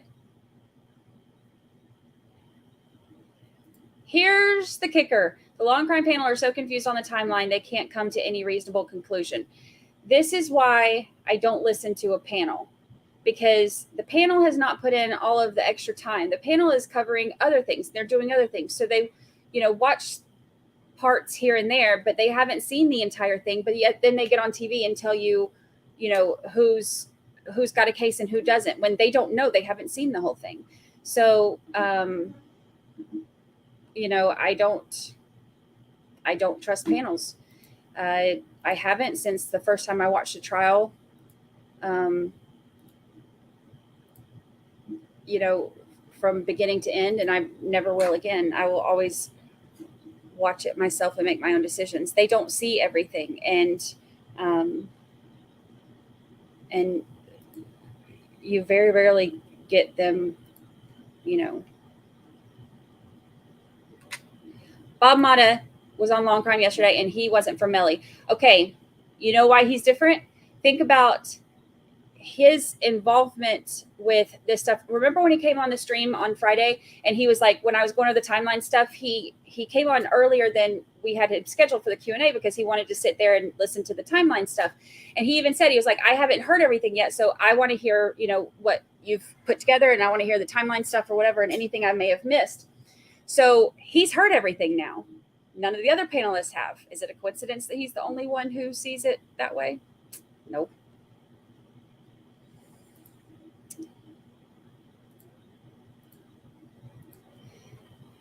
All right. Do you think Melly has been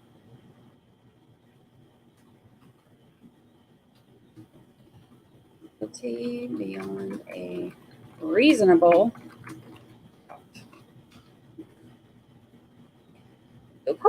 do poll. Even like when you have like, okay, think about the when we had Mark Shiner on, and I was talking to him, and he said, you know, that the interview that he did at him and Travis had to do an interview with Law and Crime after it was over because they, you know, streamed the trial or whatever.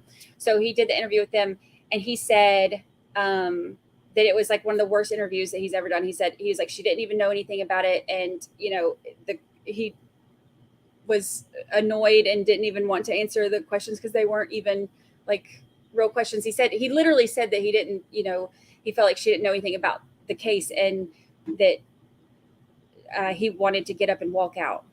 So, I mean, if that tells you anything about, you know, how they feel about panelists. And there are some, and I'm not saying all of them, there are some that put a lot more effort into it than, you know, others. But I don't ever listen to panelists anymore.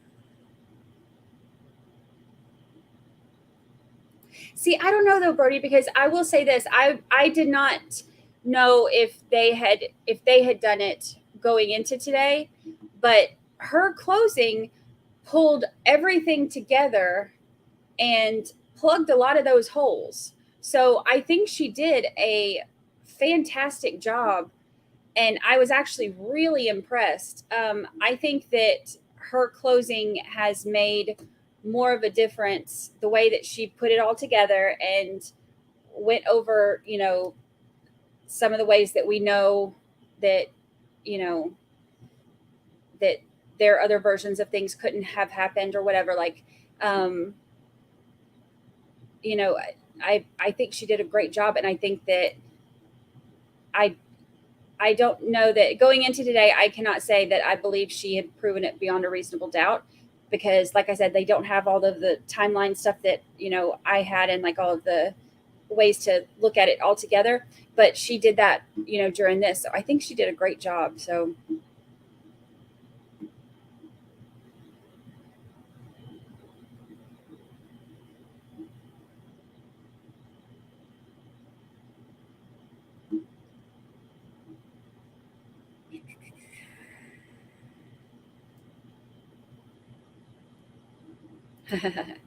do love me some Jesse Pepper though.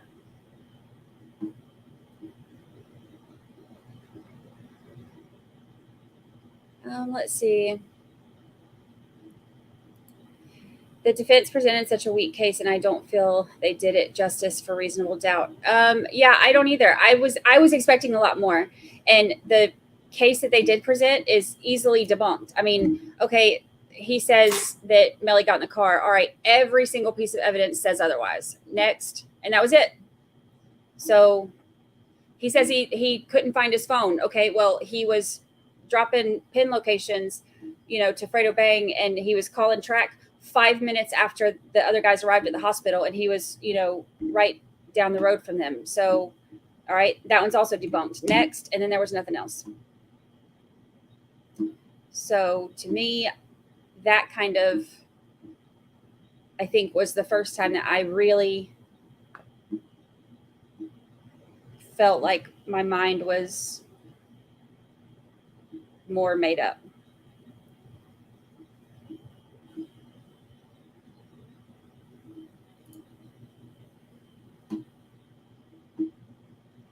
Let's see.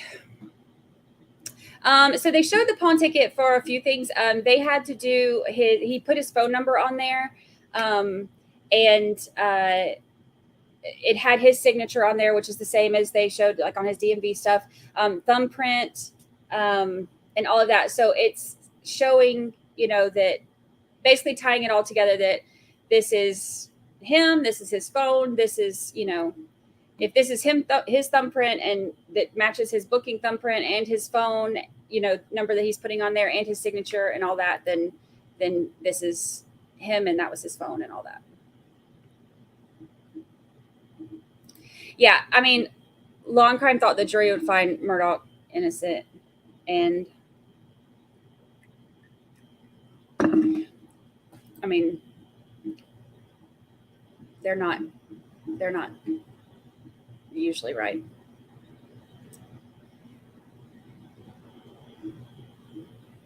Let's see.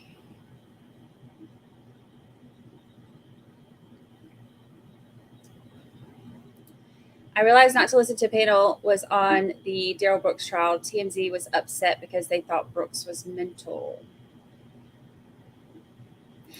I have had actually prosecutors and attorneys from some of the trials that I've covered, one prosecutor and the rest just attorneys from some of the trials that I've covered,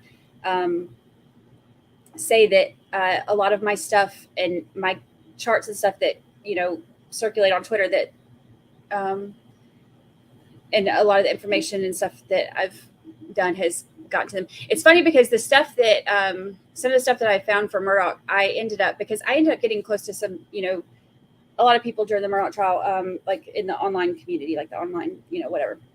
And one of the people who I've, spoke to a lot, she was an attorney, she's a former prosecutor.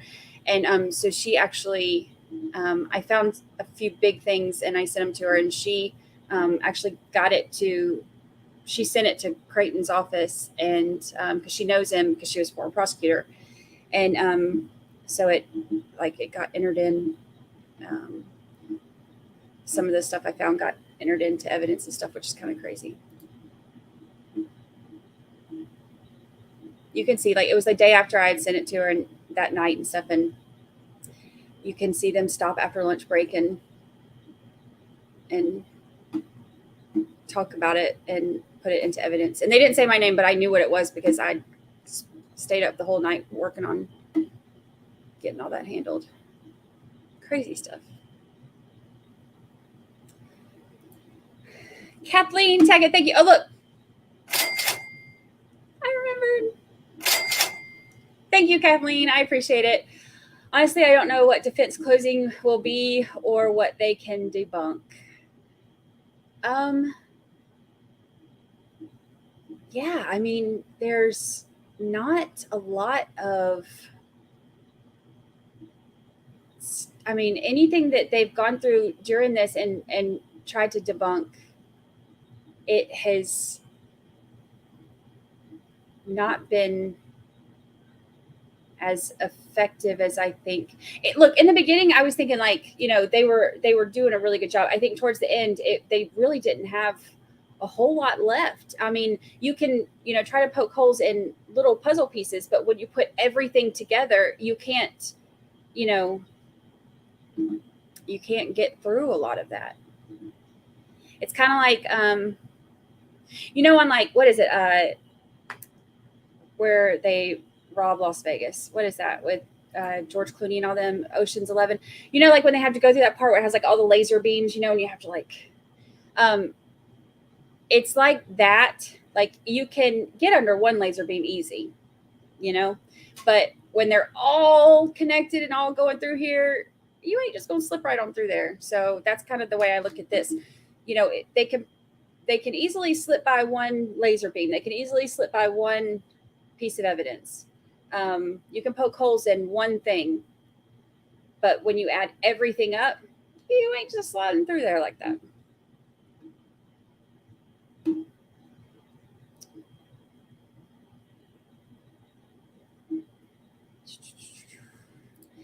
They will use shoddy investigation, I'm sure, which any of those of us who watched Vanderlyn know that this is not a shoddy investigation. If you've seen At least they like looked for murder weapons and stuff in this one and talked to people. They will bring up the fact that he will bring up the fact that some of the stuff was like that the investigation continued on and on and on, and that some of the evidence was, you know, from 2019, some of it was from 2021, some of it was from last year, some of it was from this year. Like the investigation has continuously gone on and on and on. He'll use that.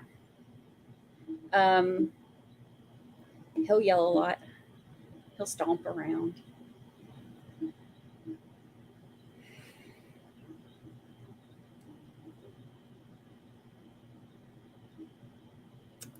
I expect that as well.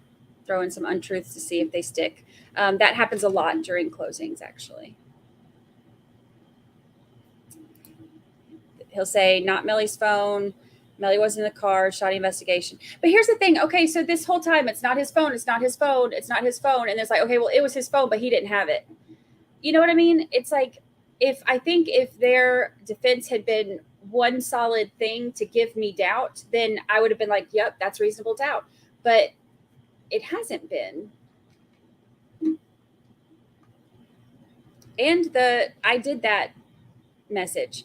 If that message had been, you know, after time had passed, or after, you know, if there were enough, you know, because when people originally started talking about that, we were all like, okay, but we don't know the context. Okay, well, now we've seen the context. Now we've seen everything that led up to the conversation, and there was nothing else going on. There were no other conversations. All of the other conversations were, you know, like we saw everything that they had said to each other. And so there is no other context for it to be. He said, yo, are you good? And he said, I did that. Shh. Like we saw all the context before, and we saw the context after. There was nothing else that could make that mean anything else from what we saw. So, and you know, it's not like they, you know, he deleted messages that we can't see. I mean, we saw everything on there. So what makes me sound funny every time I touch my desk? What does it sound funny? Maybe my microphone. Maybe it's super sensitive. Maybe I'm just slamming things like Stu.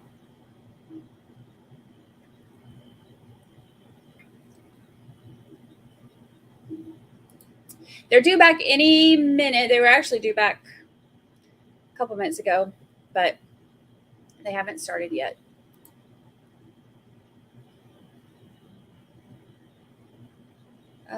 Let's see. So far, somebody's cooking pizza, and I can smell it through the vents. I'm about to go and start knocking on doors. It smells so good.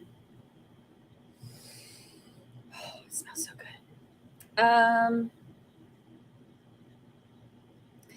Yeah, good point, Amber C. That the prosecutor said, you know, they had to continue the investigation because people weren't cooperating.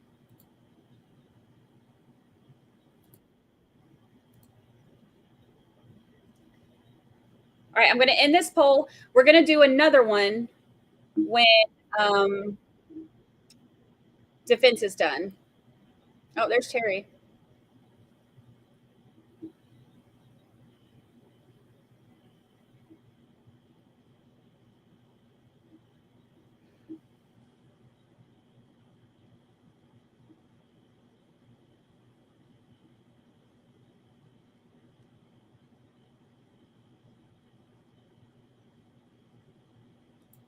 Madam CJ, did you notice too that, you know, I've always heard this, that like so much about how Juvie and Melly were the closest, but did you notice there weren't a lot of text between them?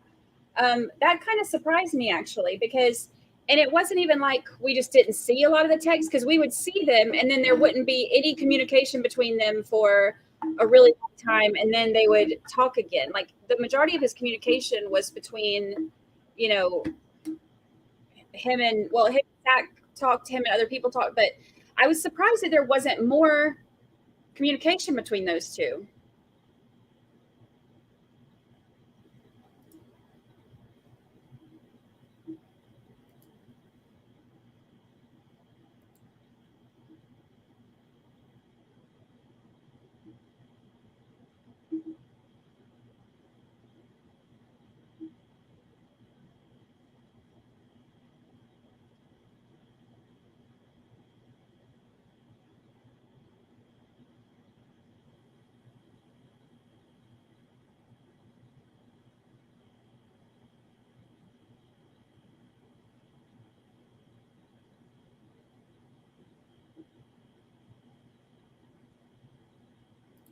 Oh, yeah, that cracked me up when I was watching.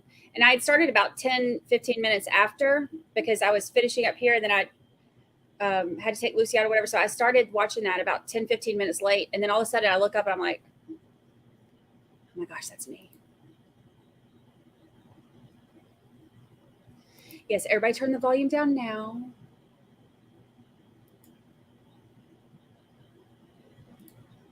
But some of the texts were, you could tell they weren't together. So that's why I was surprised they didn't talk as much as I guess I was expecting.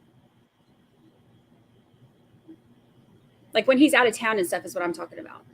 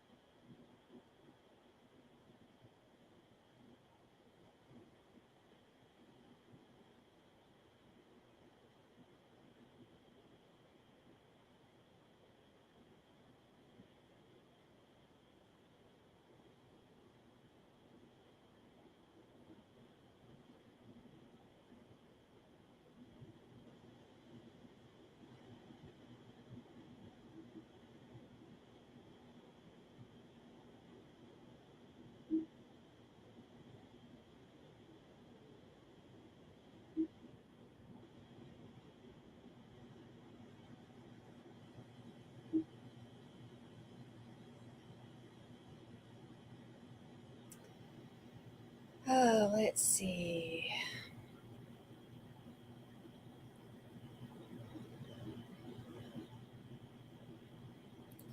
Thank you, ma'am.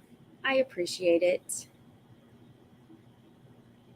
I appreciate it. I've enjoyed having you in here too because we haven't agreed on a lot of things. So I like having you in here because you and I have been able to like bounce ideas off each other, and I like that. I love having people in here that don't agree with my same thoughts and don't see things the way I do, because I feel like the only way you can really learn about everything is if you hear other opinions.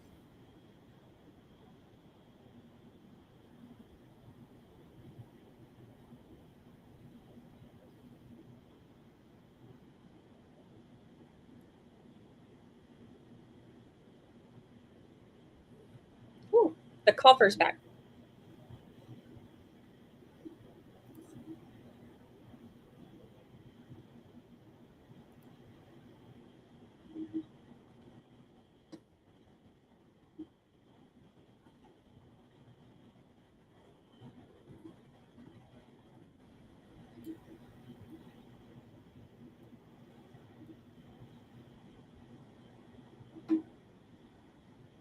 Or the one who caused the death of Williams and Thomas. It's that simple. Where is the fire? Was the message. They say it refers to guns. That's their interpretation. My interpretation, based upon the evidence, is where's the weed, the marijuana? That's the problem here, folks. They're interpreting it as opposed to calling these various people to tell you what they mean. What is happening? They mentioned Frederick Gibbons, Frito Bang, Mariah Hamilton, Peasy, Patrick Deloach, Dontavius Withers. Objection, Your Honor, Albert. They opened the door. We don't have a burden. As the court told you in jury selection, the burden of proof is on the state.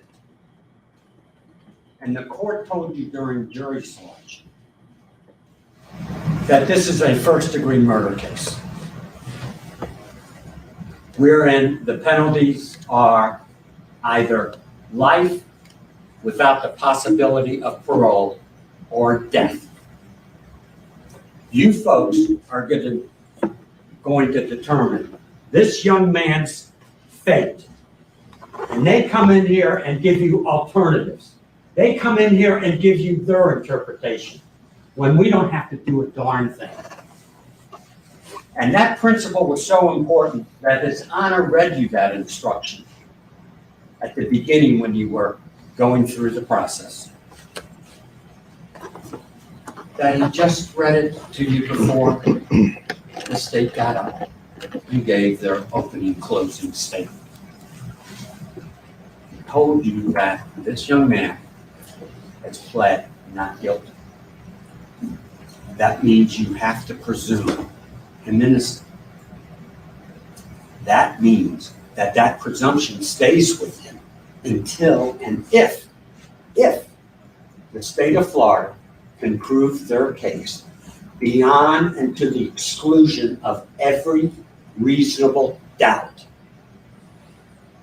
The judge goes on to tell you, and it's in your packet of jury instructions, that the defendant, YNW Melly, is not required to present any evidence or prove anything. So it's nice that they're interpreting these things, but the bottom line is they don't even know. Because they've given you just two alternatives. Either he's the shooter or the principal. Make up your mind. Tell these folks what it is. Now, how do you go about doing this? Well, the judge gave you an instruction on that. You're to look at the evidence that's been presented to you. Remembering, we don't have to do a thing. All we have to do is show up and behave. Now, I don't know if I behaved totally correct during the course of this trial. You think? So, on behalf of us, let me apologize if I have or we have offended any of you. And I would ask you, I would plead with you, if I or any of the other individuals have done anything to irritate you, don't take it out on this young man. Still hold the burden of proof to this table. Now, why do they have the burden of proof? Because they are the state. They are the government. As we learned in this case, they have the police department of Miramar. They have the Broward Sheriff's Office. They have the DNA labs. They have experts, the FBI. They have everything at their disposal. And that's why our system of justice is different than anyone else in the world. We recognized a long time ago that when the government accuses somebody of a crime, they have the money, the resources, and the person power to attempt to prove to you all that a person has committed a crime beyond and to the exclusion of every reasonable doubt. Now, how do you go about doing it? And before I get into that, first of all, let me also thank you, because we have interrupted your lives for it seems like months. And we have put a horrible burden on your personal lives, your family life, and what have you. And all of us applaud and thank you for your service. You folks have gone way beyond the call of duty. And I think we all recognize that. But how do we go about determining, and I shouldn't say how do you folks go about determining if the state of Florida has proved their case beyond and to the exclusion of every reasonable doubt? Well, the judge just gave you that instruction. It is to the evidence introduced in this trial and to it alone that you are to look for that proof. Remembering, we just got to show up. And how does a reasonable doubt occur? Well, the judge told you. It can come from the evidence itself, a conflict in the evidence, or a lack of evidence. You don't need all three of these areas. But I suggest to you folks that we have a reasonable doubt from the evidence that has been presented, that there is a conflict in the evidence, and there's a lack of evidence. This is an unusual case, kind of like the medical examiners. The two medical examiners said it's unusual because normally you can't tell what shot occurred first, second, or third. And the chief medical examiner came in here, Dr. McDougall, I think, and told you it's only happened to her in her entire career, I think 2 or 3 times, that she could tell you which shot occurred first. That's because most people don't wait before they shoot again. So knowing that, let's look at what the state presented. That's a stupid point. But before we do that, we can agree upon a couple of things that are not in dispute.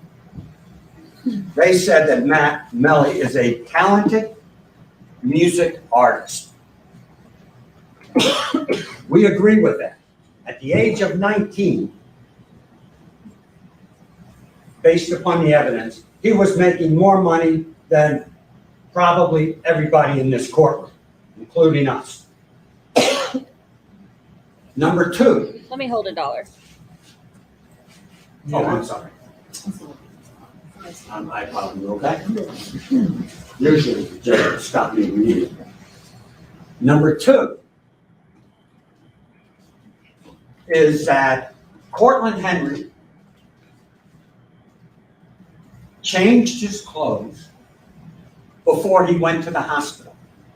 That's what they said just 10 minutes ago. Number 3, that there is absolutely no eyewitness that will implicate this young man to this crime, these crimes.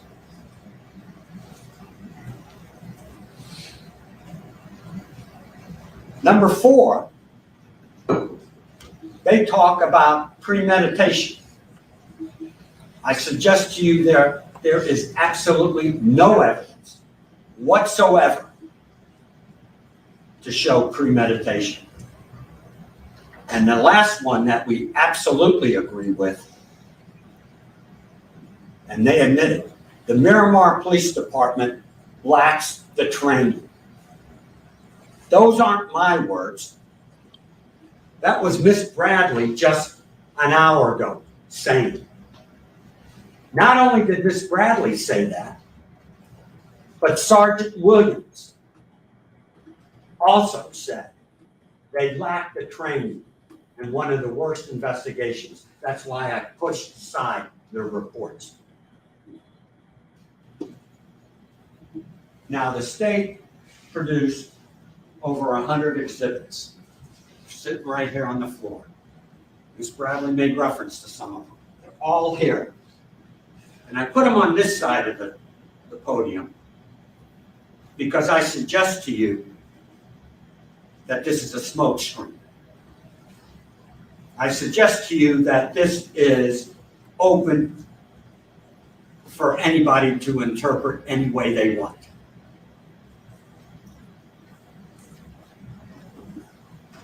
When I say something sarcastic, you don't know if I'm serious or not. I can tell my colleague, I hate your guts, and it could be joking, and I am joking. And that's what this case is, and that's all this evidence is open for interpretation. That's what I was That's thinking. not evidence, proof beyond a reasonable doubt. Now, I put on this side of the table, really the evidence that means something. There's one other exhibit, but it's on a little USB internet thing. And that is the video leaving the studio, showing the 2 cars and the 8 individuals that left. Sitting on this side of the table is a broken cell phone that Moretti could not tell you whose it was, and the 9807 phone that Melly uses, as other people do too. These are the 2 key pieces of evidence.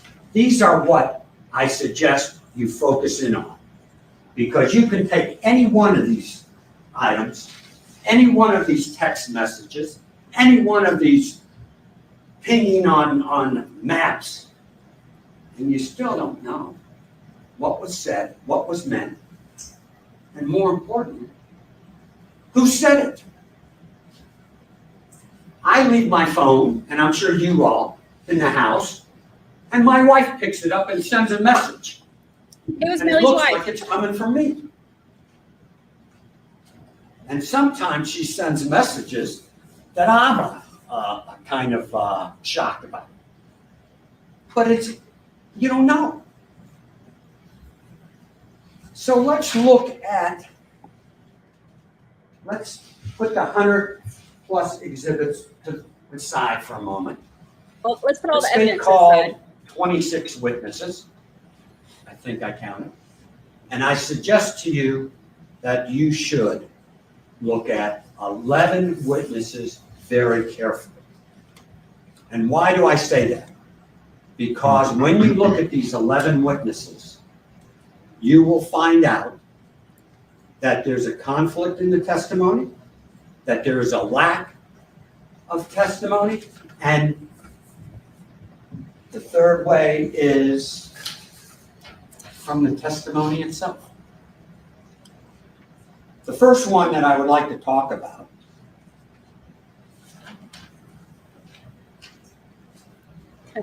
well, before I talk about the first witness, I want you to remember one thing.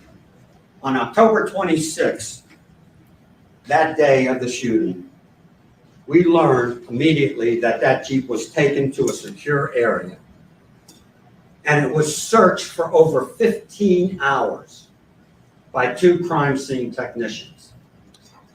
And you heard how they pulled out the evidence. They got some foam, some projectiles, I think a can, everything, and photographed the vehicle. Now, why is that important? Because that vehicle was searched. You okay? Want to take a break? That vehicle was searched again months later. But it didn't stop there.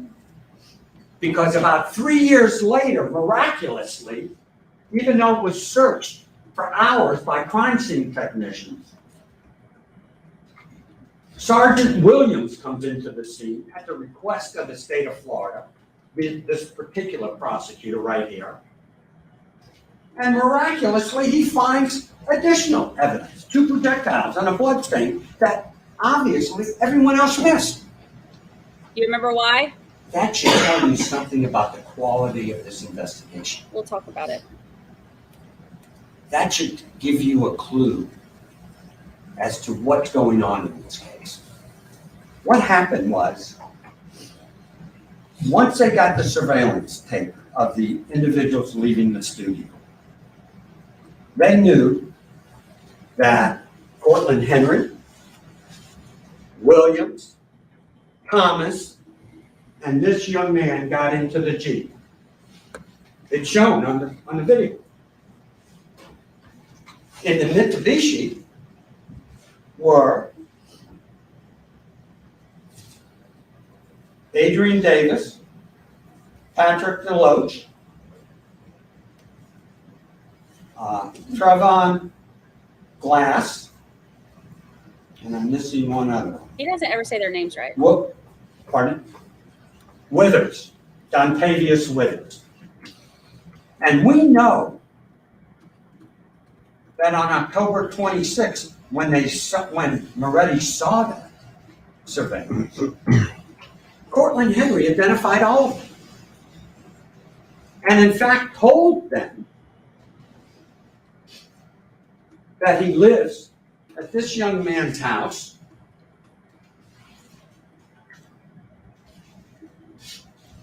I made a mistake. Jacoby Mills was in there. It was Jacoby Mills, Adrian Davis, Trevion Glass, and Dontavius Withers. Okay? I can't keep the names straight.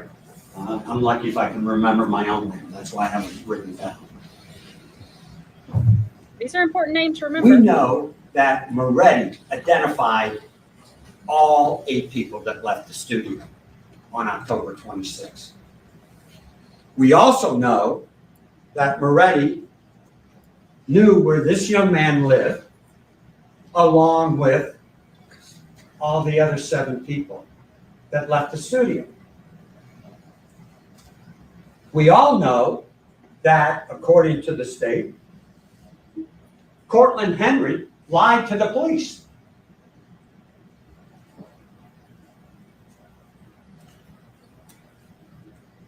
And we also know, as the investigation progressed,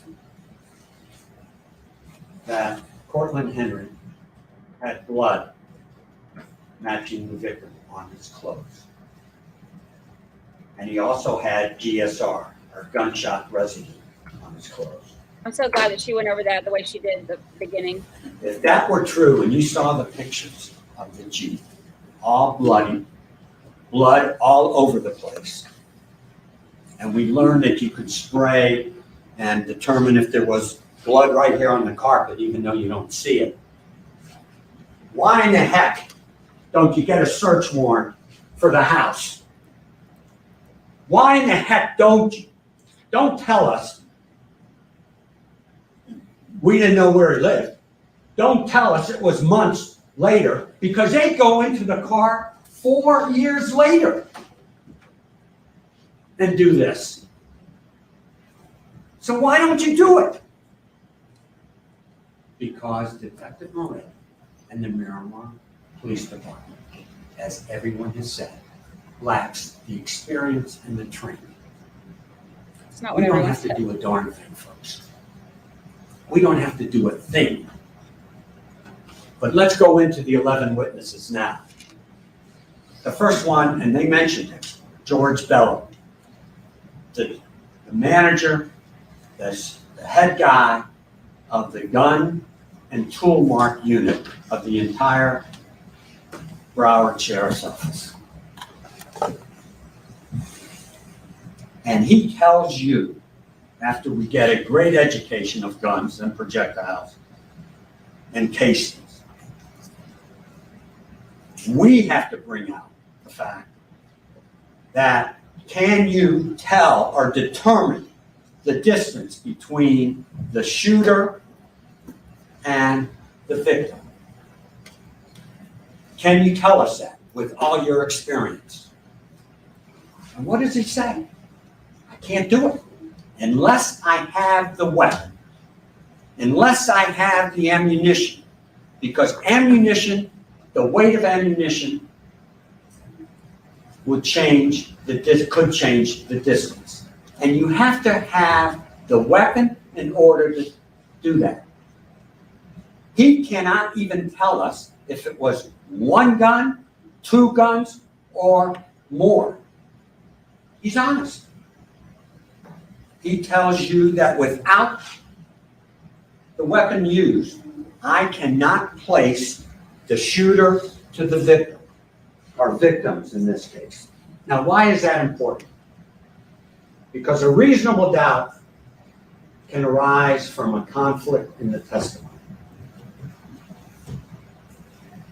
If you believe George Bello, and I suggest you should, then he totally contradicts all the testimony of Sergeant Williams, who comes in here 4 and 5 years later and says, I can tell you where shooter 1 was, and I can tell you who the shooter is. You talk about a conflict in the testimony? It's one or the other. It can't be both. And he tells you, in addition to that, that the environment has to be considered.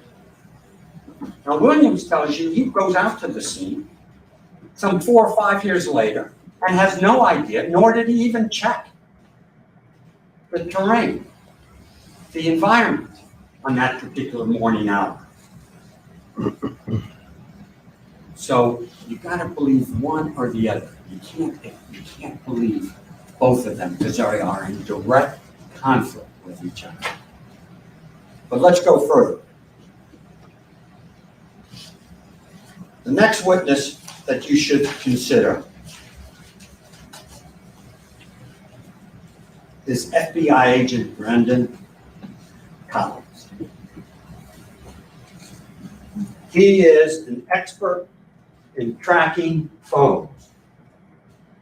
He is not only an expert in Broward County, but he's an expert, and his team have been specially trained to map phones, not only in this country, but anywhere in the world if he's called upon. They brought him in. And what does he tell you? This expert: I cannot determine precisely the location of a phone. I cannot say 100% the phone is in, and you saw the band, it looks like a banana. He says, I think it's somewhere within this area, but I can't be 100% sure. He's candid with you. And he further tells you that the call detail records are limited. And I can't tell you who had the phone at any particular time. And most importantly, he tells you in making the mapping of the phones, the FBI, the special agents, do not use two items that are on the bill.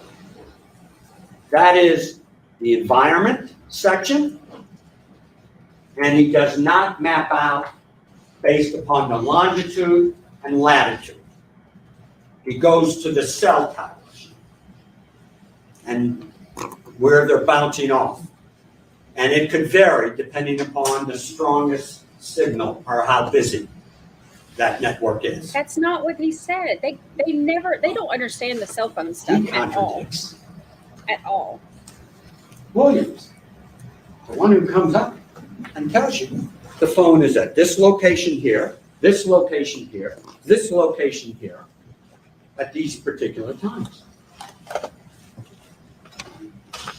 It's one or the other, folks. I suggest to you there's another conflict in the testimony.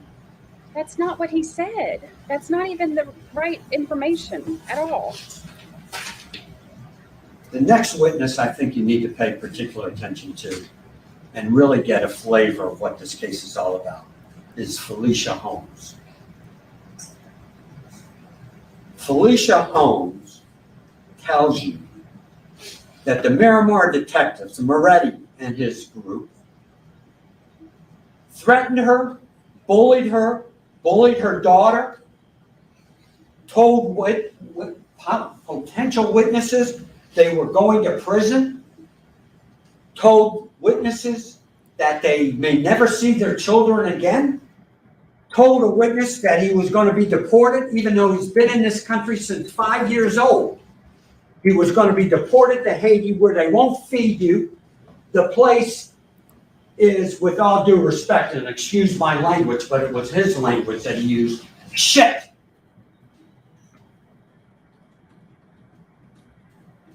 This is the great detective. This is why this kid's sitting here.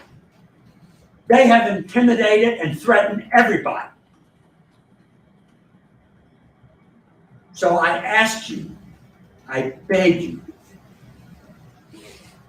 to consider Felicia Holmes, because that tells you what's going on.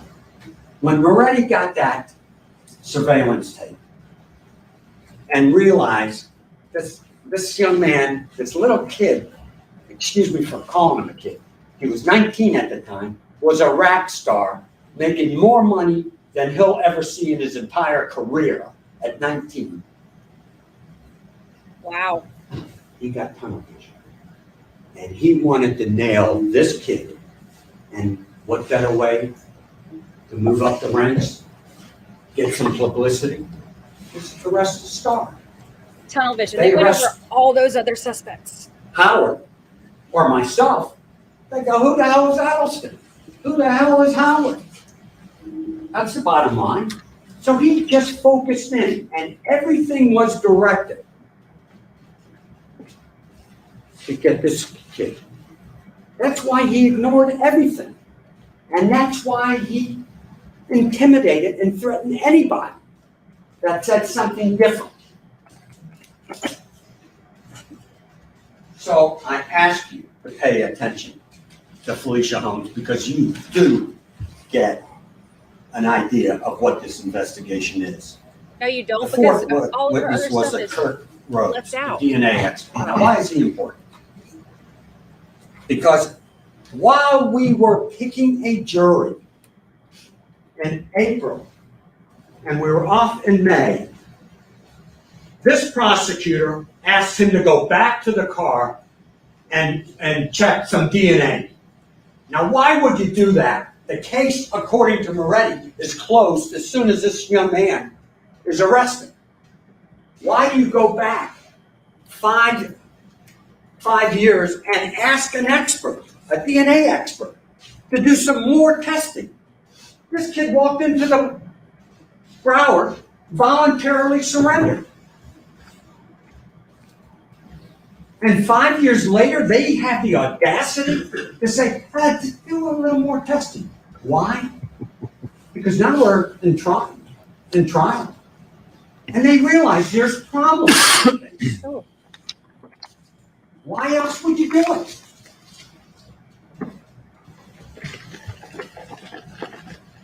Three years after this young man surrenders, they bring in Danny Polo. I call him the masked man. He came in here for a few hours, if you recall, got on this witness stand and wore a ski mask over his entire face where you could only see his eyes. They came in here. He got involved in 2022 at the request, again, of the state, the prosecutor. What was the purpose of that? The great gang expert? They wanted to link him to some gang. You know, in the rap culture, whether you want to accept it or not,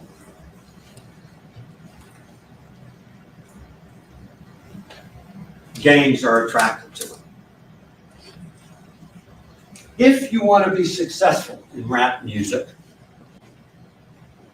you are going to pick up some of the nuances of various gangs.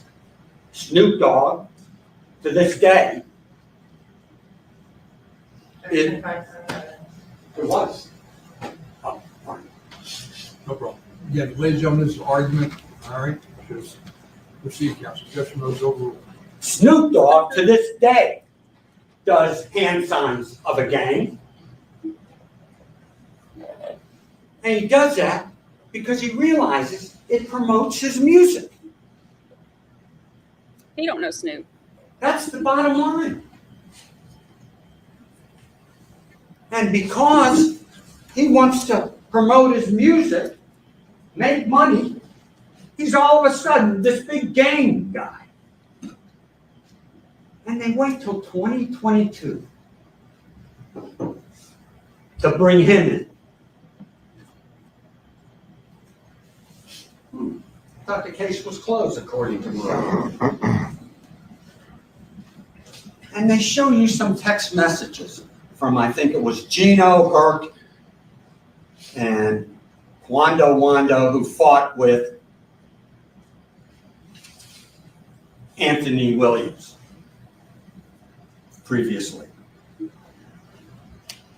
Now, certainly,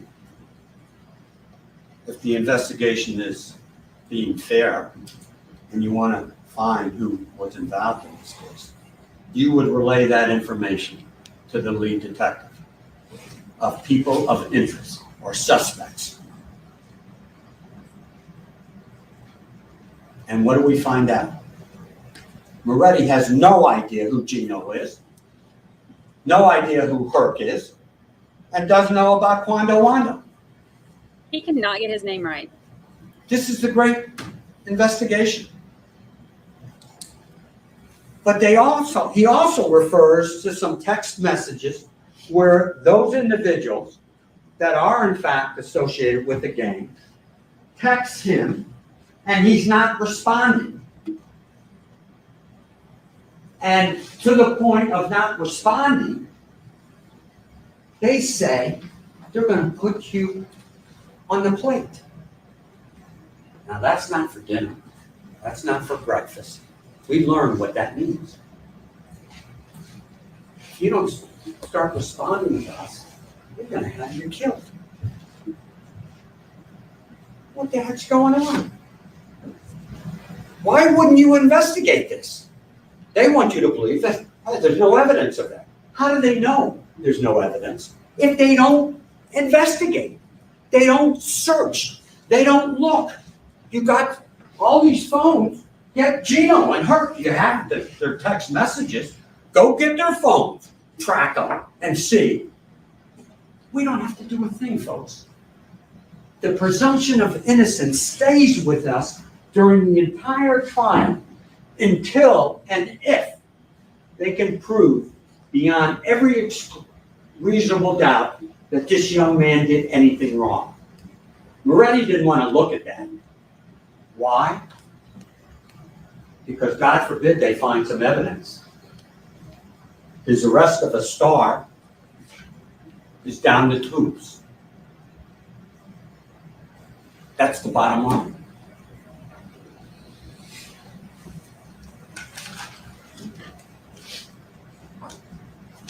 I want you to pay particular attention to Dr. McDougall and Dr. Saunders. Because those two doctors, one being the chief medical examiner of Broward County, the other one, an associate medical examiner, I think now employed in West Palm Beach, say to you that the first shot to Williams and Thomas were fatal. Deadly. Why is that important? Because according to Sergeant Williams, Thomas's injury to his hand came first. It was a defensive wound. We know that couldn't happen based upon the medical testimony. So you either have to disregard the medical examiner and accept what Williams' testimony is, or I suggest, now that you have four experts,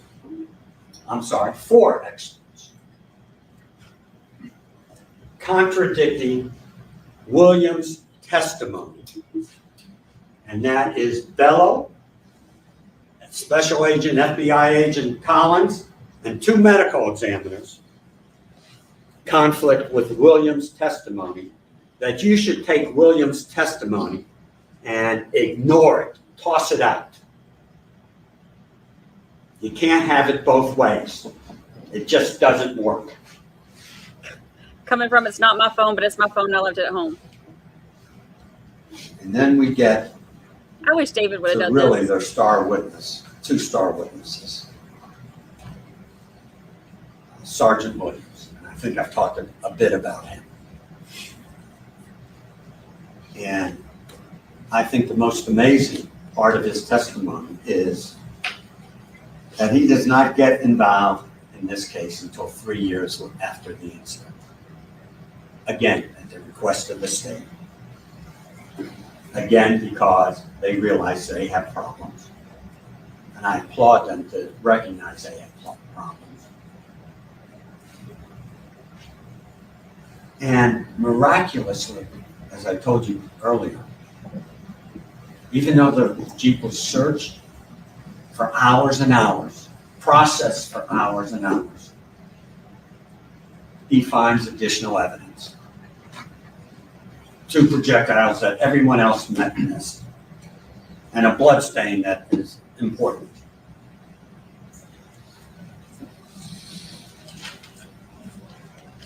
And that when he did his analysis, 2 important things occurred. He didn't go in there blindly to do any analysis. He told you that the prosecutors in this case told them that the defendant in this case was this young man. And we need you to do a trajectory analysis to put him on the scene. That's tough. Now, I suggest to you, you could have a Jolly Green Giant and a midget. And if you give them the dimensions, the height and his arm length, with this mathematical formula, you could say the Jolly Green Giant or the midget was a shooter in this case. They would either be closer to the car or further from the car, depending upon their size. If you want to do an analysis, if you want to do an investigation, if you want to figure out who the shooter is, why do you point to this kid and tell him, this is what we want? You keep saying this kid. Why do you do that? That's strategic. This is the great investigation. This is what they want you to do in order to render a verdict that could take him.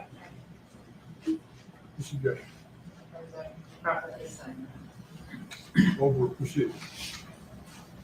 And tell him that he's going to live life in the state penitentiary without parole or being on death row.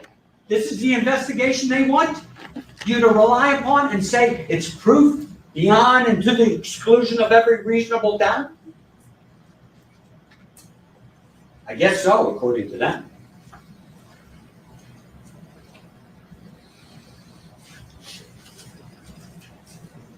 And they call Danny Benitez. Who the heck is he? He was on the stand for all of about 2 minutes. Danny Benitez gave Detective Moretti the surveillance tape from the Montessori school. You watched it. It showed, I suggest, nothing probative to implicate this young man in it. But we learned, not from him, but from Moretti, that he doesn't go to the drugstore on Miramar Parkway to check their surveillance tape. He doesn't go to Applebee's to check their surveillance tape. He doesn't go to Polo Tropical or the gas station or the bank on Miramar Parkway to check their surveillance tapes. When the car's on 184th Avenue, he doesn't go to the fire station to check their tapes, surveillance tapes. Doesn't go back to the two elementary schools, Sunset Lakes and West Broward Elementary, to check their surveillance tape because he knows it all. He knows it. How do you know it if you don't check it? How do you know something unless you investigate? We don't have to do a thing, folks.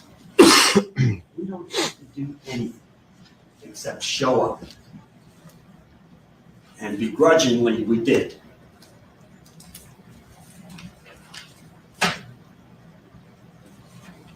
Where the Montessori school was, on Pines, there was a tractor supply company and another school.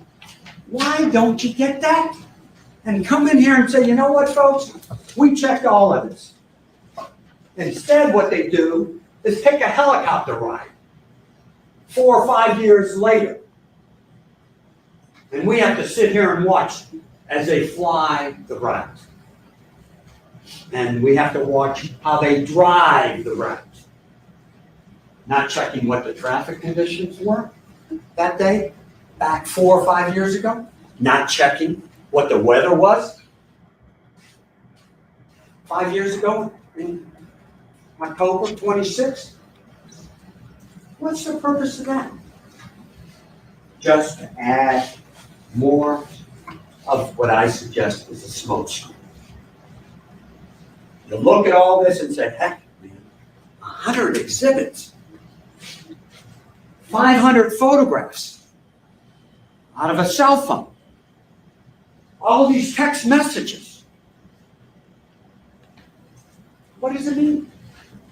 Hopefully, for the state, you'll say, hey, where there's smoke, there must be fire. And say, hey, too bad, young man, too bad.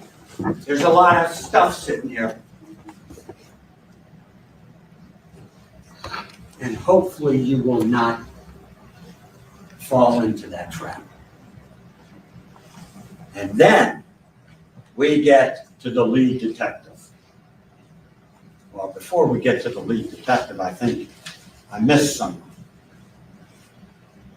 Trevion Glass, the individual who got into the red Mitsubishi. The man who is convicted of 2 felonies. Now, why is that important? Because the judge read you an instruction on some of the factors to look at in determining whether or not to believe a witness or not.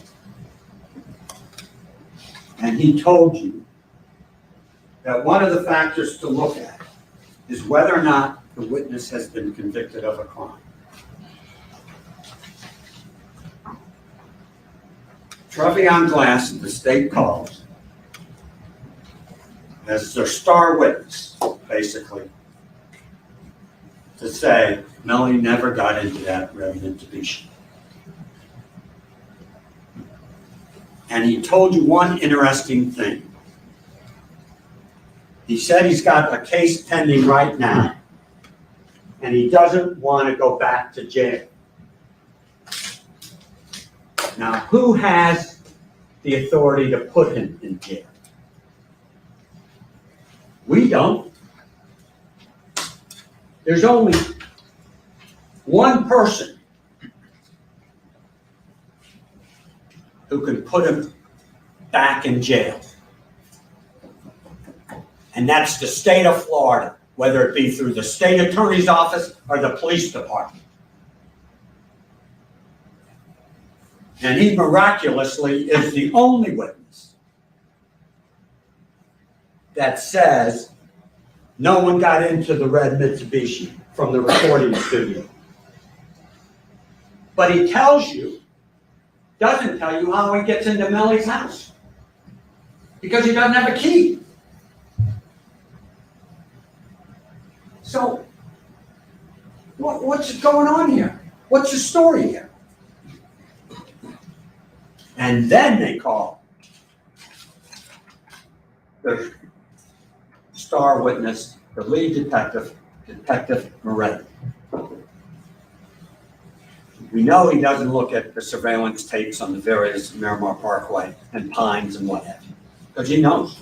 He's worked the area.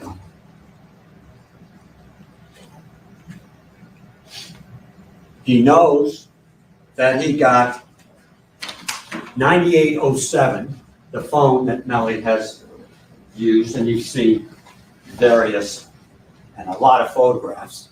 I think it's Exhibit 115, am I correct? 100, excuse me, 100. And who did they get this phone from? Detective Moretti. Jameson Francois. And certainly you asked him, how long have you had this phone? And he says, I never asked him. How convenient.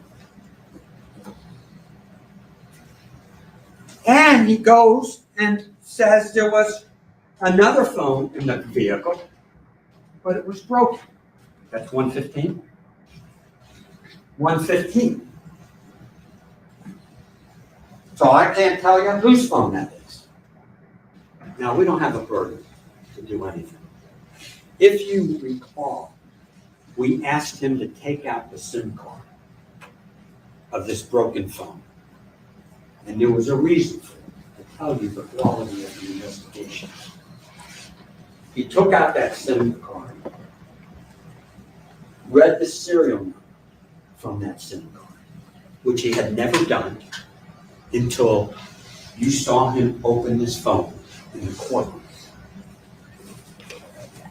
And he agreed that you can take that serial number to T-Mobile, Sprint, and what have you, and determine whose phone is, who is the owner, subscriber, and get a warrant for that phone. You've got warrants on a lot of phones. Get a warrant on this phone if you want to see what it is.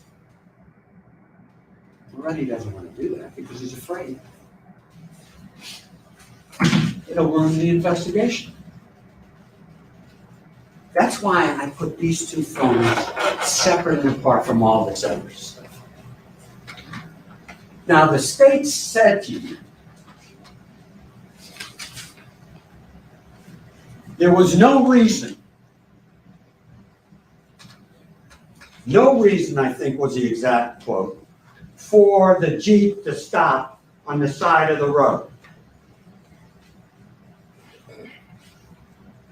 I suggest to you that as we have done periodically through this case, the reason was Objection, that's not evidence. Again, ladies and gentlemen, this is argument. Proceed, counsel. the reason was because he needed a bathroom break, just like you and I did when I raised my hand or stand up.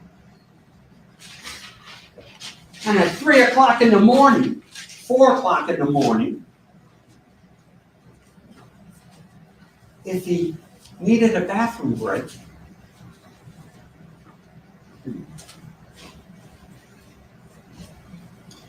in a dark highway, and you saw him carry it in his hand, he'd leave it on the seat of the car. And we know that the car sped off because there was another car waiting, the red Mitsubishi. You want to know there's no reason? The poor kid had to urinate. And the phone was in the car, but they don't want you to know any of this. That's why we had to call Adrian Davis. But let's stay on Moretti for a little while. Because they execute a search warrant on his house, his apartment, and his storage unit. They find ammunition in there. They find in the storage unit, I think, 3 holsters and gun locks. We don't know what type of guns belong to those holsters. We don't know what type of guns were the gun locks to. All we know is there are 3 guns missing based upon the 3 holsters. And Moretti doesn't even ask where these weapons are. What are these weapons?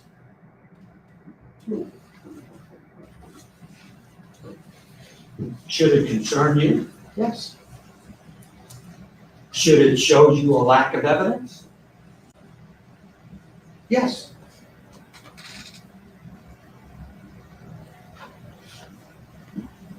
Ask yourself. They keep telling you to use your common sense. Use your common sense, please. Ask yourself why a lead detective of a double homicide would not ask Jameson Francois, where the hell are the guns? Where the hell are the locks that belong to the guns? Where are they? I suggest to you when you use your common sense, you're going to say, he doesn't want to know. Because God forbid,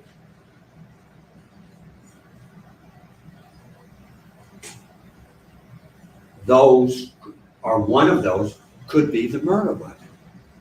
And then the investigation of this rap star is down the tubes.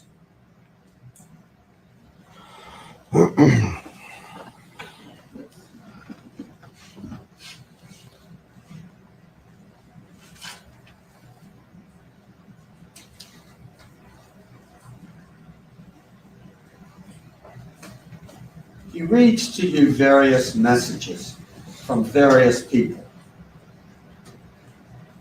But he never goes to talk to these people to see what they meant.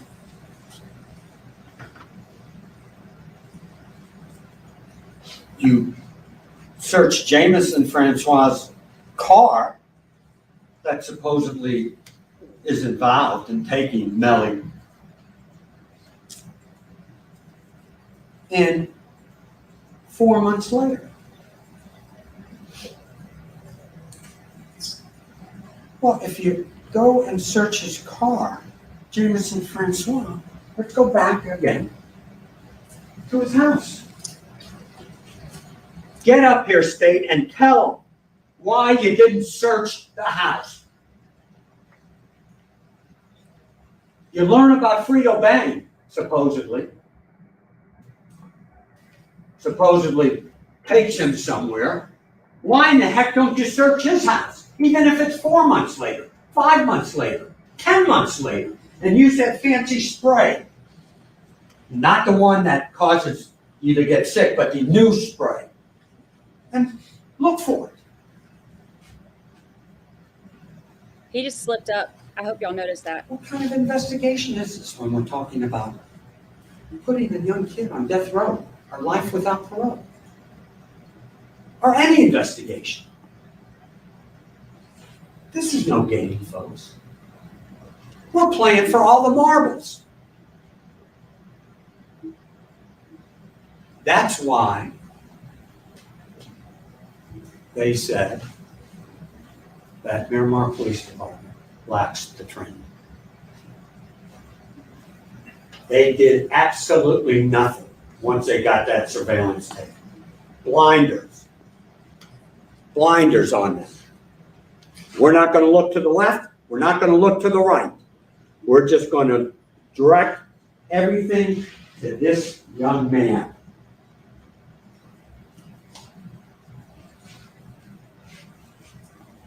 And I'm glad they admitted the suspects of 13.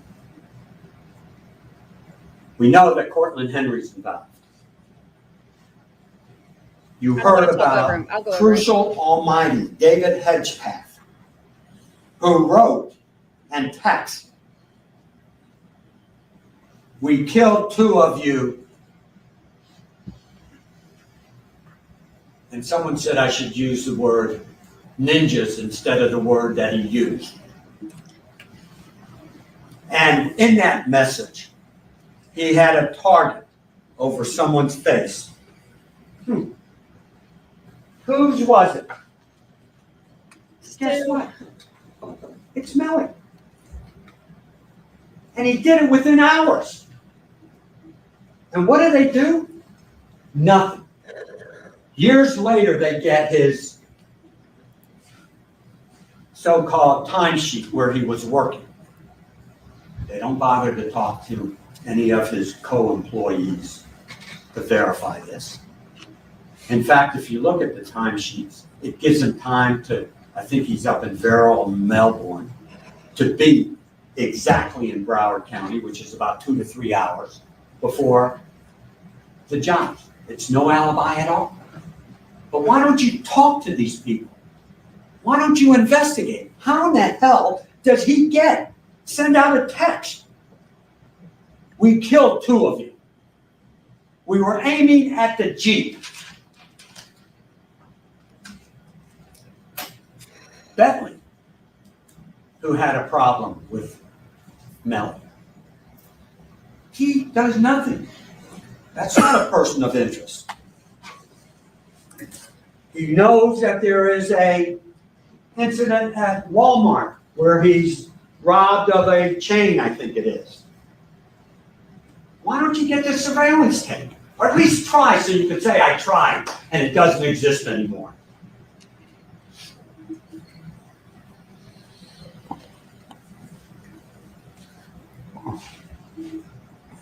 Jameson Francois with the missing guns. He's the manager who had, I think, $16 million in his account. If anyone had a motive in this case, it would be Jameson Francois, possibly. I don't know. We don't have to prove a darn thing. Why don't you at least investigate? Why don't you do the work that is required before you ask 12 of you to either put him on death row or life in prison?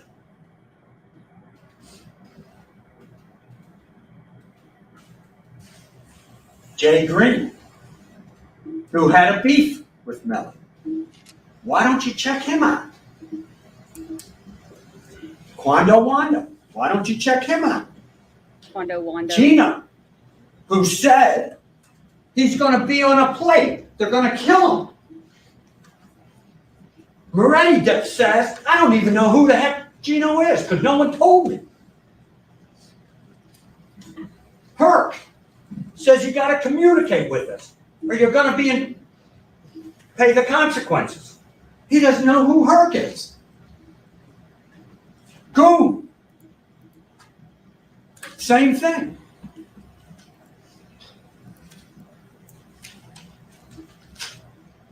And then the state rests.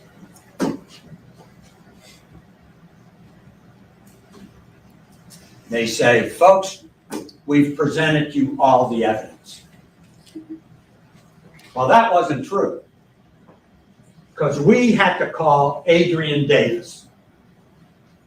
And you learned that Adrian Davis showed up in the state attorney's office and gave a sworn statement. They never told you this, we did.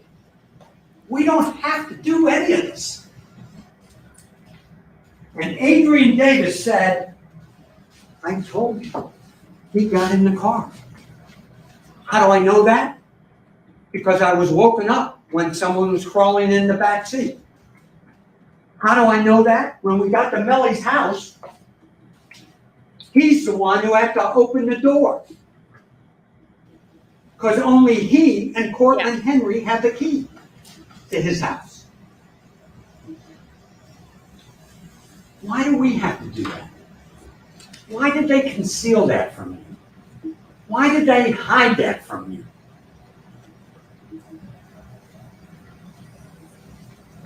I can't answer those questions, folks, but I don't have to. Other than to say, reasonable doubt.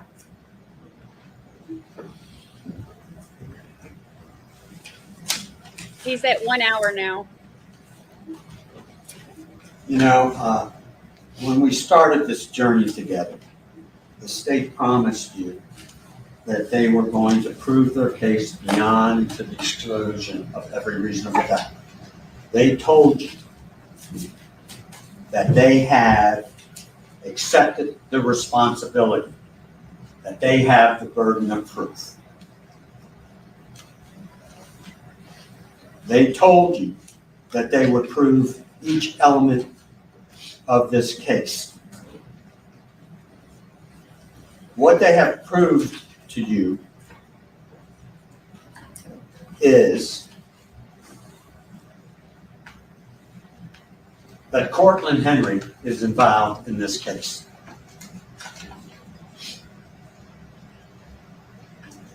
Who else, if anyone else, you folks don't know from the evidence. They tell you and play you a video where Melly appears in Cocoa Beach that afternoon. Well, as AD told you, there was a contract and people were going to lose a lot of money. And he happens to be at the tender age at that time of 19, a professional. And we all know, and unfortunately, probably a lot of us have had to do something while we are suffering an illness or a death in our family. What does that prove? Absolutely nothing, other than at the tender age of 19, this kid, I say kid, I shouldn't say that, this man, young adult, is a professional. They say because you didn't show up at 1 or 2 jobs, then what the heck? They have no idea what the contract was. They have no idea how much money was involved. They have absolutely no idea. Why? Because there was no investigation. Play this. And they want you to believe that he's a cold-hearted murderer. When quite to the contrary. You saw the tapes. You saw that he's a nice young man and a professional. Folks, the worst thing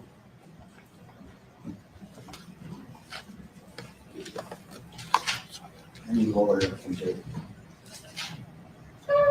is sit and see a misjustice, no matter what side of the fence you're on. Especially when you're talking about a 19, now 23, 24-year-old kid. Man, young adult. To me, he's a kid. Because I have children older than him. Stay. The worst thing you can do is sit and see a misjustice. And we have sat here for months, starting in April, waiting to see the evidence. And I suggest to you right now, you should have more questions than when you were selected as jurors as to what really happened. And there was a gentleman who recently said that our system of justice is broken. I don't believe that. But it got on TV and it was all over national news saying, I think our system of justice is broken.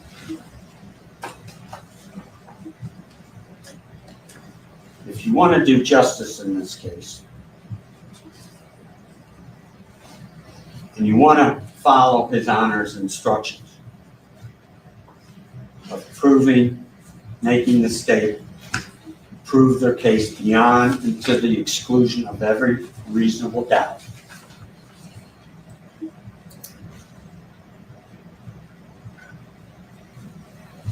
you will go to the verdict form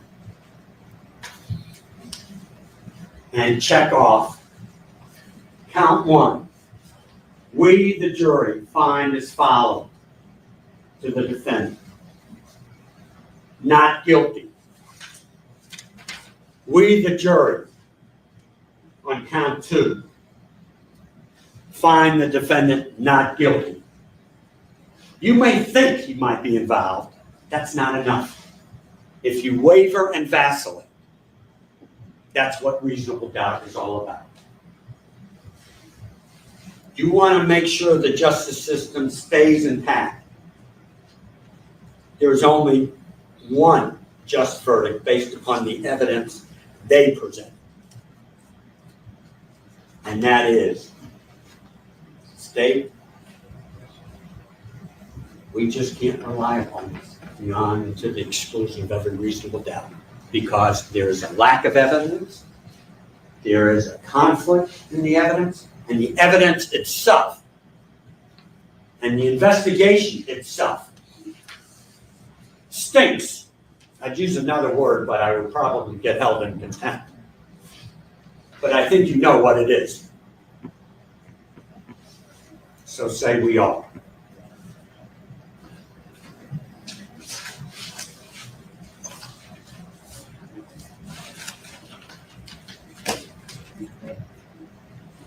Council, thank you. Then we're going to take a short recess. The case is not being turned over to the deliberations at this time. Remember the admonition, you are not to discuss the case, don't form any opinion about the case, don't allow anyone to discuss the case in your presence, so no research, just leave your notepads and your jury instructions on your chair. Thank you. Disgusting. Cece says disgusting. So we've got a little less than an hour left for rebuttal.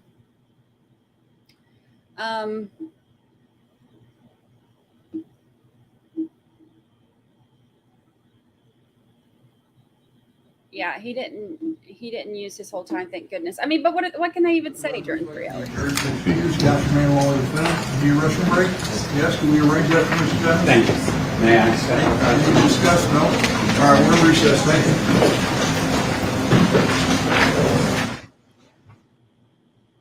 All right, so while they're in recess, let's do a poll, and then we'll go over some of the stuff that that he said.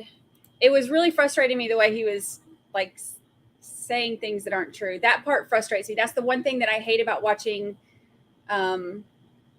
closing arguments, because like when they, since this is considered an argument and not evidence, they just say what they want basically.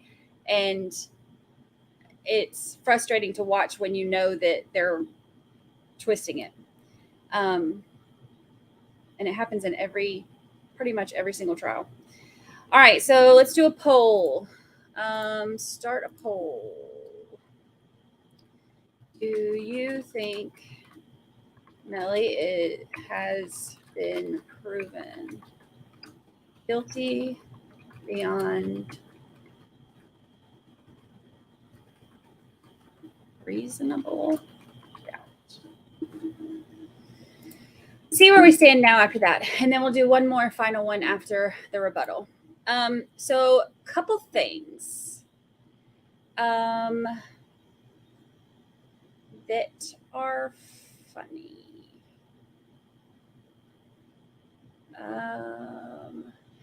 The slip up. I don't know if I put it in comments. I don't know if y'all noticed. So the slip up, when he said that they subpoenaed the car, the Trax car, and he said, let me see exactly. I made a note of exactly how he said it.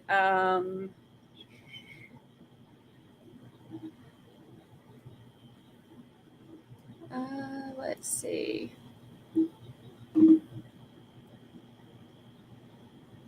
Oh, I went up too far. He said the car was involved in taking Melly, and then you notice he stopped, and he was like, and then he like trailed off, and he, changed courses on that sentence. That's because the jury doesn't know that car was involved in taking Melly to the scene the next day. The only thing they were allowed to present was the cell phone evidence showing that Melly went to the scene the next day and that Track went to the scene the next day. But the jury didn't know. They weren't allowed to know that Track took him to the scene in that car. So it's not something the jury was allowed to know. And he slipped up, and he said that when he was talking about how they got this subpoena and this subpoena, but they couldn't get this one. And, they got a subpoena for Track's car because it was involved in taking Melly. And then he's like, abort mission, and then redirected. So I thought that was interesting. It's one of those things that the jury will never understand. Well, they will, I'm sure, once they get out and find out that information. But they would not have picked up on that because they don't know that. They don't know that Melly or that Track picked him up the next day and took him to the crime scene. They don't know that. All they know is that both of their phones were at the crime scene the next day. So, it's one of those things that they didn't, they won't pick up on it because they don't know any different, but I picked up on it. And you could tell that he realized what he was saying. And like stopped. Alrighty, so let's look.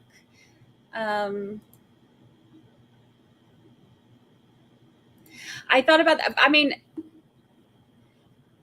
probably not, because he stopped halfway and, didn't finish the sentence. He didn't, he said, so they probably can't, but I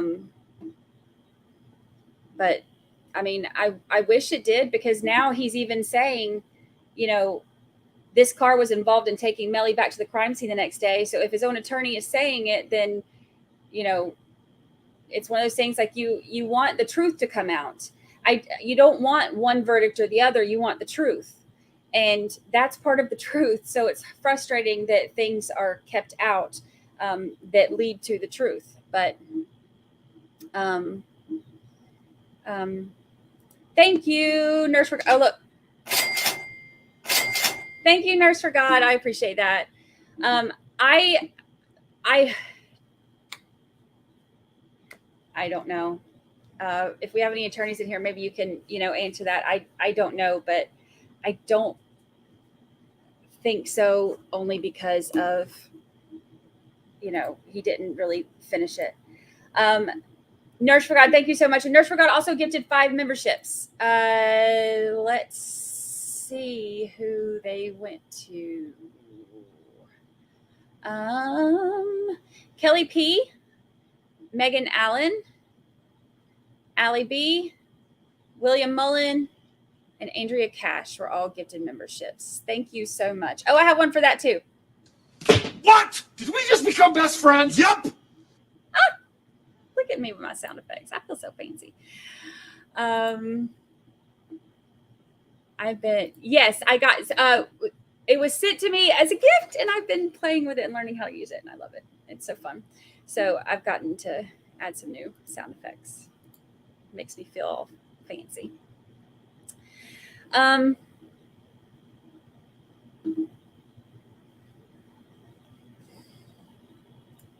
Let's see.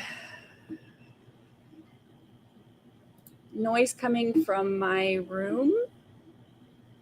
I have no idea.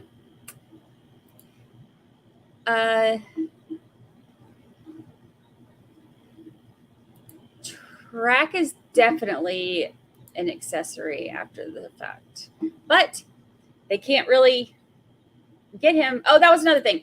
So Stu was talking about, the guns, and he made a big deal about the guns. Look, I get to use it again. Thank you, Jessica. Look.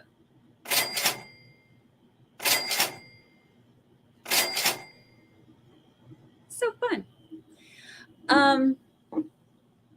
So thank you for the super sticker. I appreciate it. And giving me another reason to use my fancy new stuff.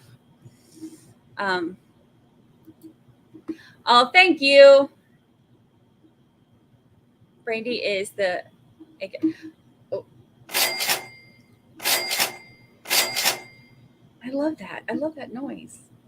Thank you for the super sticker, super chat. Thank you. Y'all are the best. Oh, look, now.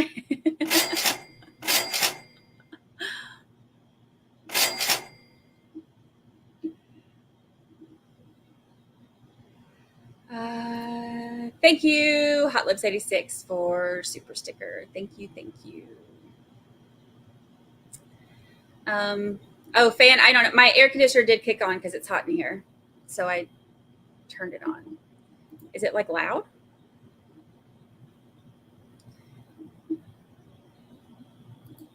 Yeah, you could see it on my face. I can't ever hide my face.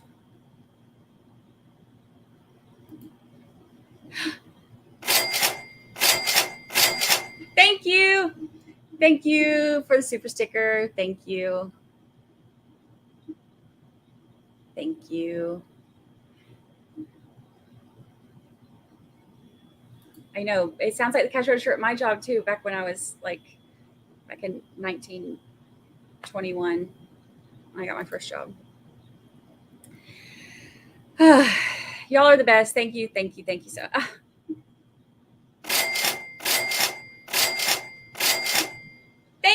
you, Coach Brooksy. Thank you for the super sticker. Thank you, thank you, thank you.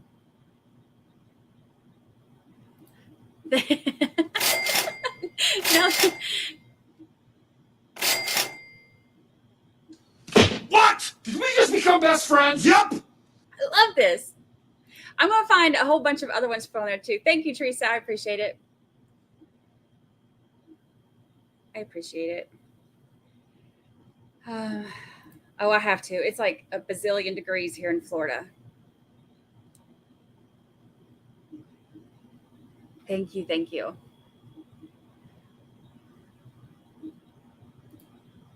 Thank you, Regina.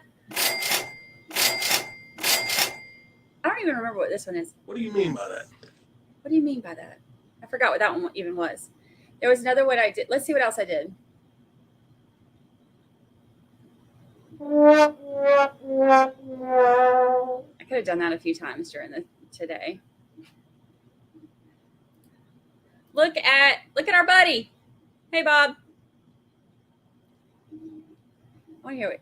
The Bloods, that it was something that he had to do in order to become an official member of the Bloods. So, I mean, that they're kind of trying to push two narratives there and hoping that one of them sticks. I think that could be problematic down the road. Fanon, what did you think about the defense? I don't need to listen to anything else.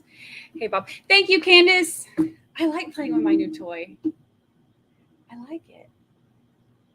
It's fun.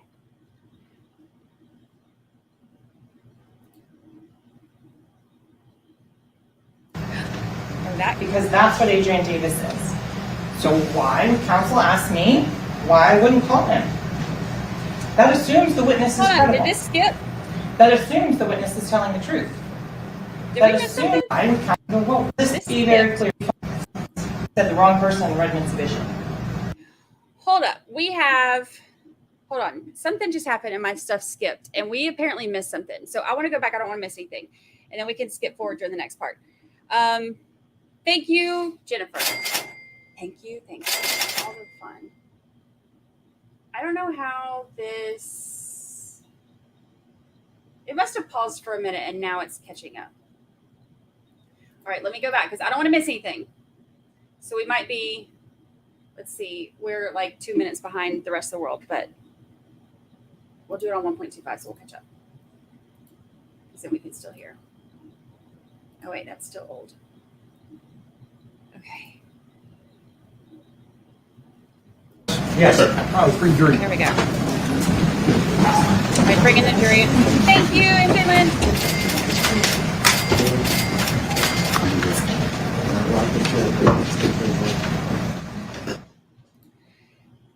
Thank you.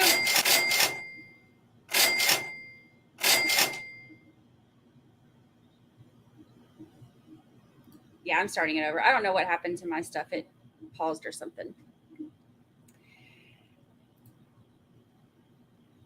I got it on 1.25. The counsel is the state attorneys, as well as ladies and gentlemen, the jury. Ladies and gentlemen, this is the state opportunity to address you, to refer to a rebuttal argument. Please, all right, here we go, rebuttal. Counsel the same person and attention to previously displayed. We were having too much fun. I don't know, I couldn't see that. You heard an hour and 10 minutes of speculation. You heard an hour and 10 minutes of asking the state to do something I'm not allowed. I'm not allowed to testify. I'm not a witness. So why the personal attacks on me? Why getting upset when there's a mistake that was caught? Just like defense counsel made a mistake and Ms. Liberty quickly brought it to his attention that he said the wrong person read Mitsubishi. There's a reason why there are multiple layers in place, why there are piece after piece of evidence that shows this defendant did that. Let me start in the back seat of that Jeep. How do we know the defendant was the one there with that Apple iPhone, not that LG? Well, here's a pretty good clue. That's an Apple phone charger going to the back seat right there, not an LG. And also, ladies and gentlemen, you know that LG phone wasn't working on October 26th of 2018. Multiple witnesses testified that it was an inoperable cell phone. So let's be very clear on that. Let's talk about Adrian Davis, AD. Adrian Davis The problem is, it's not an individual picture. It's the totality of the circumstances, multiple layers. I'm skipping. Why there are piece after piece of evidence that shows this defendant did that. Let me start in the back seat of that Jeep. How do we know the defendant was the one there with that Apple iPhone, not that LG? Well, here's a pretty good clue. They'll start tonight, probably, this afternoon. That's an Apple phone charger going to the back seat right there, not an LG. And also, ladies and gentlemen, you know that LG phone wasn't working on October 26th of 2018. Multiple witnesses testified that it was an inoperable cell phone. So let's be very clear on that. Let's talk about Adrian Davis, AD. Adrian Davis seems to be a part of this puzzle. Kind of looks like the other puzzle pieces, kind of looks like it might fit. But then when you put all the puzzle pieces together and you start looking and comparing it, you go, well, none of the other ones are bright red like that. It kind of sticks out like a red herring. Because that's what Adrian Davis is. So why would counsel ask me why I wouldn't call him? That assumes the witness is credible. That assumes the witness is telling the truth. That assumes that Adrian Davis's testimony is consistent with every other sworn statement, deposition, and trial testimony in this case. If the witness is not credible, this is normal, and doesn't agree with any other piece of evidence in the case, I'm not going to call him.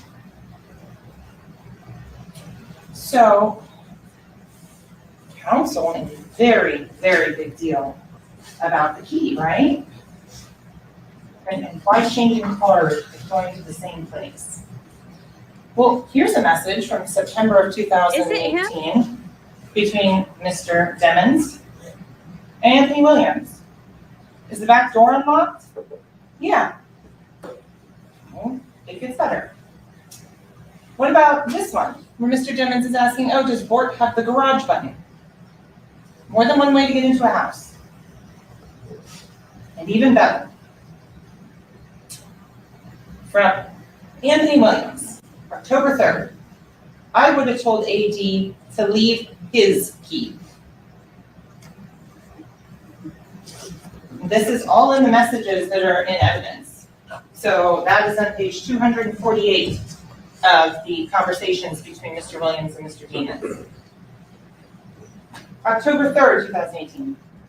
Tell AD to give you the key. Adrian Davis had a key. There's no question based on these messages. You're going to make the argument, know the evidence. Because that is clearly contrary to all of the evidence on that. So, AD had a key. That's that community phone everybody used on that. I agree that the 9807 phone is accurate because it doesn't have any emotions, feelings, can't be paid off, it can't be in any way, shape, or form changed. It is what it is. So, to make sure that we're clear on all the aspects of the jury instructions, and Ms. Smith, would you kind of to turn that on?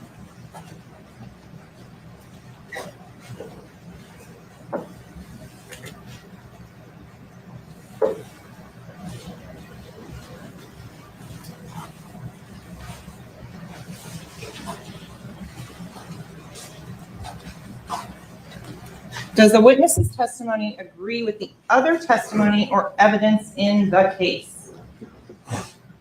Counsel wants you to look at each piece of evidence individually. The problem is it's not an individual picture. It's the totality of the circumstances. Because if you look at each individual piece of evidence, what are the odds? Ask that question. What are the odds that Mr. Demmons got into that back seat, that all the fatal shots came from that back seat, that they then go to his friend's house, Frito Bang? You saw the picture, it states 62, they're hanging out. What are the odds that each and every single piece of evidence is stacked up trying to implicate him? And let's be very clear. There are attacks on Detective Moretti on that. Asking he's trying to better himself or further himself. Detective Moretti testified he's a detective in the Homicide Bureau today, just as he was 5 years ago when this case occurred. To say that a man who spent 20 years in armed services in protection and furtherance of his country cares about publicity? There was no impeachment. There was no articles or news things on that. No, Detective Moretti is here fighting on behalf of Christopher Thomas and Anthony Williams, the two young men, kids, that were murdered. And let's be clear, calling someone a kid, anything like that, is a play on your sympathy. And ladies and gentlemen, you agreed when we sat down for jury selection that sympathy would not come into play. That you would look and base this on the facts and the evidence. And ladies and gentlemen, I submit to you, you have that. Let's talk about some of the suspects quickly. First of all, they bring up that Danny Polo mentions that and taught you that what goes on a plate. So let's be clear, Danny Polo is good to tell you and teach you that term, but when he says fire, you're not supposed to believe him. Which is it? You either believe or disbelieve. Danny Polo is a detective with tons of experience in this particular area. He talked about listening to wiretaps, reading all of these communications. They were talking about a gun. It's very clear from the context.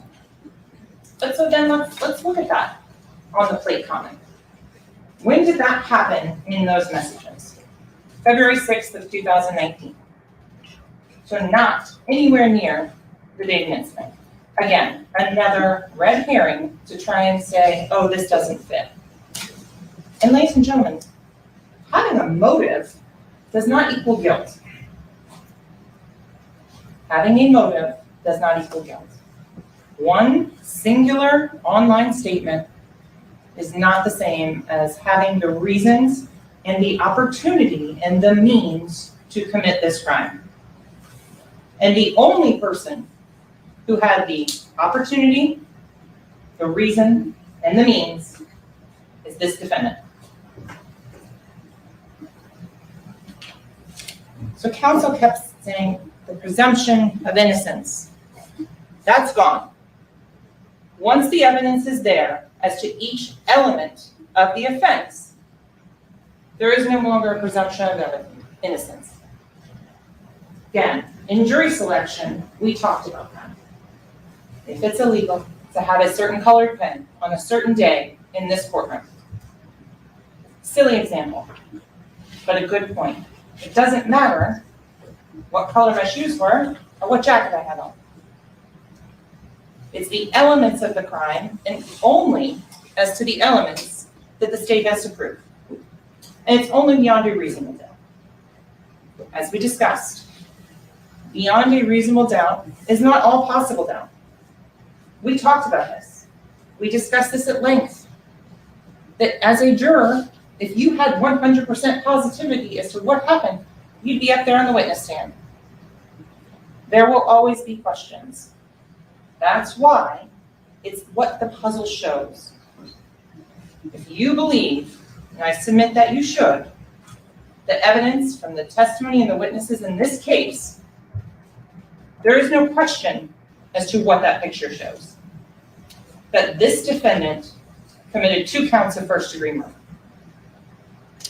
So one of the things I want to make sure that you understand, ladies and gentlemen, is you will have the opportunity, because this has been many, many days.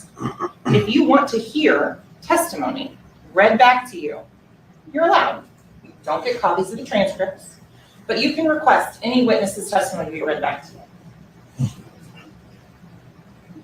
Look at Adrian Davis's. Not once did he mention anything about a pee break. Never came up.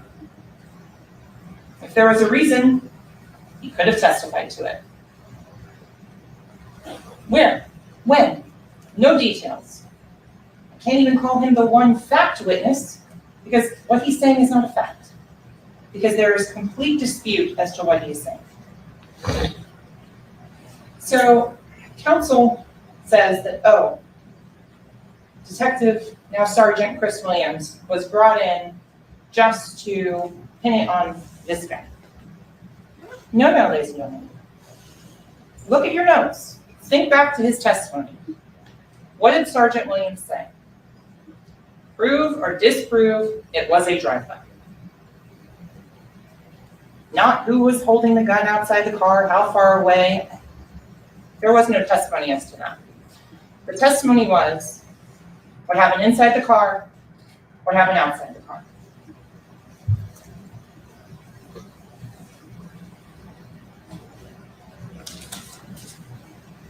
And if there's no dispute that a murder happened, 2 murders, why are the cross-examination on meaningless details? Why? Ask that. So, again, we've talked about the phones, and even defense counsel says the phones are reliable. They're that digital leash that we talked about, that you go back for when you forget it. And there's no evidence whatsoever that supports this, oh, the phone was left in the car theory. There's none. Phones don't send messages and walk 1,300 steps by themselves. There's no evidence whatsoever that anybody else got in that Jeep. What the evidence does show, the defendant was consistently in that Jeep, and that Jeep never stopped during that whole course of travel until it got to the edge of the Everglades. The edge of the Everglades, where there's no witnesses, where there's no cameras, where they can stage a crime scene to try and get away with murder. So, counsel talks about the verdict form. So, you're very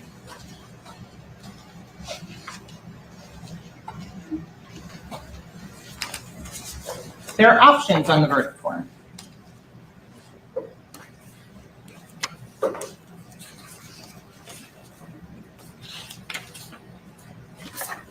Including a lesser included offense. What does a lesser included offense mean? A lesser included offense is the smaller felonies that make up murder in the first degree. So in this case, the lesser included offense would be manslaughter. That, as you learn from reading the instructions, is without the premeditation. That is negligently playing with a firearm and shooting someone in the back of the head. That's not what you have in this case, ladies and gentlemen. You have a planned execution of Anthony Williams, and then the same as to Christopher Thomas. Reasonable doubt is just that. It has to be reasonable. It's not beyond all possible doubt.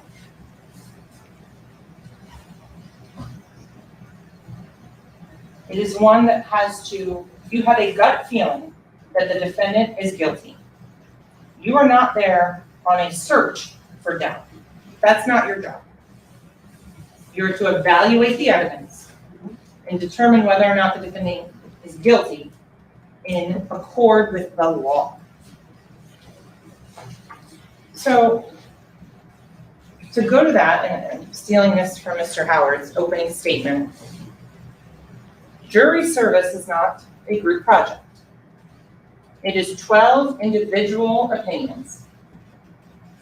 So if you have been convinced beyond a reasonable doubt that the defendant is guilty of first-degree murder, you don't have to acquiesce to a lesser. If one person is not following the law and is not upholding their jury service, one person saying not guilty, that doesn't mean that's a verdict of not guilty. Mr. Adelstein answered that question for one of y'all during jury selection when he was asking questions. If you have an abiding conviction of guilt, the only appropriate verdict in this case is guilty of first-degree murder on 2 times.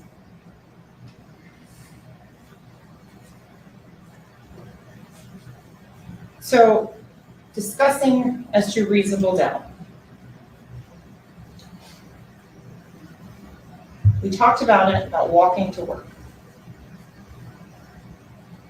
Is it possible to walk here from Miramar if you live out there? Possible, but not reasonable. The simplest explanation that makes the most sense, that takes the fewest leaps, is that this defendant killed these two individuals. The why? Don't have to prove that, but I've given you options, and the evidence has given you options.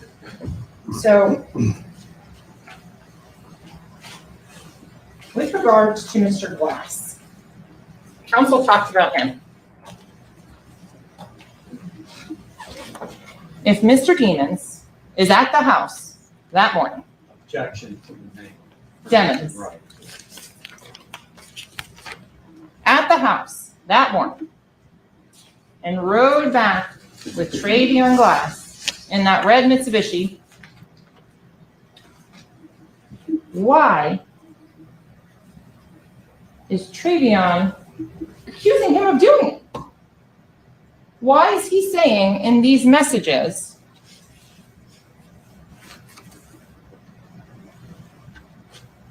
how would they ever think I did something like that?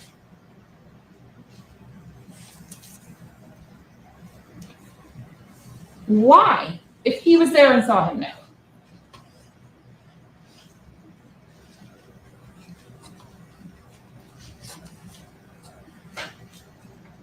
So defense counsel talked about Brendan Collins. But I want to make sure it's clear for ladies and gentlemen that there's two different types of information. Brendan Collins testified that those other location points can be corroborated with other information. Surveillance video, things like that. So he's saying he's not using them because he's just doing the timing and things. Not that they aren't reliable, not that they aren't accurate, just that that's not what he uses. That was his testimony. In addition, counsel was trying to say that no, things can be changed because of the signal strength and it's things in between the phone and the tower. No, that is on the phone side, not the network side. This is looking at what the network sees when Brendan Collins is testifying. So ladies and gentlemen, you can go and you can compare the various evidence and the exhibits yourself. These will all be sent back with you as you deliberate.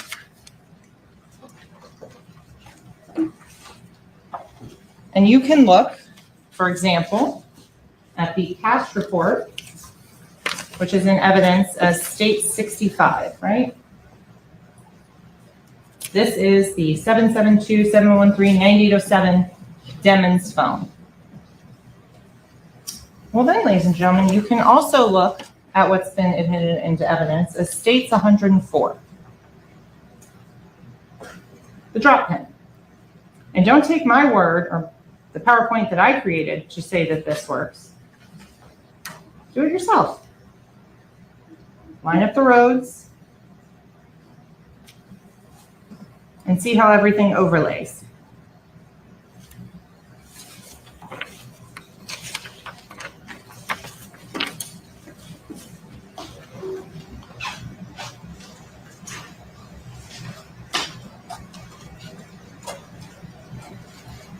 Defense counsel says George Bello, his testimony is he can't give you an exact range or distance from them. And that is correct. He said that for a specific gun.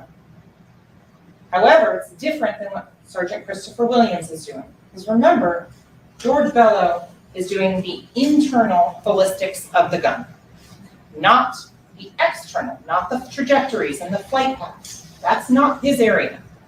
That is separate and apart.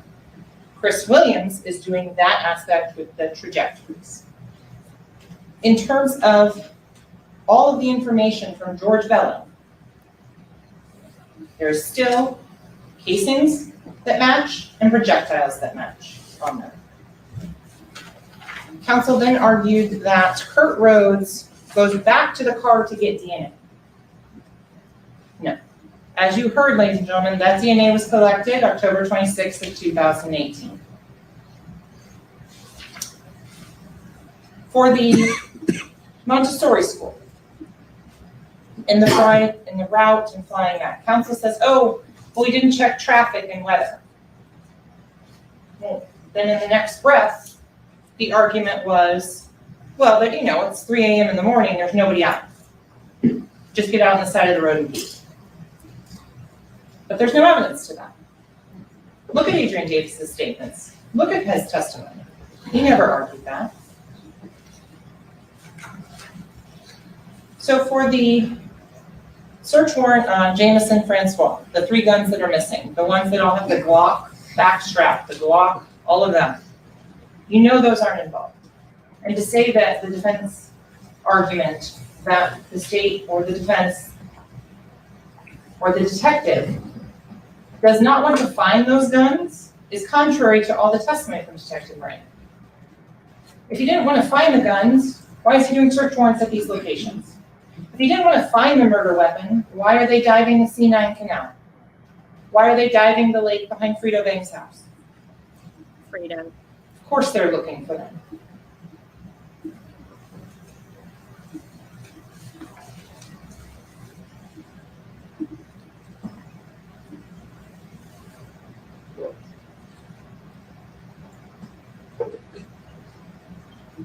When you're looking at and saying, oh, he's a professional. Ladies and gentlemen, the message was very clear where he missed a show to have his hair braided. He told his mom, it's okay. Stop being all upset. It's track again. To go through a trauma like that, to shoot a video on someone's cell phone, and watch the cell phone video. I'm not talking about the Facebook Live one. I'm talking about the professional. They're using a cell phone to shoot a music video.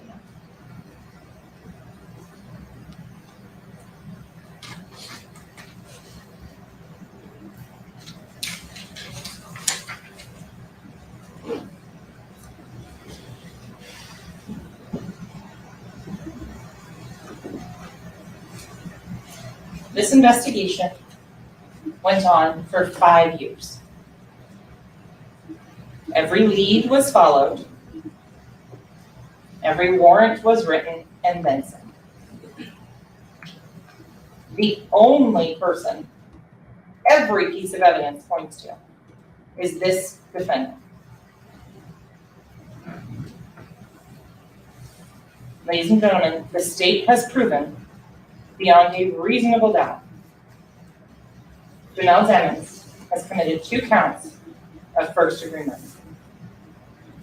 Thank you. That's a wrap.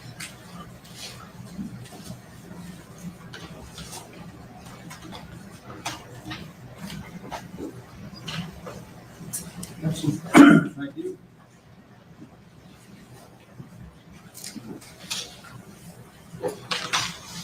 Ladies and gentlemen, we're back on your instructions on page 34, 3.13, submitting case to jury.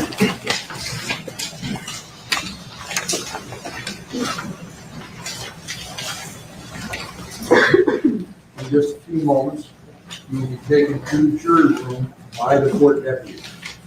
The first thing you should do is choose a foreperson who will preside over your deliberations. The foreperson should see to it that your discussions are carried on in an organized way and that everyone has a fair chance to be heard. It is also the foreperson's job to sign and date the verdict form when all of you have agreed on a verdict and to bring the verdict forms back to the courtroom when you return. During deliberations, jurors must communicate about the case only with one another and only when all jurors are present in the jury room. If a juror goes to the restroom, the deliberation should stop until the juror returns. You are not to communicate with any person outside the jury about this case.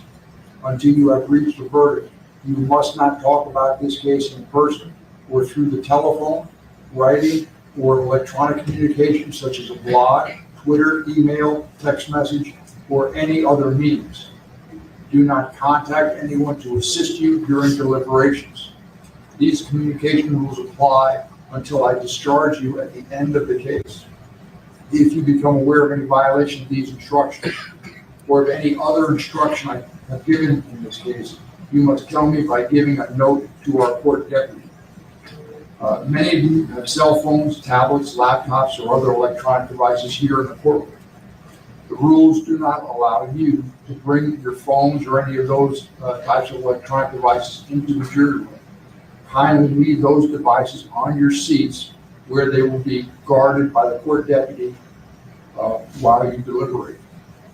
If you need to communicate with me, send a note to the court deputy. If you have voted, do not disclose the actual vote in the note. If you have a question, I will talk with the attorneys before I answer, so it may take some time. You may continue your deliberations while you wait for my answer. I will answer any question, if I can, in writing or orally here in open court. During the trial, items were received in evidence of exhibits. You may examine whatever exhibits you think will help you in your deliberations. These exhibits will be sent into the jury room with you when you begin to deliberate.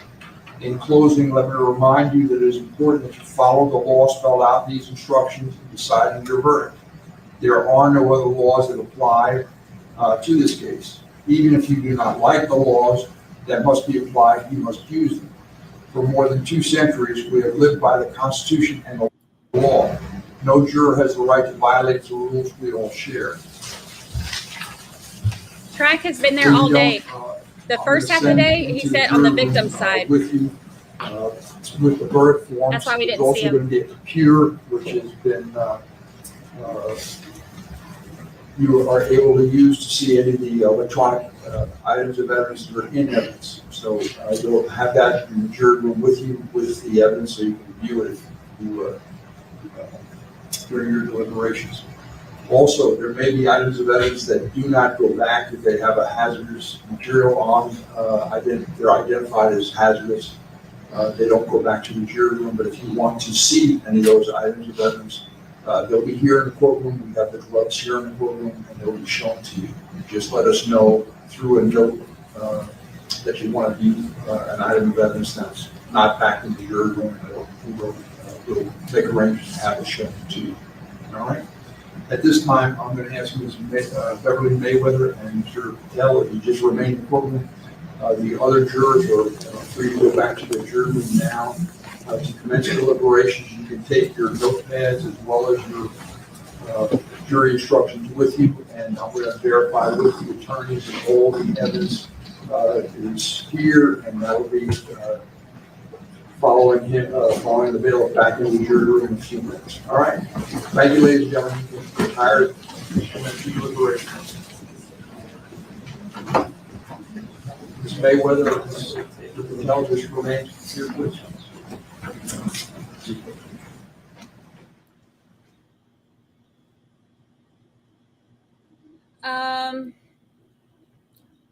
So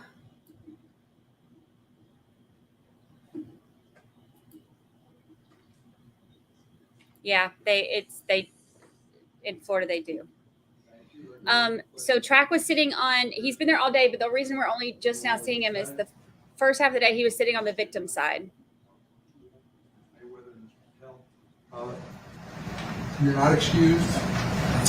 You don't, unfortunately, as an alternate at this time, you're not going to go back in to deliberate. We may or may not need you to come back. We have your information. So you're not being excused. The admonition I gave you previously remains in full force and effect. You are not to discuss the case. Don't form any opinion about the case. Don't allow anyone to discuss the case in your presence. Certainly no research. There may be things in the media. You're not to look at those things. Just turn it off. All right? We very much appreciate the fact that you're here and willing to serve. But at this juncture, you're not excused. We'll hold your notepads here, and we're going to contact you if need be. All right, ladies and gentlemen? All right? Could you escort them out? Thank you. Yes. Just give your notepads to the bailiff, please, and she can secure those.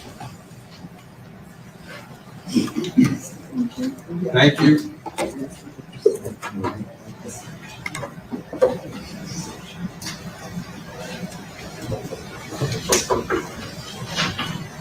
All right, let the record reflect the two alternates are now also have been excused from the courtroom. Counsel remain along with the defendant. Anything to discuss, counsel? No, sir. Mr. Devens? Need the restroom? You're more than welcome to use the restroom. We'll arrange for that. If you like how everything went, the presentation your attorneys made, satisfied? All right. Thank you.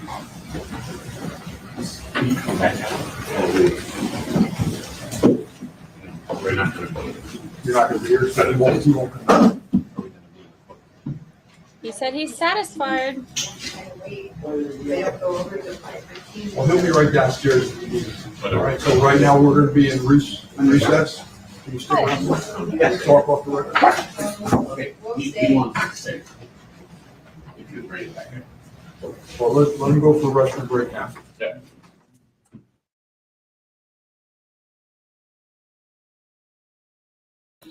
Lucy's barking at somebody in the hallway. Okay, I can skip forward now because Okay, we have to take. goodness gracious, because we were like 2 minutes behind. So I believe I'm trying to find the timer thing so we can do our verdict watch timer, and I will get the eyebrows. We will do the verdict watch eyebrows because now it is, new tradition. Oh, now I know why she's barking at people. They're loud out there. Goodness gracious. What time is it? 2:30 here. People coming in off the beach drunk. I'm not really sure how long they're going to go. They kind of do a different, but I'll say that they do it different for every court. But with them being sequestered, I'm sure it's going to be, late. I'm trying to find, if the verdict is reached tomorrow, then we'll be there to stream it. They basically will give a different amount of notice. We'll find out how much notice he gives, how much notice they're giving. But once they reach a verdict, they give you a certain amount of time. Like with Lori Vallow, it was like an hour. With Travis Rudolph, I think it was like, Trey, you're still in here, aren't you? What was it, like 30 minutes or something? They didn't give long for that one. I am extremely happy this trial is over. I'm so sick of this one. I'm sick of the meanness that has come from this one, and the death threats. They had to be in the hotel by 5:15.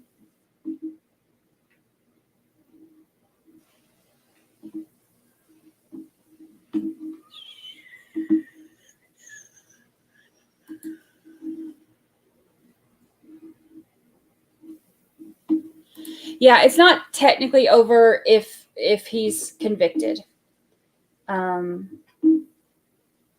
because there will be that phase. But It's been 84 years. Literally. Okay, so yes, I have had threats.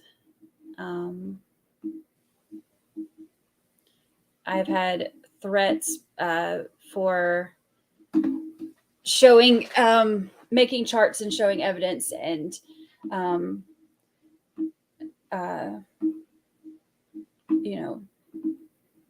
using my brain. What's funny though? If y'all remember when we started this trial, do you remember when I told y'all, like I said, this is strange for me because he was the same age as my son when this happened. So I don't know if you, like, for some of y'all that were in there and whoever wasn't or whatever, but you might remember me saying, like, we need to go into this looking at it as if, like, think of like the one person that you think would never do this. There's no way you would believe it. You have to prove it to me for me to actually believe what you're saying. And I said, we should all go into it looking at it from that perspective. And as time has gone on over the past however many weeks, I've said, okay, things aren't looking good as far as evidence goes. But of course, when you're hearing just the evidence, that's what's going to happen. And, as things have gone by, that case that they've built has gotten bigger and bigger. And my opinion on guilt versus innocence has evolved over time based on what they've given us, and then my own, research and stuff that I've done, and pulling all the court documents and stuff like that.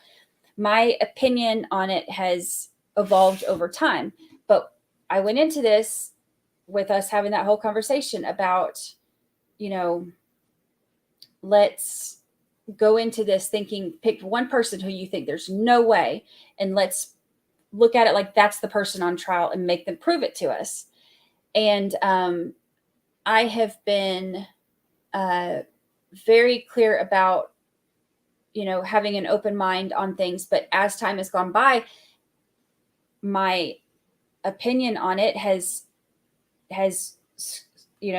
steered one direction, because all of the evidence is steering one direction and there's nothing else to steer me in the other direction.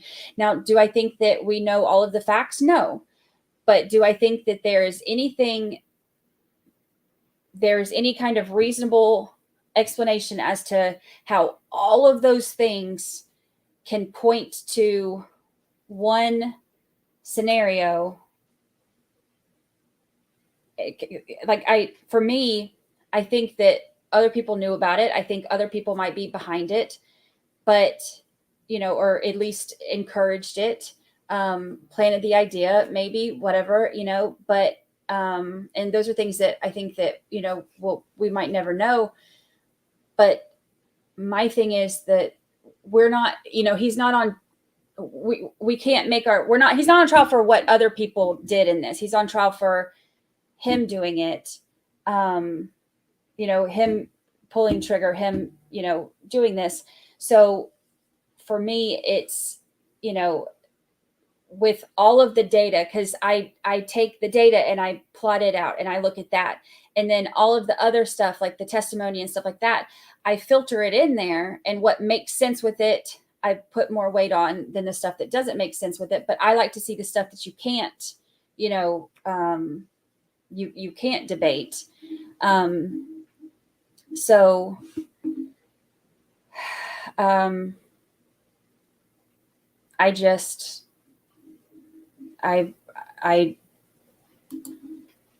There's nothing, there's no reasonable, and y'all, I've tried, how many times have I come on here and said, like, send me your theory, send me something that still works with the evidence. And I haven't been able to find anything that still works with it. Oh, I just showed Stu for a second. Right now we're at 14 minutes and 28 seconds. So yeah, for me, I have reached the guilty verdict because I have done everything I can to find another reasonable explanation, or to find, reasonable doubt, and reasonable has to be reasonable. And I haven't been able to find anything.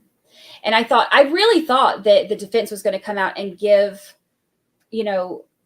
us some information that would, because I wasn't expecting the defense to come out and make me think he's innocent. I know he ain't innocent.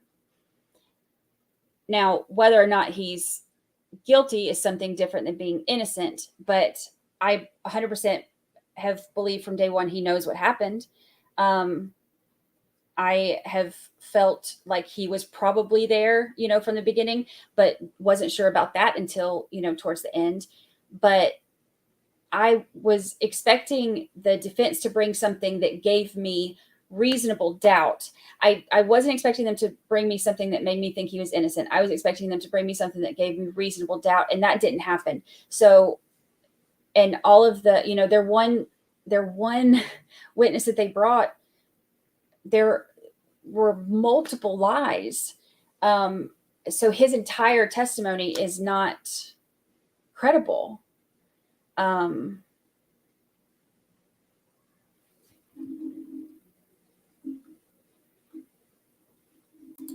They just showed that text. I don't know if you saw it. They just showed the text where they said AD has a key.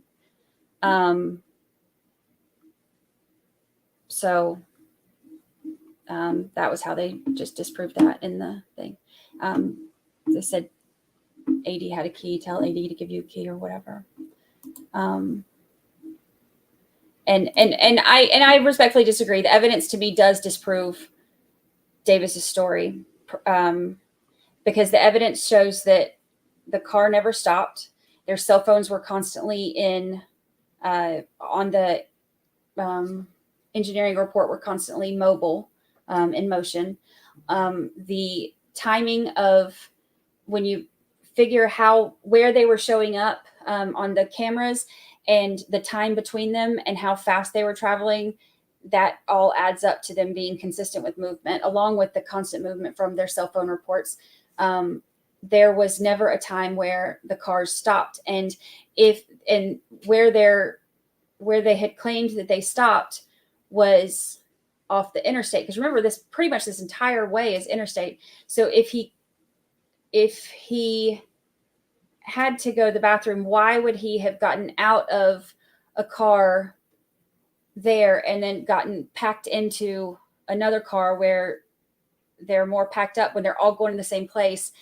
None of the phones in either of the cars show that they stopped. If they would have stopped where they said, then they would have had to get off the interstate, enough for him to go do his whatever he was doing and then get into the car and then get back on the interstate. And none of that is what the evidence shows. And so, yeah, all of that was disproved. Proven to not be true. So,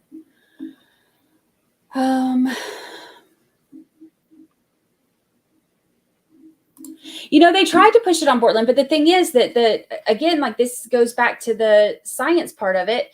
With the blood spatter and all of that, they, and the trajectory of the bullets, like, through medical examiner and all that, where they were explaining that. They tried to push it on him as much as they could, but it was scientifically proven that he couldn't have been the shooter from, where he was sitting. So that it was proven that he was sitting in the front seat based on the spatter, and it was proven that he, so he couldn't have been the shooter. So I think that they tried to push it on him as much as they could, but when they prove, when the medical examiners and the, Sergeant Williams proved that it couldn't be him, I think that they're only so limited with, how much they can push it on him, Diddy 88. Oh, yay. Why? Thank you for that. Why would Melly and Trevion be arguing about if Melly did it? Why would Melly say, I wouldn't do anything like that? Trevion would know Melly didn't do it if they arrived at the house. Yes, 100%. It's one more thing that common sense tells us, makes the other story completely false. Oh yeah, the text stated the garage clicker was in the red car. All of these are good points. That's the thing.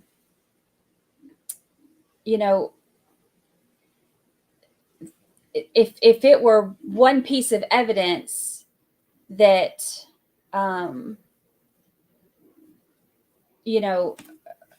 if it were one piece of evidence that we had to rely on, then I would be like, no, that's not enough. There's plenty of doubt because yeah, this looks bad. Okay, these 2 things look bad. All right, these 3 things, that's a big coincidence, but we still don't know. But it's the entirety of everything, and especially the stuff that's proven. And then their one witness that they called to give, to give doubt, everything he said was a lie. So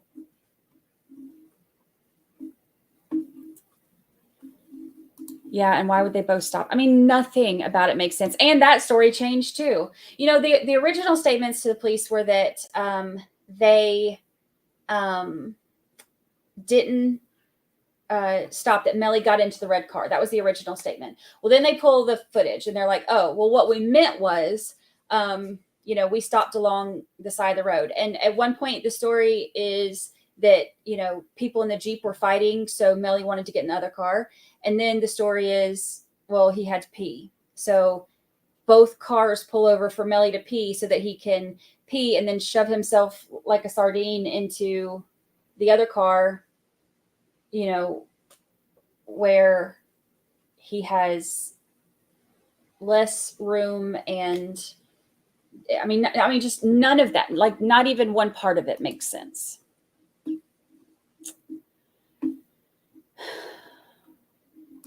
All attorneys who reviewed this said that the defense will bring their own experts to refute GSR, blood spatter, pedometer, etc. Yeah, I'm a little bit shocked about it too, because they actually had somebody on. I mean, they had this on their witness list. They had one that they even, tried to. The state tried to have it thrown out, and then they waited too long, so that the court denied it, and they were still allowed to bring it in. So I thought they would at least have brought, that person in, but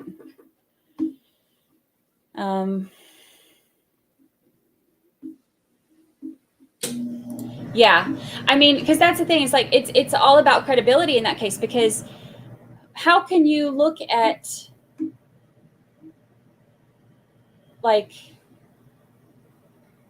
how can you look at that knowing that none of the other stuff lines up anyway? But okay, let's pretend like it does. Let's pretend like, oh, well, all the other data could be wrong. This guy seems like a, truth teller. Well, then it's like you see right there that, okay, so now not only does the data not back him up, but his own, statements didn't, plus his own texts that, they didn't see before, didn't.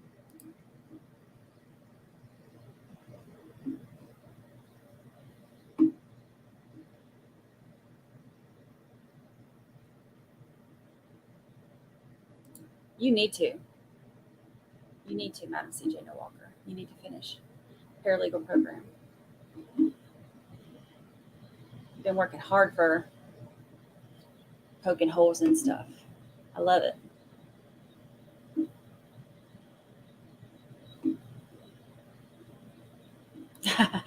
Thank you. I don't take any of the threats seriously. I mean, look, if I am well armed and I'm a good shot. And my condo, there are cameras everywhere and security. There's 2 different security things you have to get through. And if anybody can get to me, then, God bless their soul. I've been shooting since I was 5 years old. Let's see.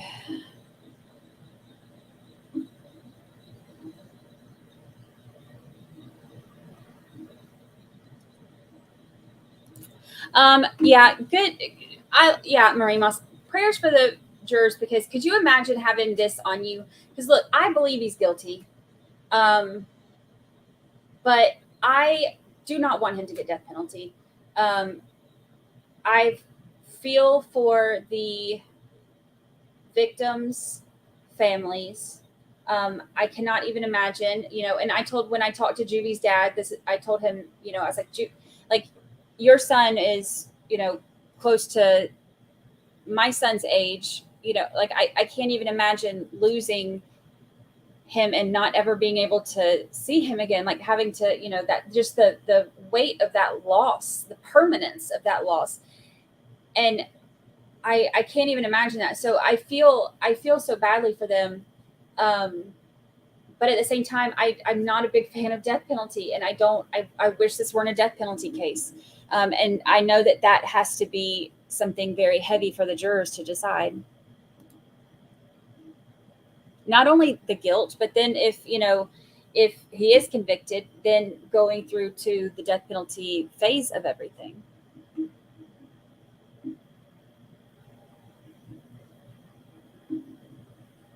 I'm way behind on chat because I keep trying to read y'all's messages as much as I can, but if I'm missing them, I'm sorry. I was trying to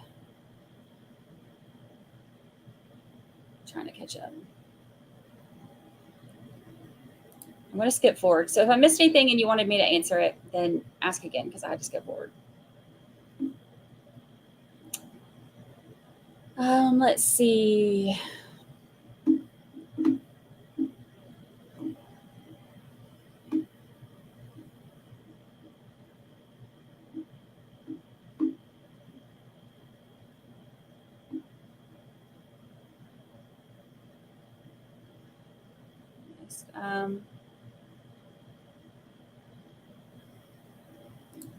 Oh yeah, I talked to him this morning. Let me see because I talked to him the other day, and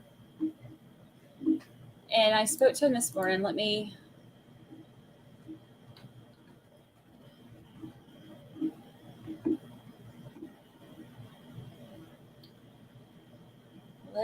see.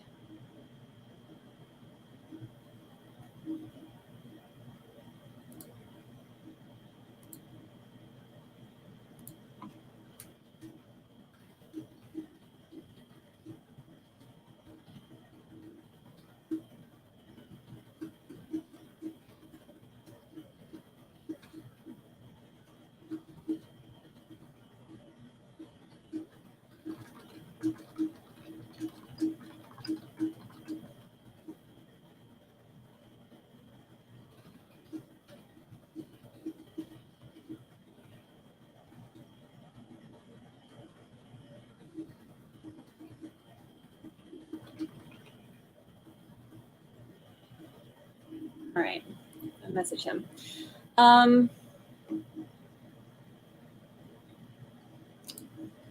Let's see. Hello. We did have a poll. Did I close it? Started looking at all these other things.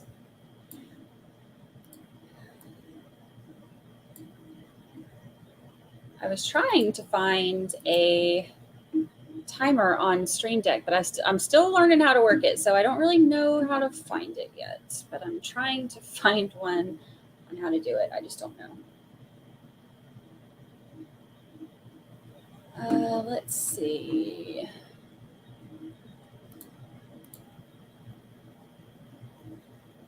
Oh, right now the poll we have up is how long you think it will take to get a verdict. Most people are saying tomorrow. 51% of you say tomorrow, and then 20% say today, 90% say by Monday, and 10% say by the end of next week. All right, so y'all want to do one about guilty, not guilty? We can do that one again now that we've heard everything. I think we did it, but we've done it like 3 different times today.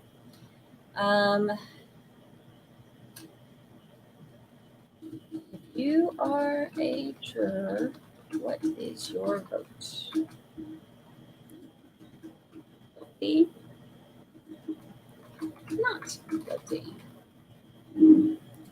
All right, got it up.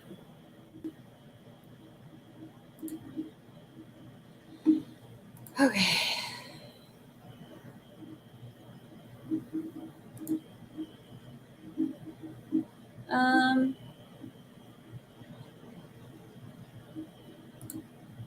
Oh, sorry. I forget that sometimes. I forget to do that. I will try to do, but oh, look, I'm doing it again. Susie Hat 44. For those of us that can only listen, would you be willing to read the questions out loud before you answer them? Just an idea. Yes. And I'm sorry. It is such a habit and I am terrible at it, and I will do better.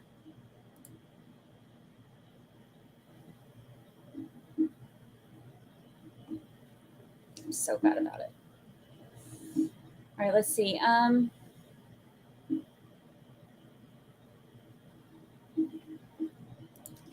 And then one on who thinks he will be charged with what.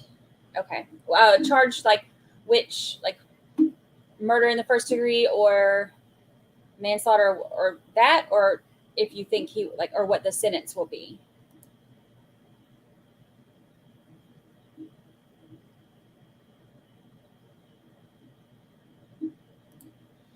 Lynn says, I wonder if Fredo will come on your channel and give us something new that we don't know. He said he's going to come on.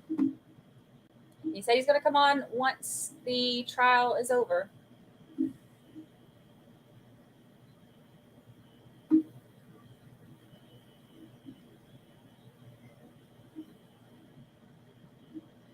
Let's see.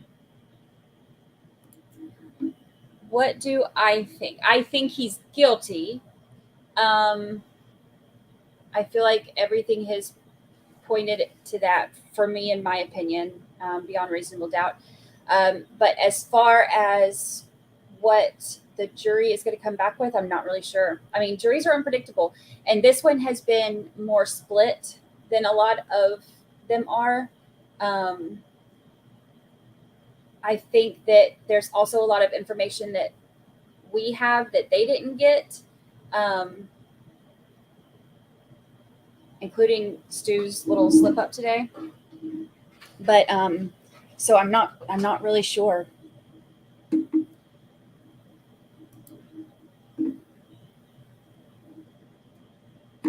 Let's see.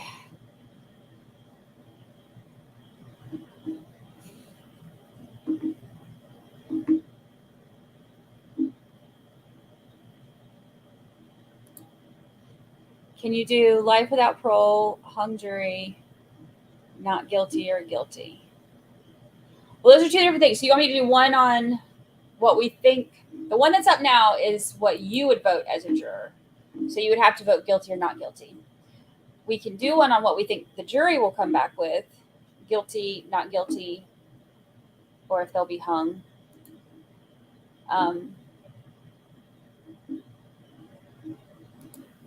I think he would only get life too. I don't think that they would sentence him to death. I really don't. Even if they did, I think that the appeals process will be so long and extensive that, I mean, it wouldn't be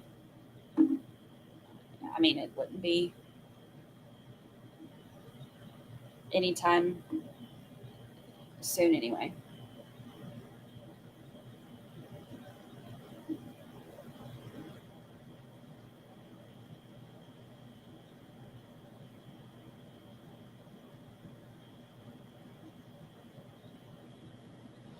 Life is an option. Evangeline Light says life is not an option, right? Life is an option. So those are his two choices: life without parole or death penalty.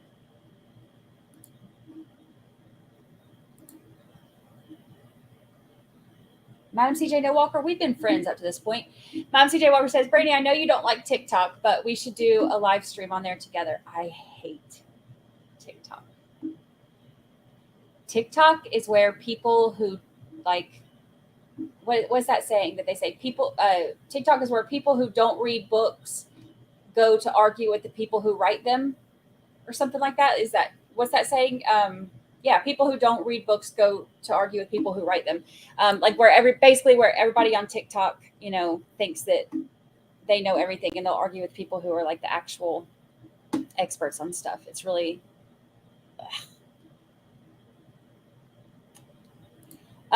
Juvy's dad said, well, first of all, he said that, he said they're praying for justice. And he said that the first time that he said he was shocked when he heard Stu mention him as a suspect, and that when Stu said something about him and Sack having some kind of beef, he said that was the first time he had ever heard of it. That, you know, he's like, I learned that right along with the rest of the world, because he had never heard about, you know, he didn't know anything about him and Sack having any kind of beef or any kind of issues. And he said he's going to come on the show. And he also said that Stu said something about how they interviewed him at the funeral, but he said at Sack's funeral, but he said he didn't go to Sack's funeral. He only went to the wake. So I think that's about it.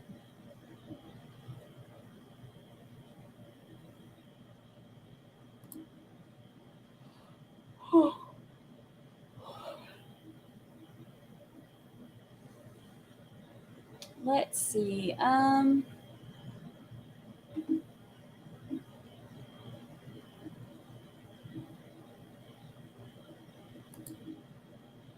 undecided. He is guilty of something. No death penalty, maybe hung or manslaughter. The only thing is, if it's manslaughter, I think it's going to be hard for them to convict at a lesser charge, only because the intent behind a lesser charge is different. So it would be like if this were an accident, you know, if he accidentally shot them, or if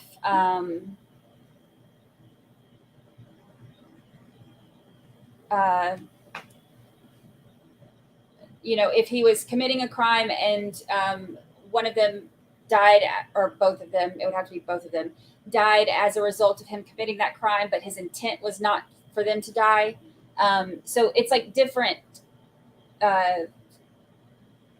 reasons behind, or intent behind the death, for it to be one of the lesser charges.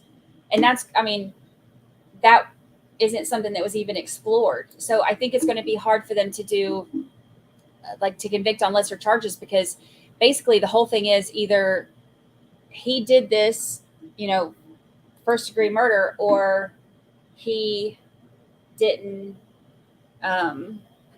you know, he didn't do it at all, wasn't there, whatever.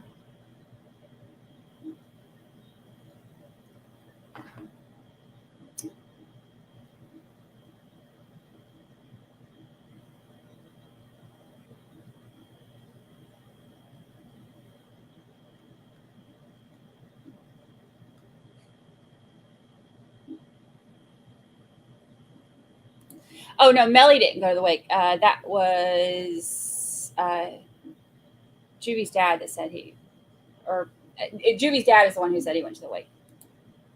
Juby's dad said that Juby's dad went to the wake, not that Melly went to the wake. Sorry, I made that sound weird. TikTok is truly amazing. TikTok is truly amazing for, like, you know, cute dog videos, recipes. I hear it's good for recipes.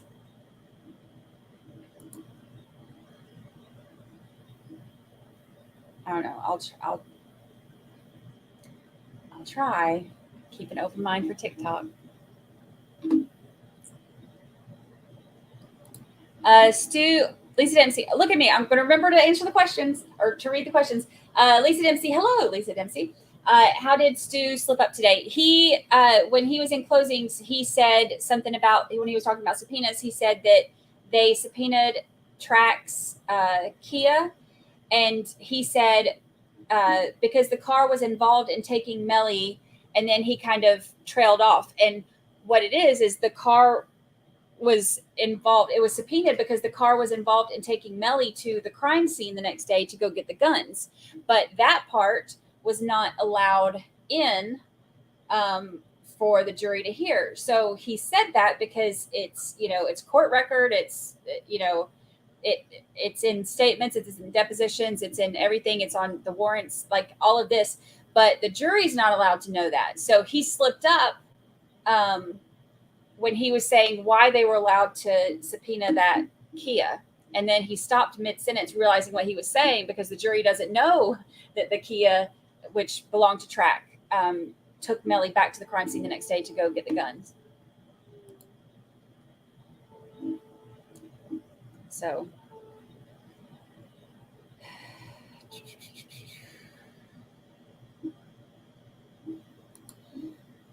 Mike Savage, Brandi, off topic, but thoughts on the outcome of Alyssa Attorney. I did not watch that one. I know a little bit about it, but I did not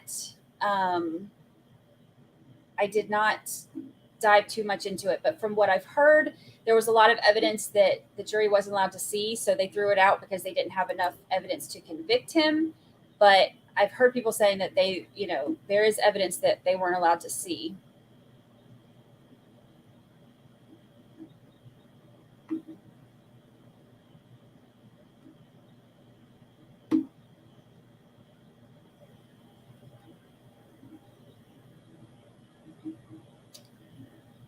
We are 41 minutes in.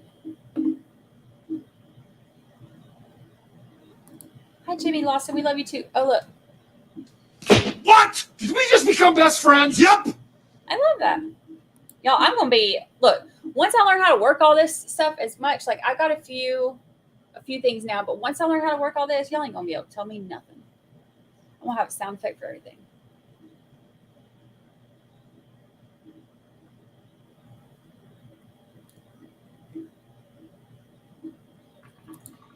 Danielle Savoy says, I can see a compromise verdict where the jury comes back with manslaughter because they know he did it but don't think he deserves death penalty or life without parole. But the way that the jury instructions are written, they can't really do that because the manslaughter and stuff like that, it follows specific guidelines, and none of these meet those guidelines. I would be shocked if they came back with any of that because it just doesn't fall into any of that.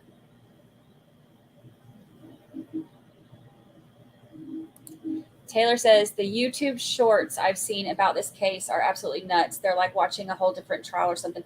The YouTube shorts, isn't that kind of like TikTok? I don't watch those either. Aren't those kind of like TikTok?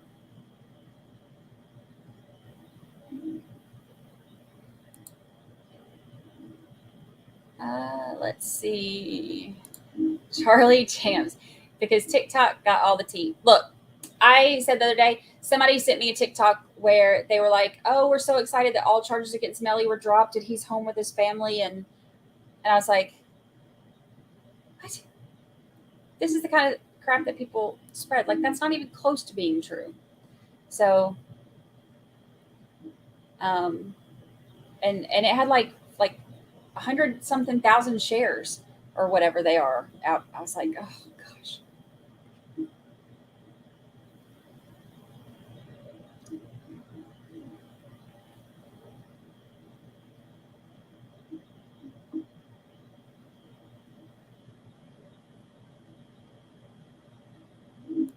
There's a young man on TikTok that does lives and will debate anyone on major philosophical issues. He's so good. Really good doctors on there and book reviews for readers. Book talk. Maybe that's my problem. Maybe because the only two that I've posted were the two that people asked me to put for my Murdoch charts. So all of my stuff that comes up is true crime stuff, and it's all like 12-year-olds who heard their mom say something on the phone, and now they're making TikToks about how so-and-so is innocent or so-and-so is guilty. But I know it has I've heard it has the thing where, it'll pick what they want you to see based on whatever. And maybe because I've only had 2 on there, all mine are the true crime stuff. But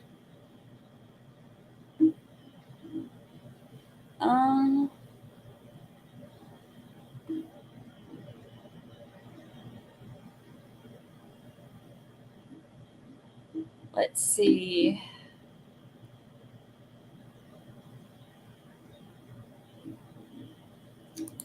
Jill says, I have to replay this entire trial. I can't pass a verdict, but they both know what happened. The dad said he didn't go to either wake. Yeah, I don't think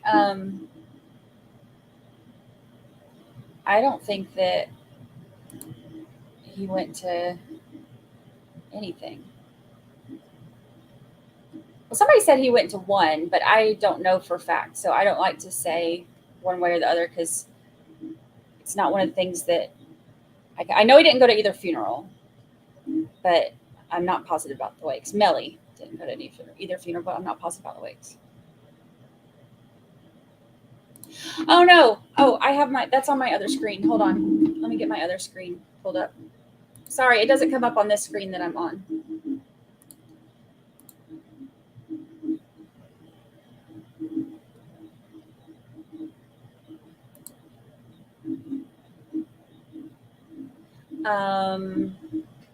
Let me find it.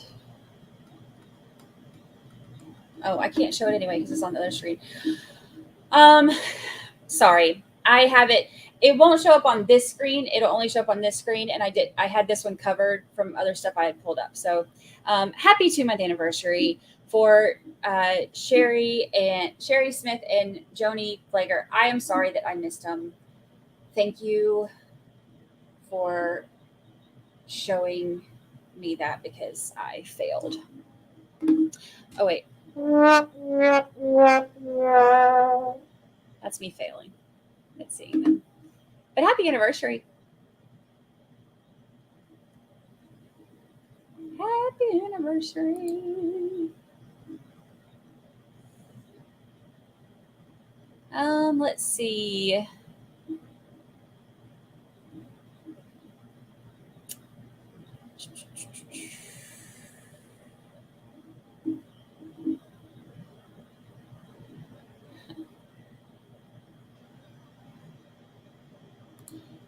Is there a notification from your channel for when the verdict is in? I don't think I have. I mean, I can post on. You'll get a notification when we go live for it if we're not already live. But I can try to remember to post like an actual post thing. When it happens.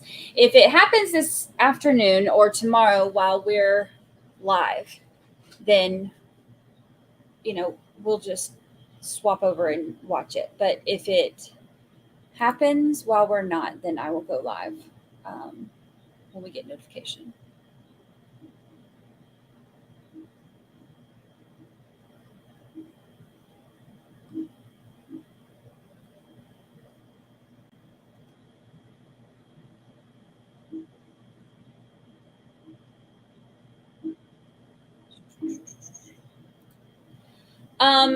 Brandi Rain says that's not true, Brandi. The state wouldn't put manslaughter on the table. She did it for a reason. The way that the attorneys have explained it to me is that all of the lesser murder charges are automatically included under there, under first degree murder automatically. So that's the way they explained it to me.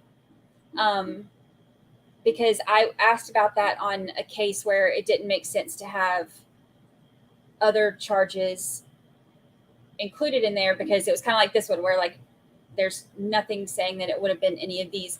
And the way that the attorneys explained it to me was that when you have the main charge under there for murder in the first degree, the other ones, whatever other two there were, are automatically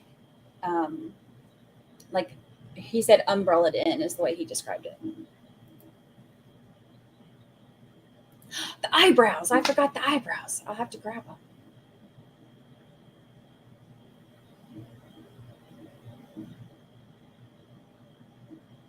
I'm so behind on chat. I'm trying.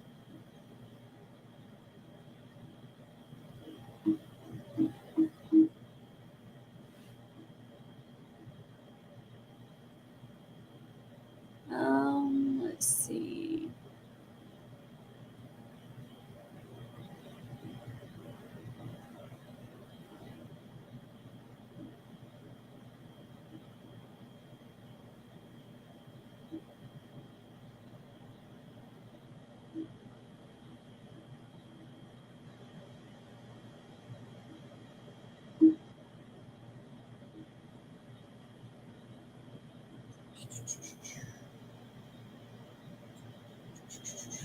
Yeah, the when they did the stuff about this, I believe the look, I'm forgetting the question again.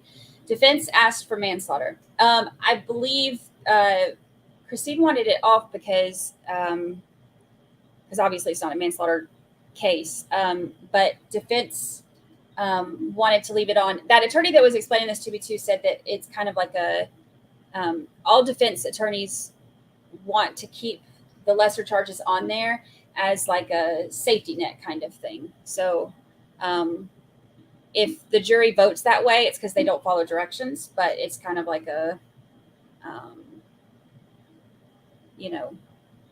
a safety net. But if they if they do that, then we'll know that that's why, because it's obviously not a manslaughter.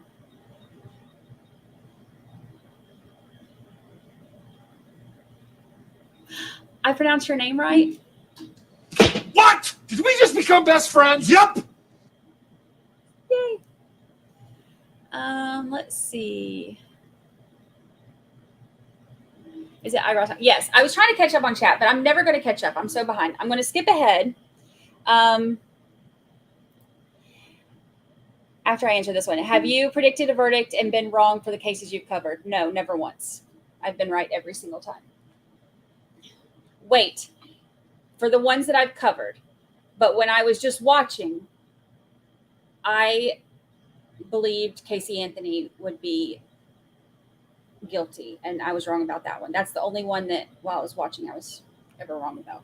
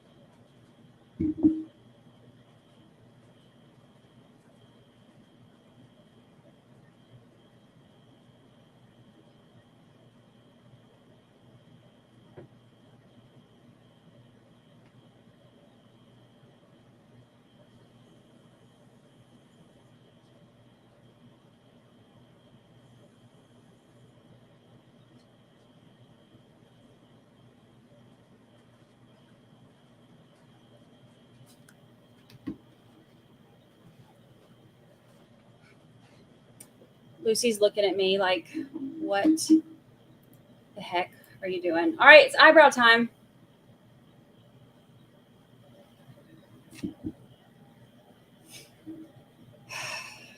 Does it mean I have to do them tomorrow too, if it goes into tomorrow? Is this going to be like an everyday thing? I guess so. It's tradition. All right. I have to cut them.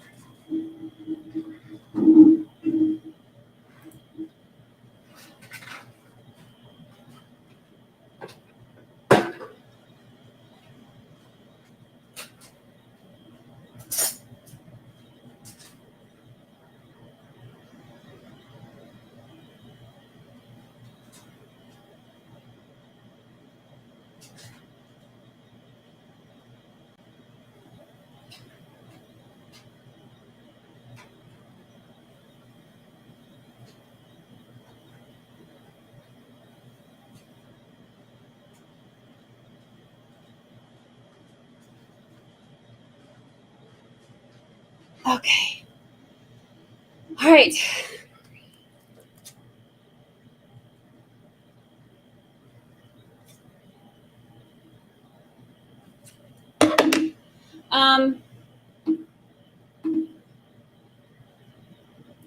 Look, I'm gonna get better at it this time. Like I've had, time to think about it. I was gonna say I have time to practice, but I haven't practiced at all.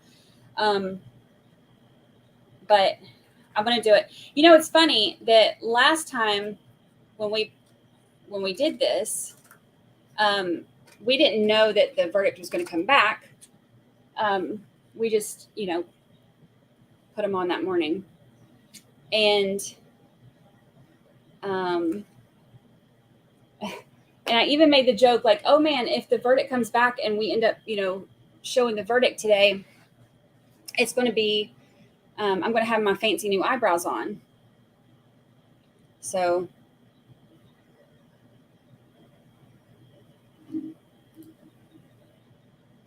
waiting for us.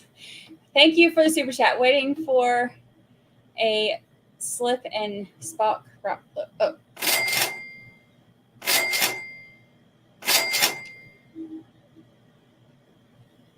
There we go. All right. I have to remember how to do them. Wait, I think I pulled, oh yeah, I pulled this part off. I haven't done them since the Travis Rudolph verdict.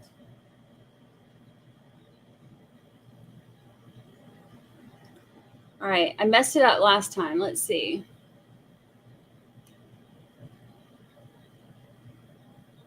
All right, I think that's it.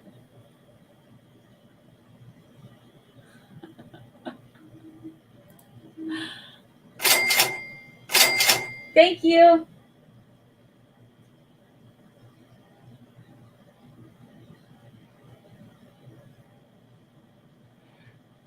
So last time when, so somebody made a joke, or not a joke, it was really just a rude email that she emailed me and said she liked my stream, but she said that it was distracting for her because I didn't have thick enough eyebrows, or I didn't have enough eyebrows or something like that. And so I said something about it on stream, and like we were laughing about how ridiculous that was. So so one of our amazing members sent me these, and they are like tattoo eyebrows. So we were talking about this, and it was when we were in verdict watch on the Travis Rudolph trial, and then the verdict ended up coming in that day. So then we like all decided that this was going to be a new tradition, that on when we go into verdict watch, that I'll put on the verdict eyebrows. Thank you, Sandra Oliver, for the eyebrow fund. So, and then when I put them on, I said, you know, somebody get that lady on the phone and tell her it's okay, it's safe for her to come on back in because I got eyebrows now. I don't know if I put them on there long enough. I might have to. Yeah, so this is our, we just do stuff to entertain ourselves.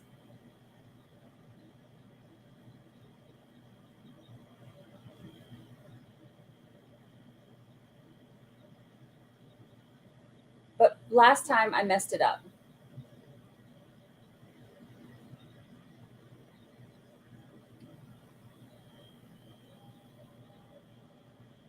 All right, let's see.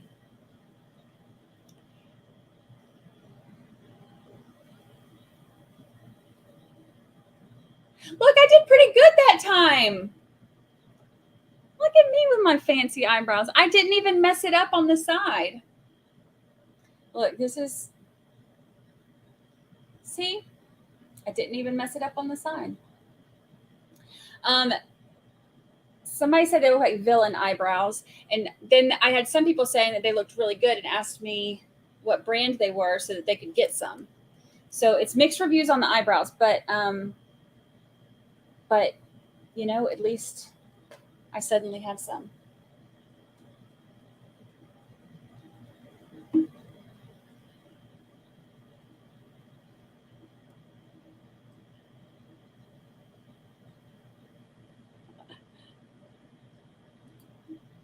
The eyebrows, yeah. I'm so not caught up. I just now saw where somebody somebody's husband thought they were getting Venmos.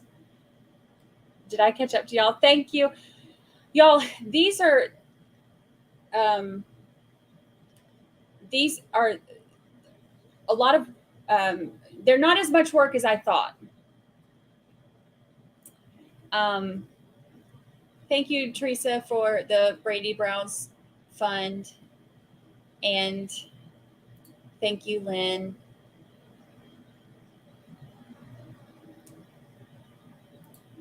Hooray for Verdict Eyebrows. Maybe we could get them to sponsor us. All right, let's see. This is the one I messed up the first time, isn't it? Wait, is that? All right, I think I got it.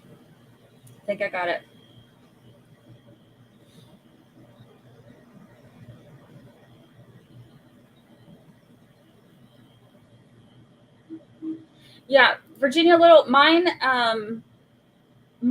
thinned out a lot because of chemo.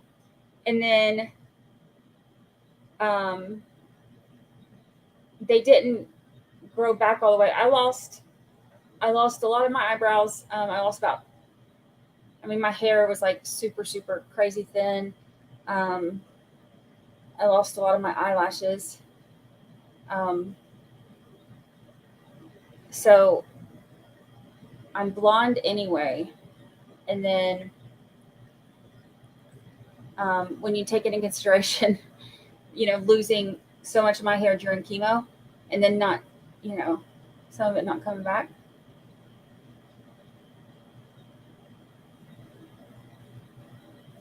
All right, we're gonna.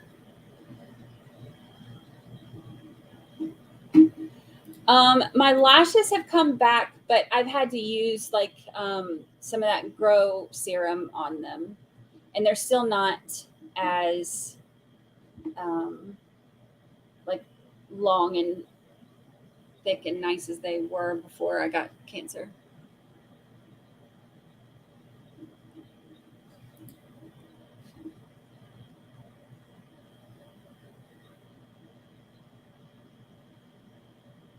Cancer blows.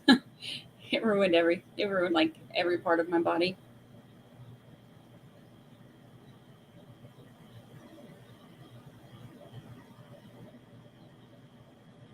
All right, we ready? All right, moment of truth. Let's see if I have two of them that fit where they're supposed to be. Y'all, check me out with my eyebrows. See, I feel like I need to fix my hair now or something. I'm I got fancy eyebrows.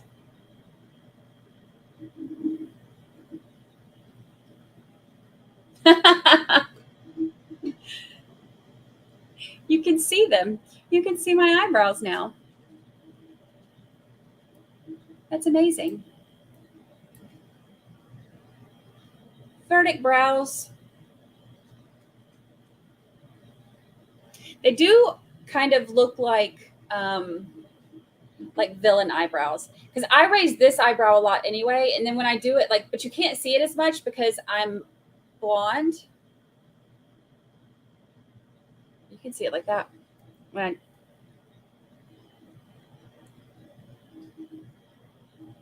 I love them. Okay, let's see. I'm going to see, because we have their clock going. I want to see if I can figure out how to get my Stream Deck clock on here. Ow, ow. What's the name brand? Let me see. Bliss and Beyond USA.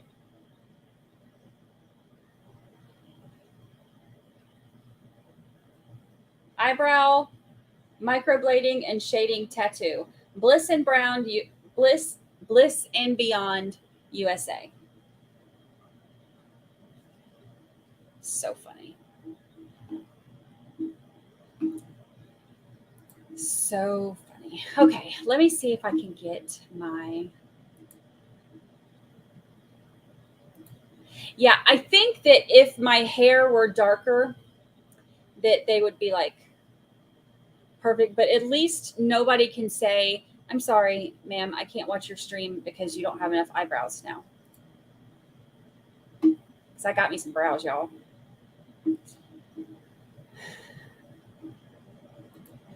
Let's see. $100 if you put 6 on at the same time. 6 on where? You want them just like stacked up?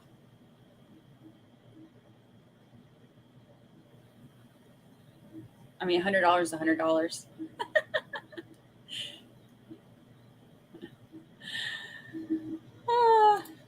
Oh yeah, I was looking for a timer thing. It's so funny.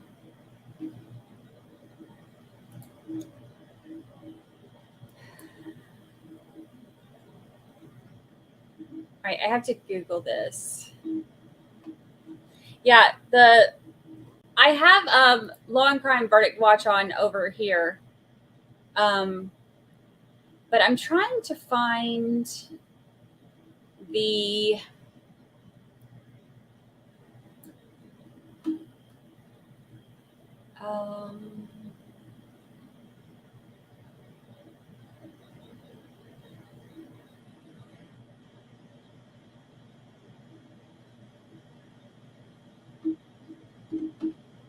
trying to find how to do. I'm still learning to work my Stream Deck. Still learning. But I know that there's a way to do, but I don't know how.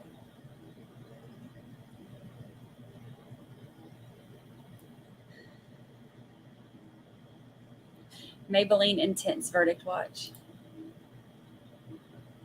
All right, let me Google it. Let's Google it. Let's see if we can figure out how to work my Stream Deck to put the little timer thingy on.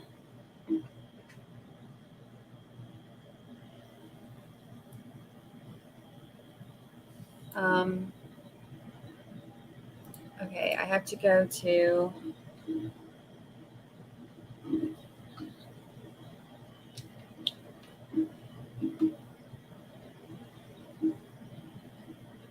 You want to send me a unibrow? All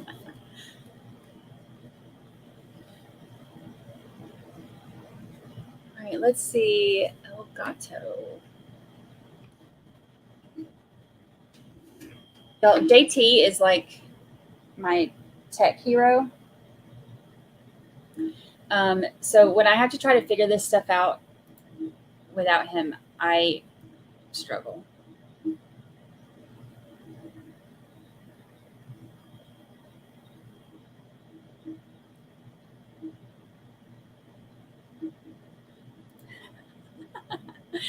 I look like a kid that just got glasses. That's so funny.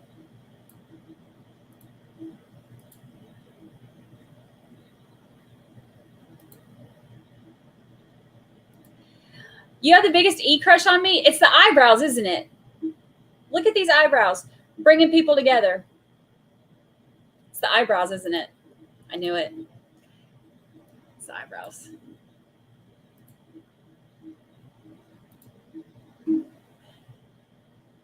All right, y'all. We're going to figure this out. Okay. I'm on the little website thingy. And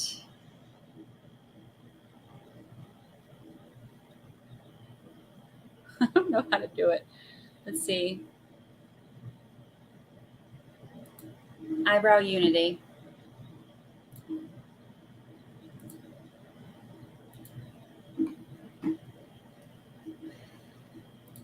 Okay. Oh, I think I found one. Let's see. Is that it?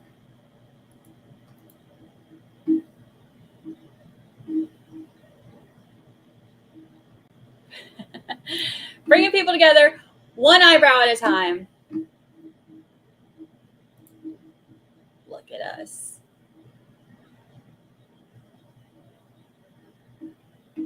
Let's see.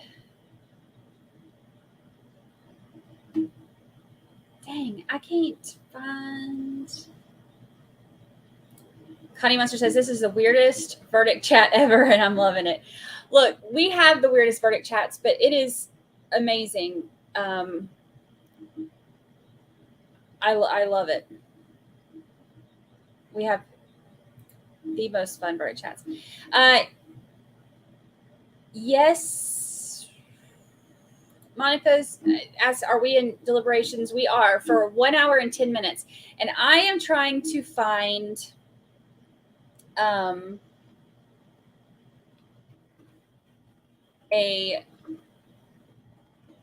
trying to figure out how to work my little stream deck thingy.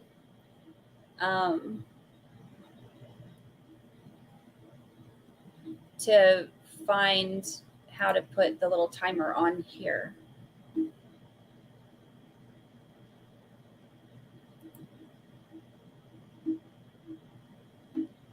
Let's see.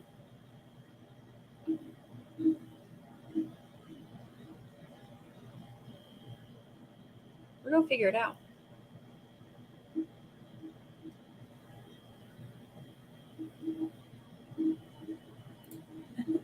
Virginia just bought some brows for the Post Malone concert. Thanks, Brandi Churchwell. See, I could get them as a sponsor, right? I feel like I could. All right, VMix countdown.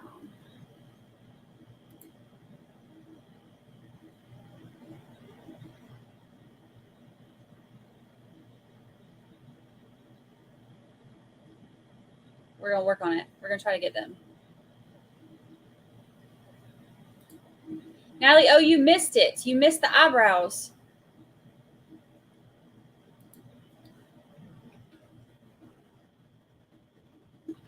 Stream deck.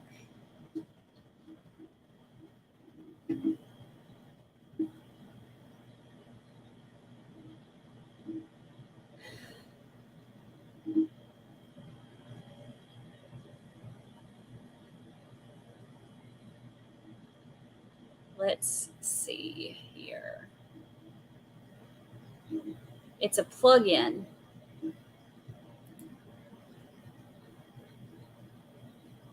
I don't know. All right, here. We'll just all learn together while we're waiting on verdict stuff.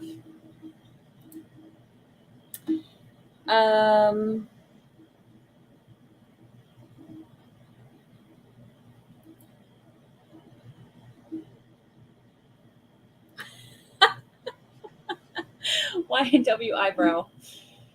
Oh, goodness. Y'all crack me up. All right, so this says countdown timer.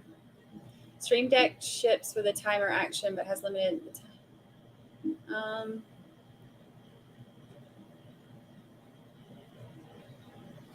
Wait, so is this it? Are there any updates from Boob? I can look. Let's see. While I'm trying to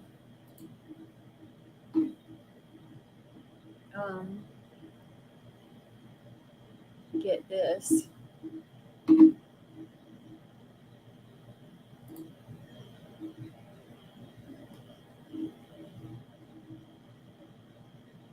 don't know how to do any of this stuff. I am not good with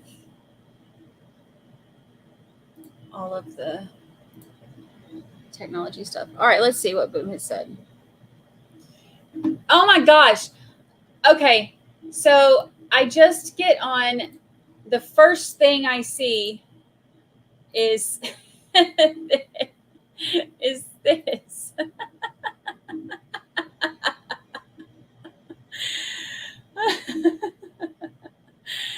Oh my gosh. Oh, and there's yep. Oh my gosh. Thank you, Kathleen Taggett. It doesn't make sense for court to close down deliberations at 5:15.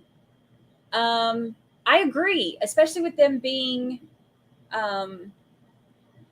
with them being sequestered. I would think that they would keep them longer because they don't want to have to keep them, you know, for so long, like over the,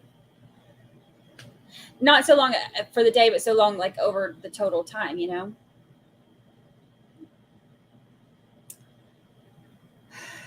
Thank you. Thank you all for my verdict eyebrow support. Monica says poll on potential deliberation time. We did that poll a minute ago. It was 51% say that they'll come back with a verdict tomorrow, and then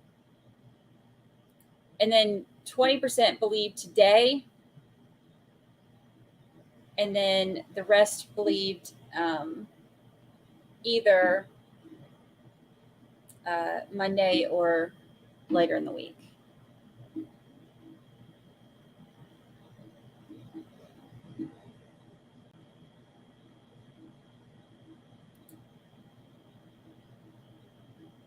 All right, let's see.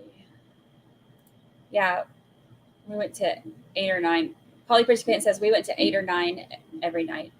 I would think that that's what they would do. You would think that like the longer they stay in, you know, the better. I mean, it's, I would think. Hey, Kathy. Kathy says, for me, it would depend on how nice or shabby the hotel is.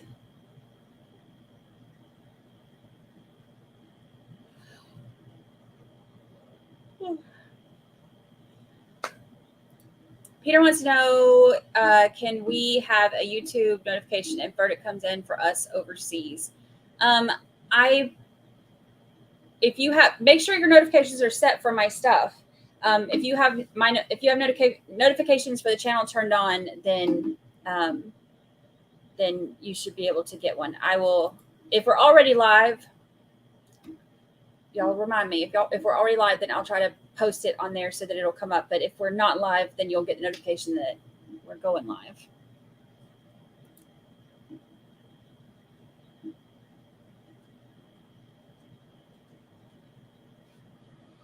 Whew.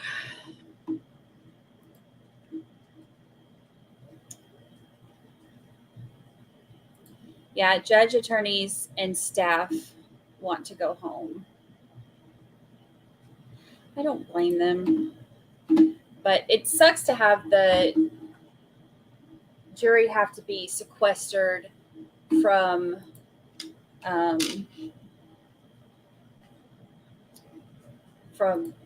you know, families and stuff for that long.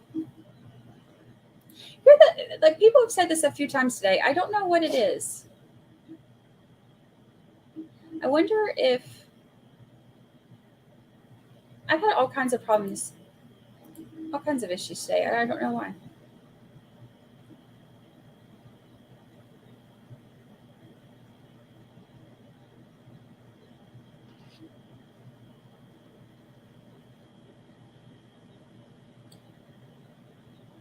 I've got my eyebrow rag. I need to put over here so it doesn't mess with anything. All right, let's see.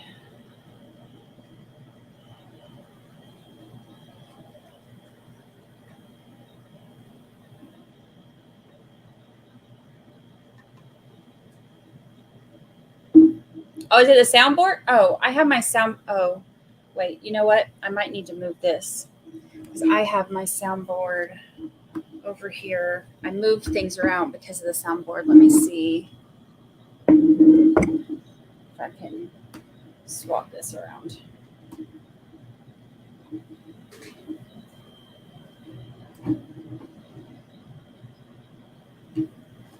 Okay, maybe that's better.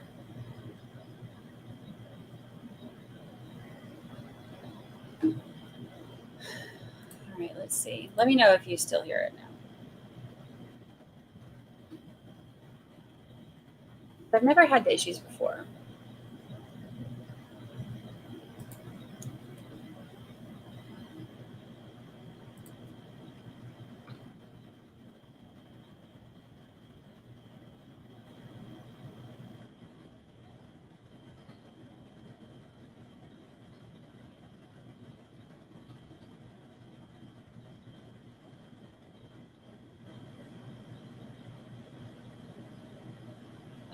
Let's see.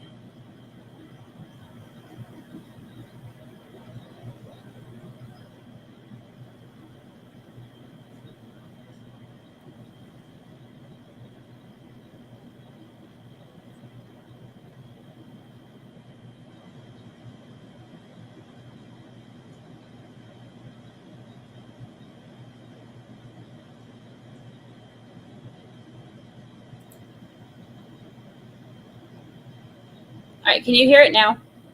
That helped. I might have to mess with my desk a little bit and move around the soundbar. Okay. All right, then we should be good.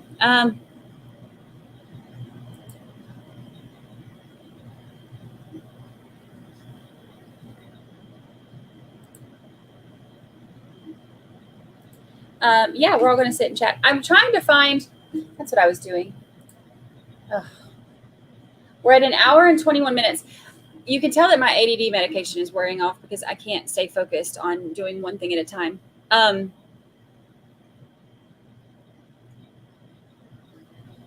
The timer thing, if I can't figure it out tonight or today before they end, I will try to, so we've got like 30 more minutes until they end for the day or something like that.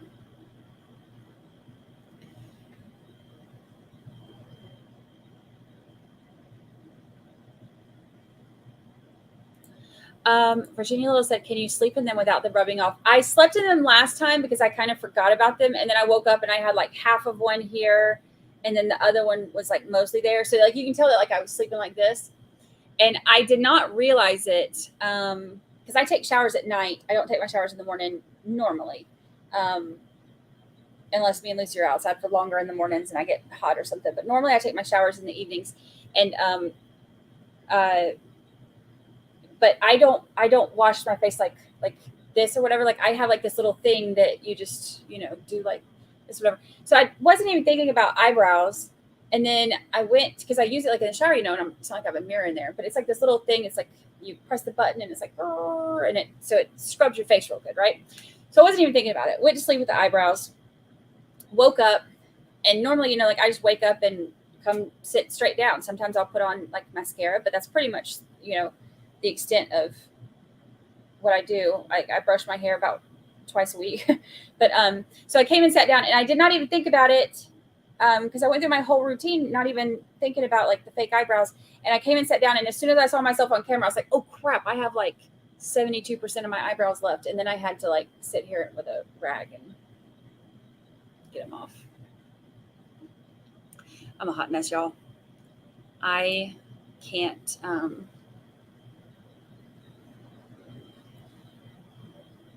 oh gosh. I got something in my eyeball. Juvy's dad says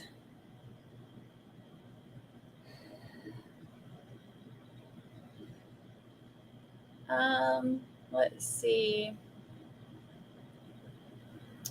He messaged, he said, praying for a guilty verdict. That's all his text said.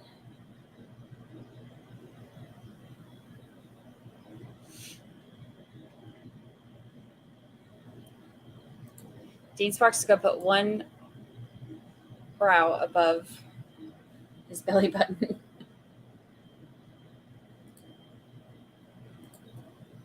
Here for it. I want to see it. Pictures or it didn't happen.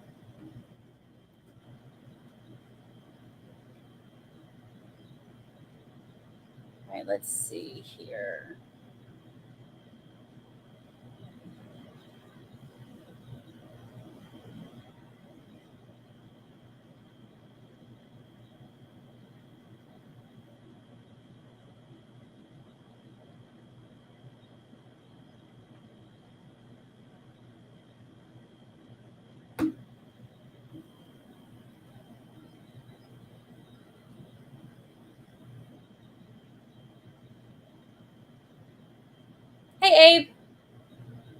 welcome.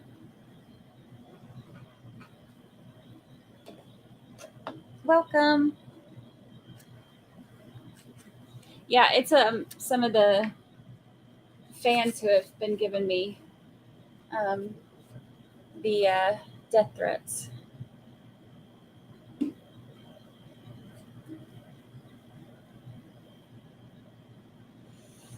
All right, let's see.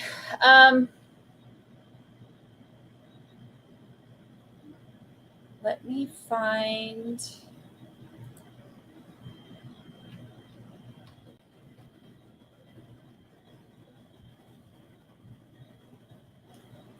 Leandra.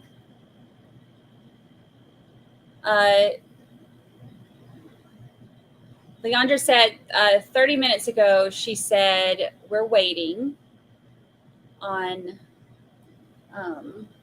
her Facebook. Let's see.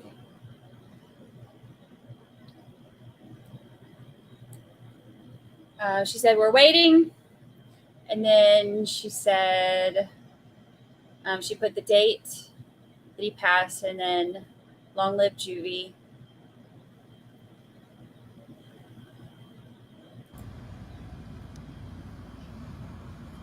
This was 4 hours ago. Okay.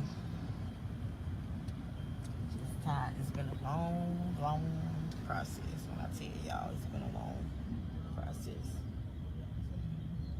I'm on live, y'all, so don't say nothing out of the way. Hurry. Rena and Sierra, I'm on live. I said I'm on live, don't say nothing out of the way. I say I'm on live, don't say nothing out the way.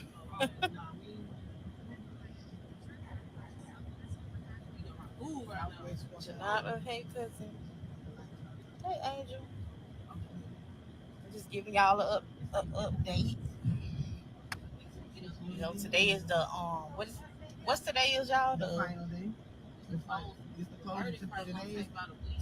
Today is the closing arguing remarks today.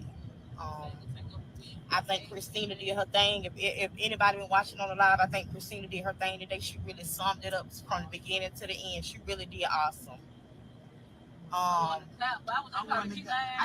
It's really been a long process for me. I'm tired. I look tired because I feel tired.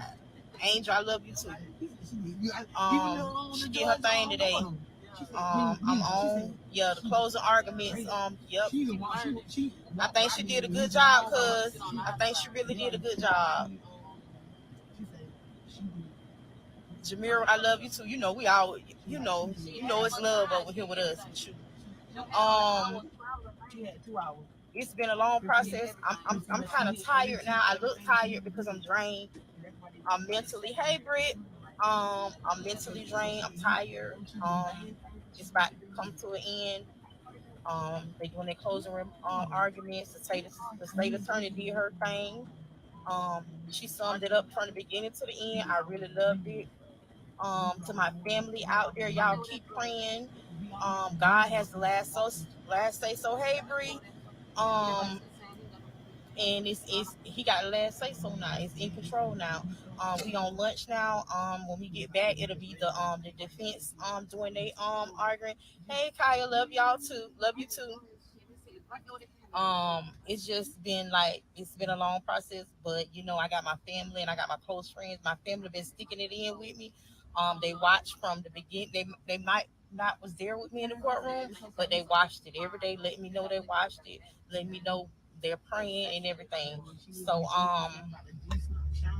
today, you know, I hope everybody is watching. You know, the state attorney did her thing today. She summed it up from the beginning to the end. She really did.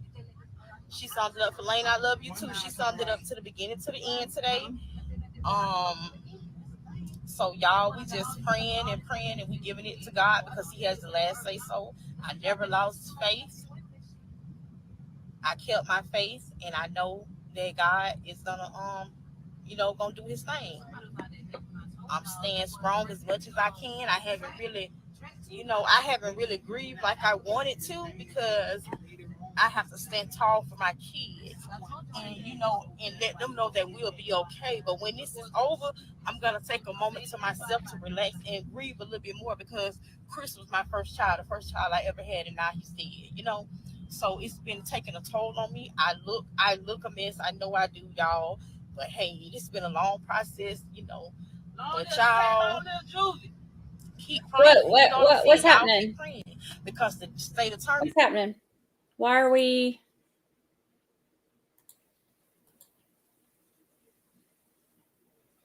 Why are we in the courtroom?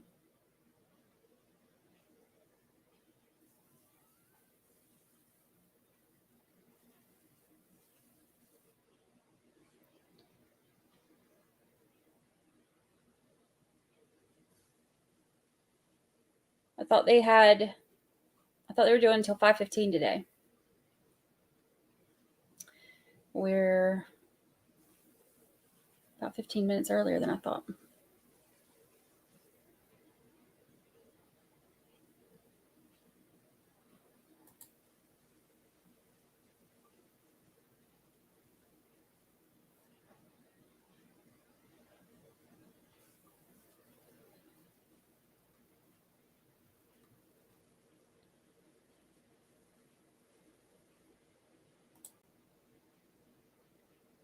Oh, they have to be at hotel at 5:15.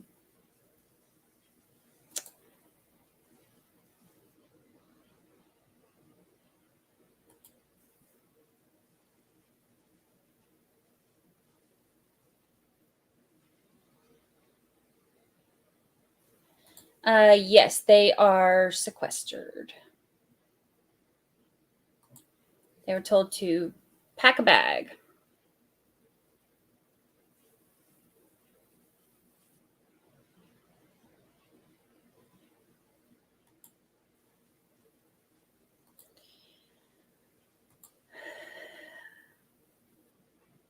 I guess it's good to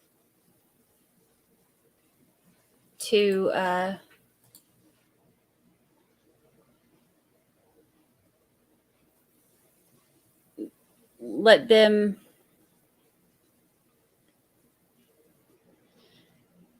rest, you know, and then hopefully deliberate tomorrow and come back with a verdict, so they don't have to wait anymore, and the families don't have to wait anymore. I think that would be one of the hard parts, don't you think? For the family, like just the waiting.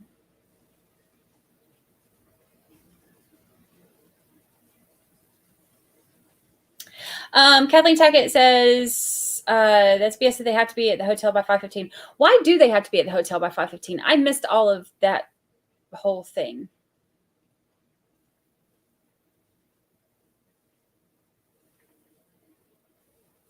Especially if you're sequestering them. I would think that you need, like, I would think that would go much later.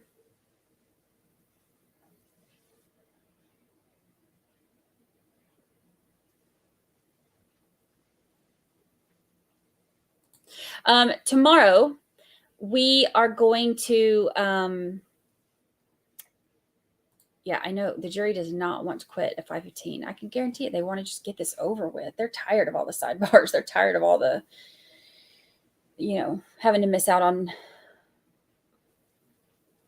like their whole lives. That's true. Casper says, or Caper says, Caper 000 is when happy hour starts. Yes.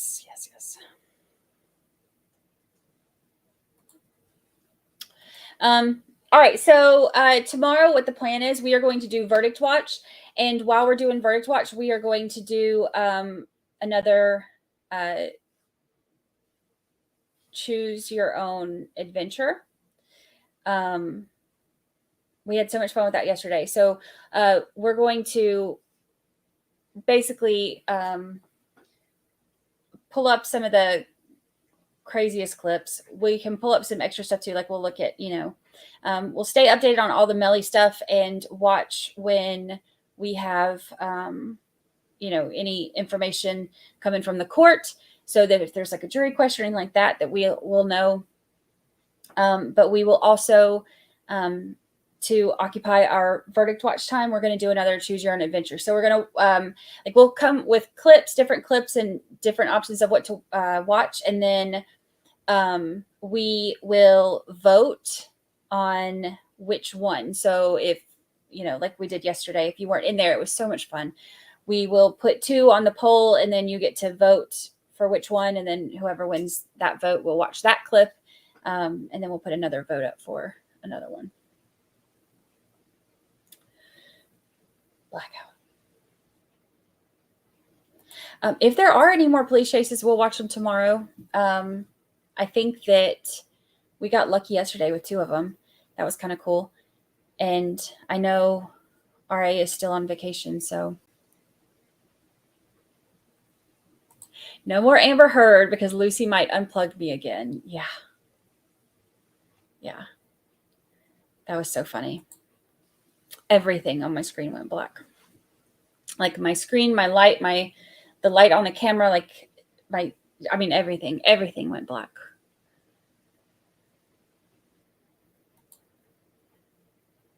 I saw a psychologist talking about shabusiness. Yes, and I will tell you, shabusiness, the hearing is supposed to be tomorrow, and we will find out if court is going to proceed on Monday or if they are going to follow the psychologist saying that she's not fit for trial. So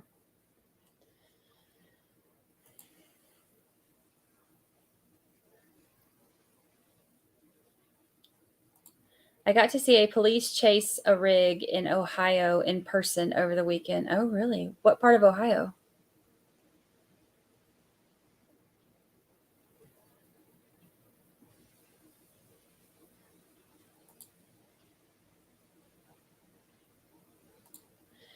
Casey Capri 23, how do you feel about the Carly Russell situation, or have you read about it?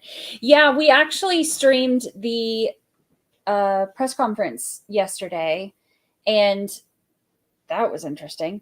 I've said before, like, I don't want anybody, to rush to judgment. We don't know what happened yet. Let's keep an open mind. Let's see. There's so many rumors, let's just see what facts come out. And then facts came out, and I was like, oh, well, that don't look good. The searches are what really looked bad. So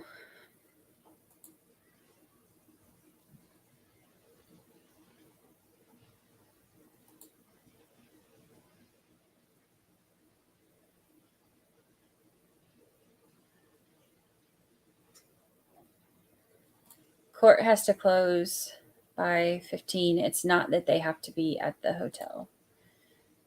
Gotcha. Flip-flop count, I'm at 2, and they match.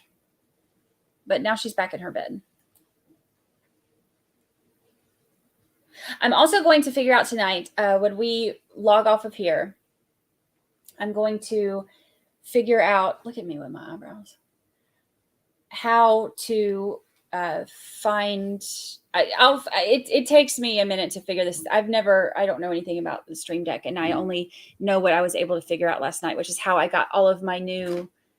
The lie detector determined that was a lie. Oh, all my new sound effects. So I will try to figure out how to do the verdict watch counter so that we can watch it while we're watching other things. I just have to figure out. I know that there's a way to do it. I just don't know how. So I have to Google it and watch videos on it because I don't know how to work this thing. Let's see. Carly Russell, what are the facts? I watched her pull over for kid. Yeah, so they said that there was a kid. However, there was nobody else that saw or reported a kid. And as she was supposedly following the kid, she drove 600 meters, which is, or I'm sorry, 600 yards, which is 6 football fields. So the kid that she saw, she said that it was, I think she said maybe 4 or something, and was in a diaper. And a 4-year-old in a diaper is not going to walk 6 football fields. On the right side of the screen, exactly which part you're saying. All right. Well, the law and crime stuff just ended. So I guess that's it for today. They just ended without even saying goodbye to us. That's pretty rude. So tomorrow, let's talk about tomorrow. Oh, yes, Weather Watch. Yes, I saw this. An article this morning said that her boyfriend completely cleared her from all of his social media. So all of the pictures and everything that he had posted, and we even looked at those when we were streaming it yesterday. We went to social media because, we're nosy like that. We went to his social media and we were looking at his post about how he was, grateful she was home and that she was safe. And we saw the stuff that he had posted. And then it was, that was yesterday afternoon. And then now he has removed all of those pictures and everything from his social media. So that, of course, does not look good.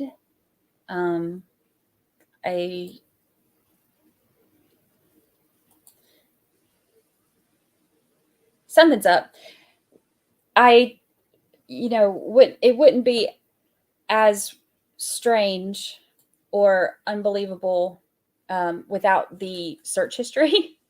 That's really what gave her away. So that doesn't look good. You sent me a DM of a video of Carly's neighbors being interviewed. Maybe we can watch that tomorrow too. We have like a whole smorgasbord full of stuff tomorrow to entertain us while we are waiting on the verdict. I'm going to get the counter thing going so that we can make sure we know how far into it we are. I'm going to figure it out. And then we are going to do the choose your own adventure. So we're going to watch some of the stuff from like old clips of some of the trials. Like yesterday, if you missed it yesterday, we watched some Johnny Depp trial and some Daryl Brooks, and we watched a couple things from Murdoch and all kinds of just crazy court moments.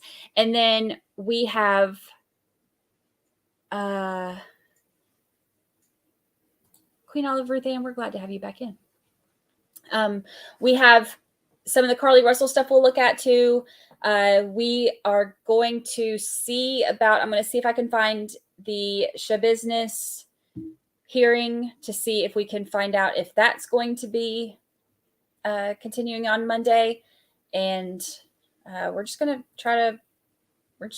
choose your own adventure as we go and kind of play it by ear.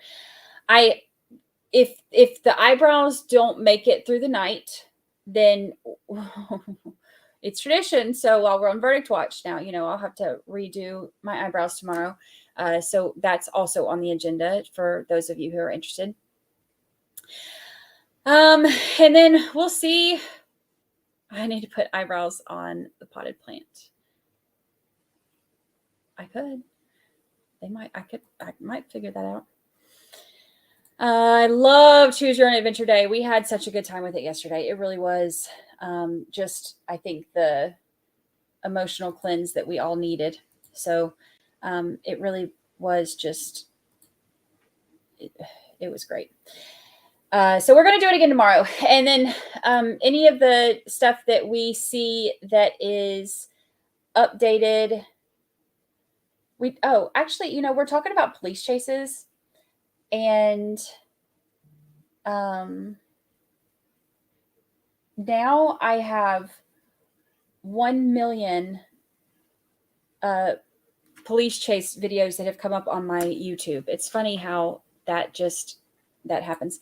So now I guess I'll be notified if there are any tomorrow, because since we watched 2 of them yesterday. So tomorrow was a blast, or tomorrow will be a blast, because yesterday was so much fun too. We'll do it again tomorrow. And then if the verdict does come in, then we will of course watch that and see how that goes, and send good thoughts to the families involved, because man, this is a hard one. So it's tonight Thursday. Yes, it is. So tomorrow's Friday. So we will be back here tomorrow morning at the same time. We'll do 8:45.